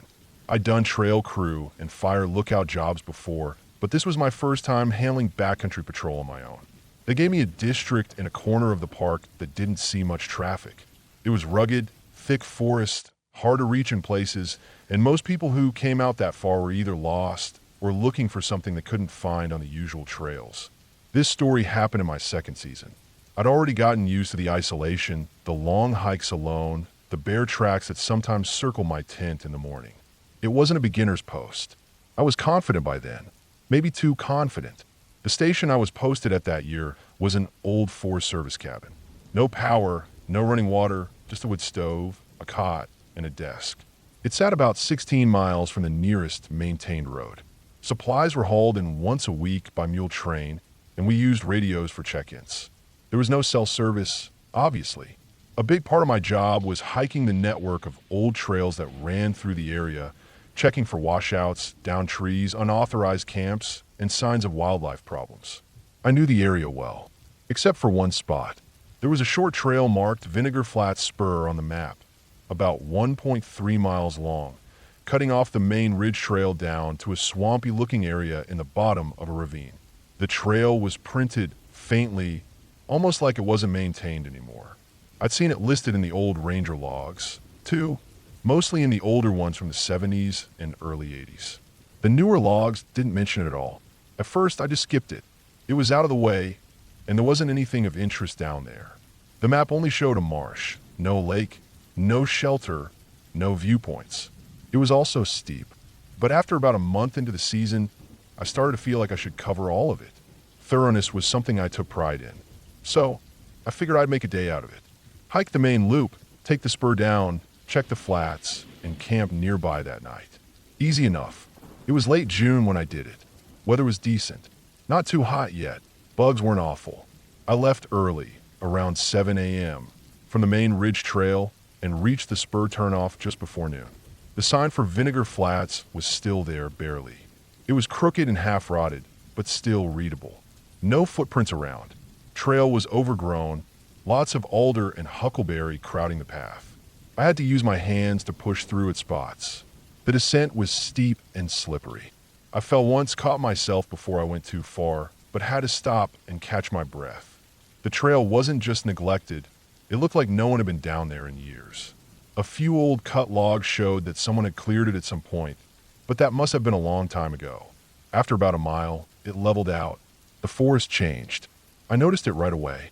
The trees were thicker, darker. Ground was soft and spongy with moss. Everything smelled wet and earthy, like rotting leaves. It got quiet, too. Not no people quiet, just quiet. No barges, no bogies, no wind. Even my boots felt muffled in the dirt. I stopped and looked around. Didn't see anything wrong, but something about the air felt off. The trail ended at a clearing. Not a nice meadow or lake shore, just a wet, open bog, ringed with leaning spruces and black cottonwoods. The whole place looked like it was sinking. Water pooled around fallen logs, and clouds of gnats hovered above the mud. There was a faint path skirting around the edge, but it wasn't marked. I followed it about 100 yards, circling the bog, looking for anything, trash, a hunter's blind, old signs. But there was nothing. Then I found a post. It was a wooden post, maybe 5 feet tall, stuck deep in the mud, leaning a little. No sign on it, just the post. Looked like it had been there a long time. Weathered, dark gray wood. I walked closer and saw something strange. Around the base of the post, the moss and plants weren't growing. Just bare dirt, cracked and dry even though everything else was soaked. I tapped the post with my boot. It didn't move. Solid. But something about it bothered me. It felt like it didn't belong. I took a few pictures, made a note in my logbook, and backed off. I didn't want to camp down there, so I hiked back uphill a few hundred feet and made camp on a small flat above the bog. By then it was late afternoon. I was sweaty, tired, and had a headache. I made dinner, wrote a few notes, and turned in early. I woke up around 2 a.m. to a noise. Not an animal noise. Not wind. It was rhythmic. Like wood knocking. Not fast. Just a single knock every few seconds. I lay still and listened. I've heard owls, elk, coyotes, even moose grunts in the dark. This wasn't any of that. The knocking came from down the trail, toward the bog. I stayed awake for another hour, but it stopped. Eventually, I dozed off again. In the morning, I checked the area. No tracks. No broken branches. I told myself it might have been a tree branch falling and bouncing. Maybe even a woodpecker, though I'd never heard one work at night. I packed up and left fast. That should have been the end of it, but it wasn't. About a week later, I started having equipment problems. My radio would cut out randomly. Not just static dead air. I tried to check in, and nothing would go through. Then, 5 minutes later, it'd be back. It only happened near that part of the ridge trail, closest to Vinegar Flats. I tested the unit, the batteries, even had it swapped out once. No change. Then my GPS glitched. I'd be marking a trail point, and the device would lock up or reboot. One time, the track log showed me walking in a perfect circle for 2 miles. I hadn't. I'd gone straight up the ridge. I even checked the trail markers I'd made with flagging tape. I was right. The GPS was wrong. But again, only in that one area. At night, I started having strange dreams. I don't usually remember dreams, but these stuck with me. In one, I was back at the bog, standing at the post. Except the bog was dry. Cracked earth stretched in every direction, and all the trees were burned, black skeletons. The post had ropes tied to it. I don't know what they were holding. I'd wake up sweating, short of breath. That happened 3 or 4 times. Then I got hurt. I was hiking a slope near the western edge of the unit when I stepped wrong and twisted my ankle bad. Had to crawl for about a half mile to a spot where I could get radio contact. They airlifted me out that afternoon. I was done for the season. While I was laid up back in town, I got curious. I started looking through the old ranger station logs again, especially the ones that mentioned Vinegar Flats. There weren't many, but the ones that did were vague. One from 1979 said, "Trail to VF closed indefinitely due to soil instability." Another from 1983 said, "VF post removed again. Must follow up with Helena on permanent decommission." Removed again. That meant someone or something had been putting it back. I asked the district historian about it. He just frowned and said that area had bad drainage and was prone to off-map hiker issues. He didn't elaborate. I didn't push. But that wasn't the weirdest part. In one of the oldest logbooks from 1964, I found a handwritten entry from a ranger named Carl V. It read, "Marked Vinegar Flats off the patrol route. Nothing down there but rot. Found the post again. Left it alone this time." That was all it said. No explanation. No follow-up. I didn't return to the park the next season. My ankle healed, but I took a job in a different district, closer to the road, more people around. But I still think about that post. Sometimes I wonder who put it there, or what it was used for, or why the plants wouldn't grow near it. I never told anyone else in the service about the dreams or the knocking sounds, or how my gear always failed near that spot. I've been out of the ranger service for 5 years now. I work trail maintenance for a private land trust. Safer, simpler. No remote cabins, no long solo hikes. I sleep better, but every once in a while, usually in early summer, I wake up at night and swear I hear knocking again. Just a single knock. Steady, distant, like someone hitting a tree with a heavy stick. I never tell anyone. I just stay still and wait for it to stop.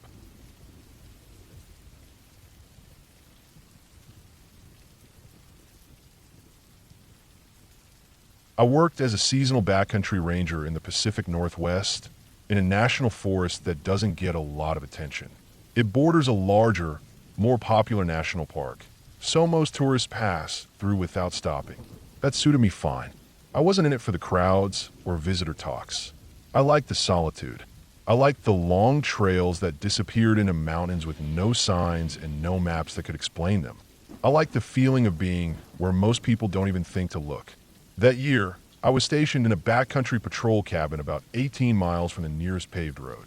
I hiked in every 2 weeks from a small ranger station at the trailhead, packed in supplies on my back, and stayed in the cabin for 10-day stretches. The cabin wasn't much. Wood walls, small tin roof, a single cot, no electricity, no running water, just a hand pump nearby, an old wood stove, and a pile of split logs. The whole thing sat about a quarter-mile from a trail junction that ran along a river drainage. Locals just called it the drainage. I was responsible for checking that whole valley, cleaning fire rings, marking fallen trees, checking trail erosion, flagging spots that needed bridge repairs. Pretty standard stuff. Once a week, I had to hike all the way down to the end of the drainage and back, a 22-mile loop that followed the river down through narrow valleys and dark groves of fir and cedar, then curled back up the far slope through scree and switchbacks. I did that loop every Thursday. The first few weeks passed with nothing strange. The work was hard, but I liked it. I liked how quiet the woods got when the sun hit the floor. I liked the smell of the river and the heat of the rocks in the afternoon. I liked walking alone for hours with no sign of people. But by mid-July, something started to feel wrong. It didn't start with anything big, just little things. Trash in places I didn't expect to find it. Boot prints on cut-off trails that weren't on any map. Once I found a pair of rusted bolt cutters hidden behind a log, far off trail. Another time, I found a metal pipe with both ends sealed shut, about the size of thermos, but it didn't open. It had been wrapped in duct tape and left tucked under a tree root. I packed it out, handed it over to the law enforcement ranger back at the station. He didn't say anything about it. I didn't ask, but it kept building. Every time I hiked the drainage loop, I'd see something that set my teeth on edge. A broken camp chair half buried in river gravel. An old tarp tied up with paracord too high in the trees to be for shade or shelter. One time I found bones. I think they were deer bones, though I'm not a biologist. They were stripped clean and laid out in a perfect line on the trail, with the skull balanced on top of a flat rock. Not natural. I cleared them off the path and moved on. It was always like that, little things that you could write off, but that started to add up. There was one spot around mile 12 of the loop where I always got an uneasy feeling. The trail dips down low near the river, runs tight between two tall canyon walls for about 100 yards before it opens up again. I started calling it the Narrows. It's where I found the bones. It's where I started to notice the trail being more chewed up than it should have been, like someone had been dragging something heavy back and forth. Not all at once, but over time. Always the same track. Always the same section. One Thursday, near the end of July, I hit the Narrows later in the day than I meant to. I've been working on a washout near the switchbacks and lost track of time. By the time I dropped into the canyon, the sun was behind the ridge and the light was dying fast. I picked up my pace. I was about halfway through the Narrows when I caught the smell, chemical, sharp, not natural, like motor oil and rotten plastic. I stopped walking and sniffed again. It was faint but definitely there. I scanned the rocks, the river, the tree line. Nothing moved. The smell was coming from somewhere up ahead, just around the bend. I moved slow, real slow. I don't carry a gun. I'm not law enforcement, but I do keep a flare and a whistle clipped to my pack. I pulled the flare out, didn't light it, just held it. I rounded the bend and stopped dead. Someone had dug a pit, right in the middle of the trail. A shallow trench, maybe 6 feet long, 2 feet wide, just deep enough that you'd break your ankle if you stepped wrong. The dirt was still fresh. Whoever dug it hadn't even tried to hide it. I backed up and climbed the slope to go around it, heart thumping hard. I didn't camp that night. I hiked the rest of the loop in one long push, didn't stop until I got back to the cabin well after dark. My knees ached. My feet were wrecked. I didn't sleep much that night. Next morning, I wrote up a full report and left it in the drop box at the nearest trail junction where they picked up ranger reports by horseback every few days. I flagged the incident as unknown human activity, potential hazard, requires follow-up. I didn't get a response. That wasn't unusual. Backcountry comms are slow. 2 days later, I did a short hike out to a different trail section and came back to the cabin just before sunset. I noticed it right away. The front door was open. Not all the way, just an inch or two, but I never left it open. That was rule number 1. Always latch the door, even if you're just going to the latrine. Bears can't work the latch. I stopped and listened. Nothing. No crunch of boots. No branchy snapping. Nothing inside moved. I stepped in. The air was warm and stale. My gear was still where I'd left it. Pack on the table, cook pot on the stove. boots by the cot. Nothing missing, but something was different. I couldn't tell what it was at first. Then I saw it. My axe. The one I kept wedged in the log outside. It was inside the cabin now, leaning against the far wall. I hadn't brought it in. I didn't touch anything. I backed out, latched the door, and walked 100 yards up trail to a small ridge where I could see the cabin from above. I sat there until it got too dark to see. The next morning, I packed my gear, left a note saying I was cutting the hitch short due to safety concerns, and hiked out the full 18 miles in one push. When I got back to the ranger station, I filed a full report with everything I'd seen, the pit, the bones, the axe. I marked the cabin as compromised and requested a reassignment. They didn't approve it. Staffing was tight that year. My supervisor told me it was probably just some bored local kids messing around. Said if anything serious came up, law enforcement would get involved. Until then, I was to stay at the cabin, keep up my loop patrols, and make note of any new activity. So I went back. I didn't want to, but I went. It was the second week of August when things hit a breaking point. It was hot that week, humid, bugs everywhere, even in the high country. I was 2 days into my hitch, planning to do the drainage loop on Thursday like always. I started early, wanted to hit the Narrows in daylight. I had a bad feeling even before I left the cabin. Halfway through the loop, just before the Narrows, I noticed something new. Tripwire. Thin, clear fishing line strung low between two rocks. I barely saw it before I stepped into it. My boot caught the line, but nothing happened. I followed the line off trail and found it led to a crude snare trap. Didn't look functional, but it was a message. I stepped over the tripwire and kept going. The pit was still there, a little wider now. I went around it, same as before. Then I saw something I couldn't explain away. On a flat boulder, just off trail, someone had laid out 3 items: a glove, a water bottle, and a boot. All worn, all used. Not together, not from the same person. I checked them one by one. The glove was crusted with old blood. The boot had teeth marks near the heel. The bottle had a sticker from a gym 3 states away. I didn't touch any of it. I just turned and left. The last few miles of that loop, I couldn't shake the feeling that someone was watching me. I didn't see anything, didn't hear anything, but I moved fast and didn't stop. Back at the cabin that night, I latched the door, pulled the cot across it, and stayed awake most of the night with my flare in one hand and my headlamp in the other. Around 3 a.m., I heard movement. Not animals. Footsteps. Human footsteps. They circled the cabin. Once. Twice. Then silence. I didn't move.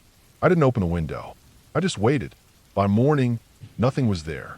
But I found footprints in the dirt. Not boot treads. Bare feet. Long toes. Deep heel marks. Like someone had walked through the woods barefoot. I measured one. Almost 12 inches long. That was it for me. I packed up and left a full 48 hours early. I didn't even lock the cabin. I didn't care anymore. I just hiked out. I went straight to the station, filed a report marked urgent, and demanded to speak to law enforcement. This time they listened. A team went in 2 days later. 1 LE Ranger, 2 Forest Service officers, and a K-9 unit. I stayed behind. They were gone 2 nights. When they came back, they didn't say much, but they told me not to return to the cabin. Said the whole area was going under review. Said there were signs of long-term squatting in the drainage, possible illegal camps hidden off trail. They wouldn't confirm more. The cabin was decommissioned by the end of the season. The whole loop trail was closed for maintenance. That's still the official story. But I know what I saw. I know what I heard. Someone was living out there, watching, following, digging pits and laying traps, collecting things, not passing through, asterisk living asterisk there. Not feral, not insane, just methodical, deliberate, human. And I was in their woods.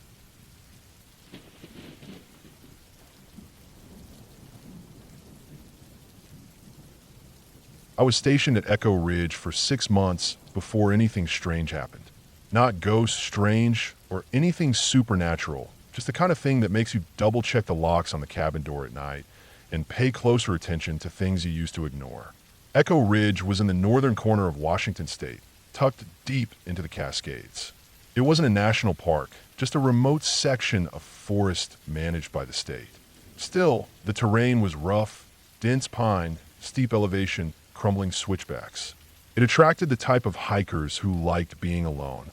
I didn't see a lot of families out there. Mostly solo guys in their 30s or 40s who packed light, kept to themselves, and didn't stay long. I'd pass them sometimes along the ridges or see their signatures in the backcountry permit logs. My job was mostly maintenance and patrol. I checked the trails, cleared any deadfall, kept an eye on erosion and wildlife.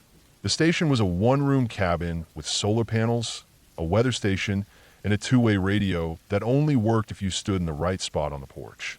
No cell service, no internet. It got cold at night, even in summer, and loud. The wind would come over the ridge and shake the whole structure. Bears were a constant worry. Cougars too, though you never saw them. You just felt them sometimes like something was watching you from the tree line. In early July, I noticed someone was walking the trails after dark. It started with footprints. I always walked a few of the more remote loops every couple of days, just to keep them from getting too overgrown.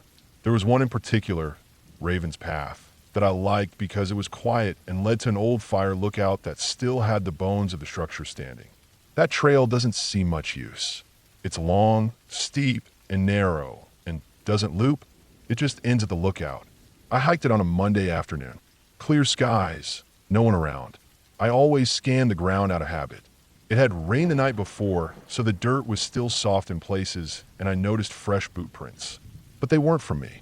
They were pointed the other way, like someone had gone up recently, very recently. No one had signed into the trailhead log, which we kept in a metal box at the start of the trail. That was standard for all backcountry trails in this area. Even if it wasn't enforced, most people followed the rule. I didn't think much of it that day. Maybe someone forgot. Maybe it was just a hunter passing through. But the next day, I went back to finish some work clearing a fallen limb near the mile 3 marker, and the prints were there again. Same pattern, same boot size. This time there were more of them, and they went further up, like someone had gone back again that night. That started a pattern. Every night for the next 5 days, I would hike Raven's Path in the morning, and there would be fresh footprints going up it from the night before. Always going in, never coming back. They were deep too, like whoever made them was carrying something heavy. No return trail, just a single line heading into the forest. On the 6th day, I hiked out earlier than usual, just after dawn. I figured I might catch whoever it was. I moved slow, watching the trail ahead, staying quiet. About halfway up, I found something new. A plastic grocery bag, partly buried under a bush. Inside were 4 cans of food, cheap chili, beans, a bag of rice, and a bottle of ibuprofen. All unopened. I don't know why, but that spooked me more than the footprints. There was something deliberate about it. Not trash. Someone had stashed it there. Maybe a cache. Maybe someone was living out there. I started looking around more carefully after that. I didn't want to jump to conclusions. The area wasn't closed to campers. Technically, someone could set up off-trail as long as they followed the usual rules. But no one was filing permits. No one had registered to the trailhead, and I still never saw anyone face to face. I considered calling it in, but I didn't have much to go on. A few boot prints, a bag of food. That wasn't enough to raise alarm. Besides, the closest ranger station with real staff was 60 miles away. Even if they sent someone, they wouldn't find much by the time they got there. Then I found the dead deer. It was a Tuesday, early morning again. I hiked Raven's Path up toward the ridge. It was colder that day, cloudy. Around mile 4, I caught the smell before I saw it. Sweet, sour, heavy. Dead animal. Not uncommon out here. I figured a coyote or cougar got something. But it wasn't fresh. The deer was stripped of its fur, skinned perfectly, and tied to a low-hanging pine branch by its front legs, like it was being hung to drain. Its head was missing, but the rest of it was untouched. No claw marks, no signs of a struggle. Just clean, careful work. I've hunted before. I know what a professional skinning looks like. This was careful, methodical, the kind of thing someone does with practice. Someone was living out there. Someone who knew what they were doing. I turned back and went straight to my cabin. I got on the radio and sent a request for a welfare check on the trail. I kept it vague. Possible long-term camper, off-grid, not registered, potentially armed. I didn't say I was scared, but I was. 3 days passed before anyone responded. Weather was bad. One of the access roads had washed out. When they finally got through, it was a single deputy from the county and another ranger from a neighboring district. They showed up around noon and asked me to take them to the spot. We hiked Raven's Path. The footprints were still there. The bag of food was gone. The deer carcass was gone too. All of it. No blood. No remains. Just a faint ring of disturbed pine needles where it had been. We hiked all the way to the end to the fire lookout. Still nothing. The structure was unstable. Just a few beams and rusted bolts sticking out of the rock. We circled the area, checked the tree lines, called out. Nothing. They chalked it up to a hunter going off-grid. Not uncommon, the deputy said. Probably someone who doesn't want to be found. As long as they aren't hurting anyone, there's not much we can do. That night, I didn't sleep. Around 2 a.m., I heard movement outside the cabin.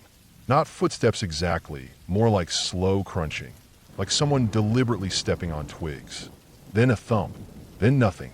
I stayed still in my bunk, breathing through my nose, trying not to make a sound. I had a sidearm, standard issue for the job. I stayed awake with it in my hand until morning. When I opened the door, there was a boot print on the porch. Just one, a single wet outline, right in front of the threshold, pointed toward the door. Not muddy, just enough to darken the wood. It wasn't mine. I measured it with my own boot. Slightly bigger. From that day on, I never stayed in the cabin past dark. I'd take my gear and hike to the service shed halfway down the trail, where I kept some tools and extra fuel. It was hidden better, smaller, less exposed. I slept on the floor with my back to the wall and my radio next to me. I stopped hiking Raven's Path. I focused on trails closer to the access road. Mid-August, I heard the gunshot. It echoed through the valley around 3 p.m. sharp and clear. One shot. I marked the direction, northeast, maybe a mile or two from the lookout. I grabbed my pack and hiked out fast. The woods felt wrong. No wind, no birds, just this thick, still air that made it hard to breathe. After an hour, I found the smoke. It was coming from a low ridge near the base of slope. I climbed up slow and got my first clear look. There was a small camp set into a cut between the trees. Just a tarp, a fire pit, and a lean-to made for branches. I couldn't see the person clearly, but I saw their back, thin, hunched bare. They were kneeling beside something. When I looked closer, I realized it was another deer, freshly killed. I stayed hidden and watched for 10 minutes. Whoever it was, they never moved like they noticed me. No weapon visible. Just them and the carcass. I started backing out slowly, staying low. But I stepped on a dry stick. It cracked loud. The person froze. I didn't wait. I turned and hiked out fast. Never ran, but I moved as fast as I could without making noise. I didn't look back until I was nearly half a mile away. When I did, I saw nothing. No one following. No sound. I called in again, this time with GPS coordinates. Told them I saw an illegal camp, possibly poached wildlife. I didn't mention the boot on my porch. I didn't mention the night sounds. I just said I wasn't comfortable investigating further alone. That request got approved. They sent a wildlife officer and 2 deputies up the following morning. When we got back to the ridge, the camp was gone. No tarp, no fire pit, no blood, just trampled ground and a few torn branches. But 30 feet away, pinned to a tree with a hunting knife, was the missing deer's head. Skinned, eyes open, mouth stitched shut with black thread. We didn't talk much after that. The officers made a report, collected the knife, took photos. One of the deputies pulled me aside and asked if I'd had any other incidents. I said no. They told me not to hike alone anymore. I agreed. 2 days later, I packed up and left Echo Ridge. Told my supervisor I wanted reassignment. No one questioned it. I got moved to a visitor-heavy park closer to the coast. More people, more lights, less isolation. I never found out who it was. Never got a name. No arrest. No official report. Just a footnote in a monthly log. Unauthorized camp. No subject located. But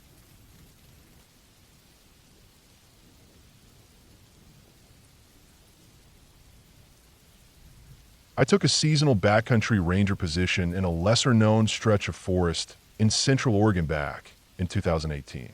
The job sounded ideal on paper. A fair wage, solitude, and the kind of long, quiet patrols that I always preferred over dealing with weekend crowds. My district covered a chunk of land that sat between two well-used trail systems but wasn't popular itself. The land was dense, thick with underbrush, and had a messy network of old logging roads and closed trails that had been swallowed by the forest decades ago. That was where I was assigned to patrol the old drainage basin between Mount Carroll and the lower fork of the Crooked River. Locals called it the drainage. There were reasons it wasn't popular. No good access roads, no solid campsites, lots of elevation changes with no reward, dense trees with no views, no alpine lakes or easy loops for backpackers, just narrow animal trails, old slash piles, and trees that creaked and swayed even on windless days. It was my job to walk the boundary lines, document damage, remove down trees from flag paths, check any evidence of squatting, and record water flow patterns where streams met the river. There was only one semi-maintained route into the area, a rough Forest Service road that ended at a collapsed bridge. From there, everything was on foot. I'd go out for 5 or 6 days at a time, sleep in a bivvy sack, eat MREs, and report back on Fridays. No real danger in it. Or so I thought. The trouble started small. Always does. Hashtag week 1. Noises in the canopy. My first patrol was uneventful. I camped near a stream about 10 miles in, just below a ridge that led into the drainage's heart. I remember feeling proud, watching the clouds move over the peaks. That first night, around 3 a.m., I woke up to the sound of heavy rustling in the canopy above me. Now, squirrels and raccoons are common. I've heard owls swoop down and even black bears sniffing packs. But this was different. It wasn't a quick sound. It was sustained, like something was moving slowly above me, branch to branch. When I stepped out of my bivvy with my light, I saw nothing. I scanned the trees, quiet. Maybe a porcupine or something heavy. I wrote it off and went back to sleep. But it happened again the next night. Same time, same type of movement. No wind, just branches shifting. I started noting in my log. Unidentified, rustling above bivvy. 3 Uhr 7 nachts. No visual. I chalked it up to natural causes. Maybe the trees just dropped pine cones in a weird pattern. Maybe wind I couldn't feel at ground level. But I started tying a line from my bivvy to a low branch with a few aluminum tabs on it. If something came down, I'd hear it rattle. It never did. Hashtag week 2. Footprints and a clean kill. I went back out with a chainsaw and axe to clear a stretch of an old game trail that had been flagged years ago. Not for hikers, just to help wildlife passage between the slopes. About 2 days in, I came across a set of boot prints. They weren't mine. Bigger, deep set, only one direction. No return prints. They led off trail into a dense thicket of lodgepole pine. I followed them for a bit, but lost them on rocky ground. Now, people do wander into that forest now and then, but this was about 12 miles from the nearest usable road. You don't just end up there. You go there on purpose. A little further up the ridge, I found what I can only describe as a perfect kill site. A deer carcass, cleanly stripped of meat. No dragging marks. No blood trail. No signs of struggle. Just bones stacked loosely and the head perched on a stump nearby. At first, I thought maybe poachers, but there was no gut pile, no height, and the skull was intact. Eyes removed. Clean. Coyotes don't do that. Bears don't either. I've seen mountain lion kills before, usually messy, dragged into a bush or covered with leaves. This felt arranged. I took photos, logged coordinates, marked the site with orange tape. It made the back of my neck prickle. Hashtag week 3, camp disturbed. On my third trip, I decided to push deeper into the southern end of the drainage. That area had been closed since a small wildfire swept through it in 2005. The undergrowth had returned thick and wild. I found a small clearing around mile 18 and set camp. It wasn't level, but it was dry and I needed rest. That night, around 1 a.m., I woke up freezing. Not just cold, Astra's freezing star. My sleeping bag had been unzipped halfway, which I never do, and my boots, which I always keep just inside the bivvy flap, were gone. Not moved, gone. I stepped out barefoot and found them about 15 feet away, standing upright, side by side, like someone had placed them there. My pack had been unbuckled, but not opened. My map, which I clipped to the outer pocket, was lying flat on the ground, like it had been red. I didn't sleep the rest of the night. I sat up with my headlamp and bear spray, just waiting. But nothing else happened. In the morning, I found footprints again. Same boots as before. Same depth, same direction, never showing a return path. They stopped about 4 feet from where I slept. I radioed it in, but reception was bad, and no one responded. I kept the log updated, but didn't mention the sleeping bag or boots. I didn't want to sound paranoid. Hashtag week 4. The structure. By now, I was uneasy, not scared, exactly, but alert in a way I hadn't been before. I moved slower, took photos of everything, checked over my shoulder constantly. Midweek, I found something that still sits with me. Near the southeast border of the basin, the terrain dropped sharply into a sort of bowl. No trails led in. I only found it because I followed a fresh elk track down a slope and slipped, sliding halfway down into a gully. At the bottom, shielded by trees and moss-covered rocks, was a man-made structure. Not a cabin, not a tent. It looked like a blind, but bigger. Constructed out of old timber and woven branches, maybe 10 feet across. A sort of dome, open on one side, with a small fire ring in front of it. Inside, the ground had been cleared and swept. No trash, no sleeping bag, no tools, but there were notches cut into one of the upright posts, hundreds of them in rows. Vertical lines grouped in fives. No writing, just marks. It wasn't recent, but it wasn't ancient either. Maybe 5 years? Hard to tell. The wood was weathered, but still solid. I didn't go inside. I didn't take anything. I marked it, took photos, and left. That night, I didn't set camp. I hiked until dusk, then slept behind a deadfall without unpacking. I didn't want anyone, or anything, knowing where I was. Hashtag week 5 missing time. I've never lost time in the woods before. Even when exhausted, I've always kept a tight routine. On day 3 of week 5, something happened that I still don't have an explanation for. I left my resting spot around 6 a.m. Foggy, but not raining. I checked my GPS, took a bearing, and started heading east toward the river to check on a stream that had shown low flow earlier in the season. Next thing I knew, I was standing by the river. It was bright out, full sunlight overhead. I checked my watch. 1:47 p.m. I had no memory of the hike. None. No snacks missing from my bag. No water used. No photos taken. I looked at my tracker. Dead straight line about 4 miles. Not even a turn or deviation. I checked myself. No injuries. No cuts or bruises. But I was sweating heavily and my hands were shaking. I sat by the river and tried to calm down, thinking maybe I'd zoned out. But that had never happened before. Not like that. That night, I set camp early.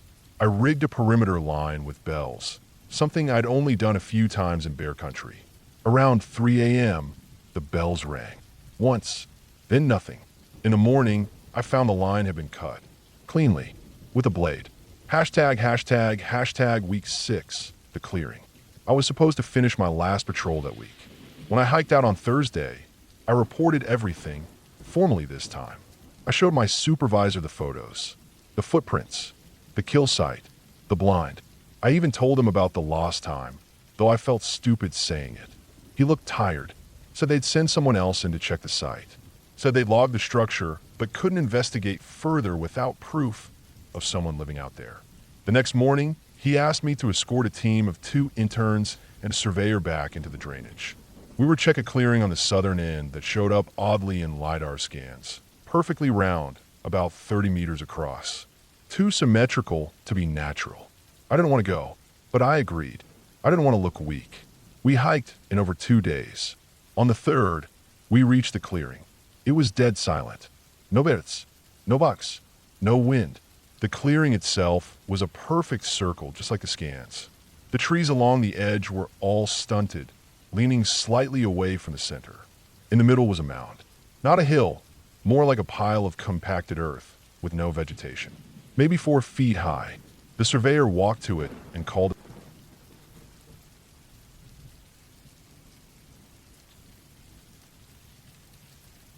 I worked as a seasonal backcountry ranger in a mid-sized national forest in the Pacific Northwest for about 6 years. The kind of place with big trees, remote trails, and only one ranger for every 30 or so miles of terrain.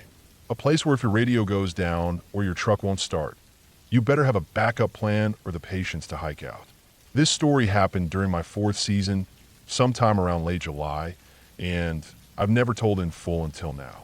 Mostly because it still makes the hairs on my neck stand up when I think about it too long. My district had one of those looping trail systems used mainly by hunters, endurance runners, and a rare backpacker who didn't mind being alone for days. The trail names weren't creative: Yellow Loop, Blue Loop, Red Spur. My supervisor always called them the color wheel. Yellow Loop was the biggest and most remote of them. You had to drive an hour up a rutted dirt road just to reach the trailhead. That summer, I've been asked to do a full sweep of Yellow Loop, check trail conditions, remove down logs, make sure the signage was still up, and confirm that a few backcountry campsites were still viable. It was supposed to be a 3-day solo loop, 28 miles in total, with a few short offshoots to springs or overlooks. I'd done it once before, but not recently and not alone. I remember the morning I started, quiet and clear, no wind, blue sky. I parked my Forest Service truck at the lot where the trailhead began, locked the gate behind me, and started hiking. Hashtag day 1, quiet signs. The first day was fine. Normal, really.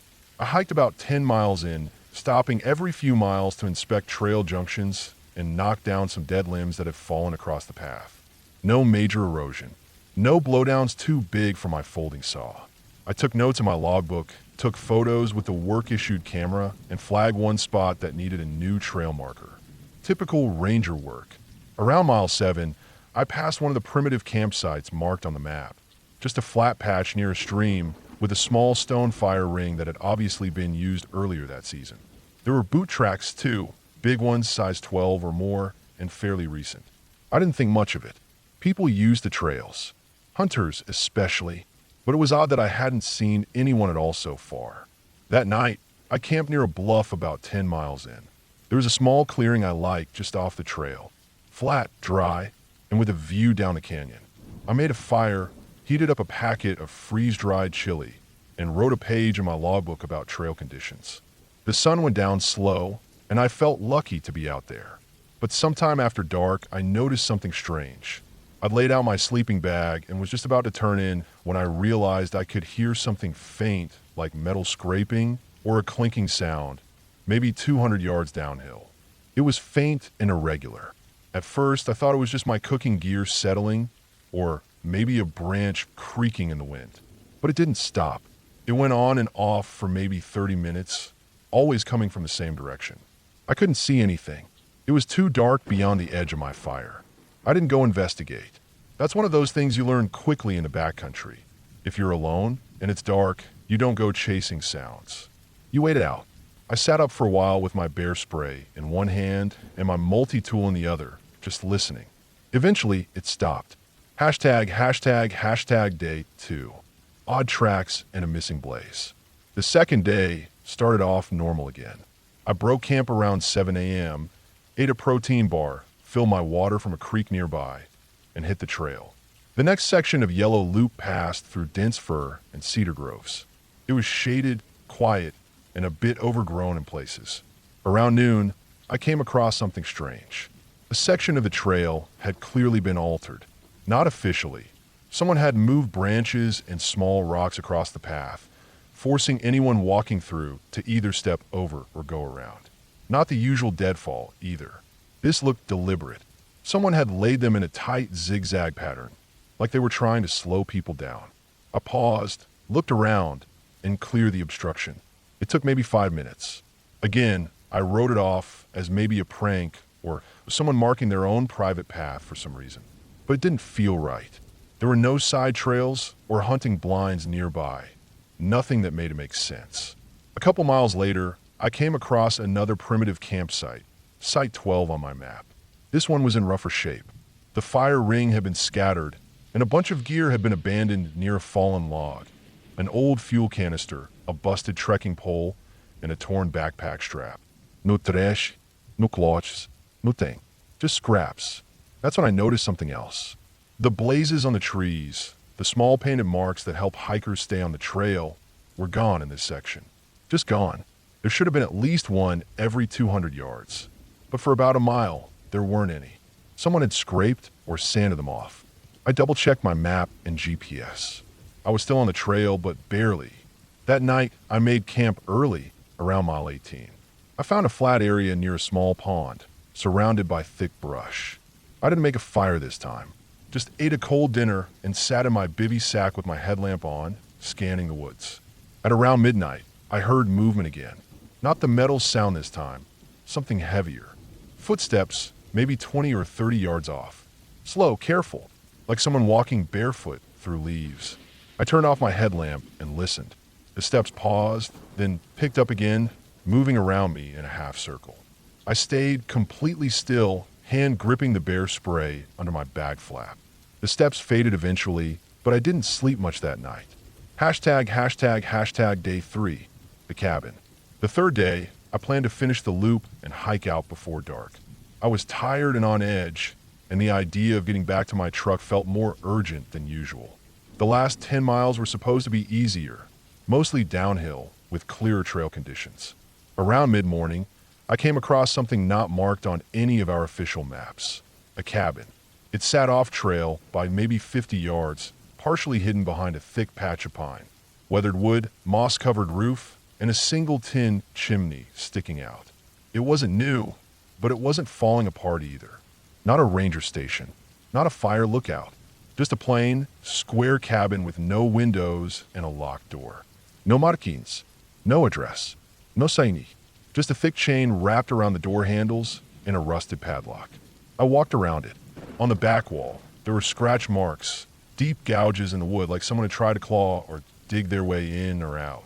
And something else, a row of wire snares nailed to a beam. Old ones, hunting snares, I think. One still had a bit of fur caught in it. Rabbit, maybe, or something else. Hard to tell. There were no paths leading to the cabin. No firewood, no tools, just the building, sitting like a splinter in the forest. I marked the coordinates, took a few photos, and backed away slowly. That's when I saw the camera. It was mounted up in a tree, just above eye level, pointed right at the trail. One of those motion-activated wildlife cams, the kind hunters sometimes use to scout game. It was old and covered in camo tape, but it had a red light blinking. Still active.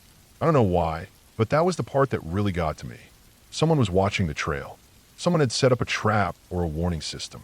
And someone had built or used that cabin, not recently, but recently enough to care if anyone passed by. I hiked the last 8 miles without stopping. Didn't eat. Barely drank water. Every crack of a twig behind me made my skin crawl. I reached my truck by 6 p.m., unlocked it fast, and got the hell off that mountain. Hashtag the aftermath. I reported everything to my supervisor the next day. I handed over the GPS data, photos, and my logbook. He looked through them and said he'd escalate it to law enforcement. I asked if he knew anything about the cabin. He didn't answer directly, just said there were historical structures out there that didn't always make it onto maps. I asked about the missing trail markers and the cleared fire rings. He said he'd have someone look into it. I never heard a word back. That wasn't unusual, to be honest. We were short-staffed, and unless something posed an active threat, things often got quietly shelved. I requested to avoid solo loops for the rest of the season. Got assigned to trail maintenance closer to the ranger station. 3 weeks later, one of the new hires, a fresh seasonal guy named Ben, got sent out to clear part of Blue Loop Trail, one ridge over from Yellow. He didn't come back that night. They sent a search team the next morning. They found his pack, but not him. His GPS was smashed. His radio was off. His footprints led toward the area near that cabin and then vanished. They found him 2 days later, barefoot, scratched up, half-conscious, and dehydrated. He was sitting in the middle of a dry creek bed, shaking, wouldn't talk. He quit the next week and left the state. I didn't go back to Yellow Loop. Not that year, not the year after. When my 6th season ended, I didn't reapply. I still hike sometimes, but never alone, and never, ever near Yellow Loop.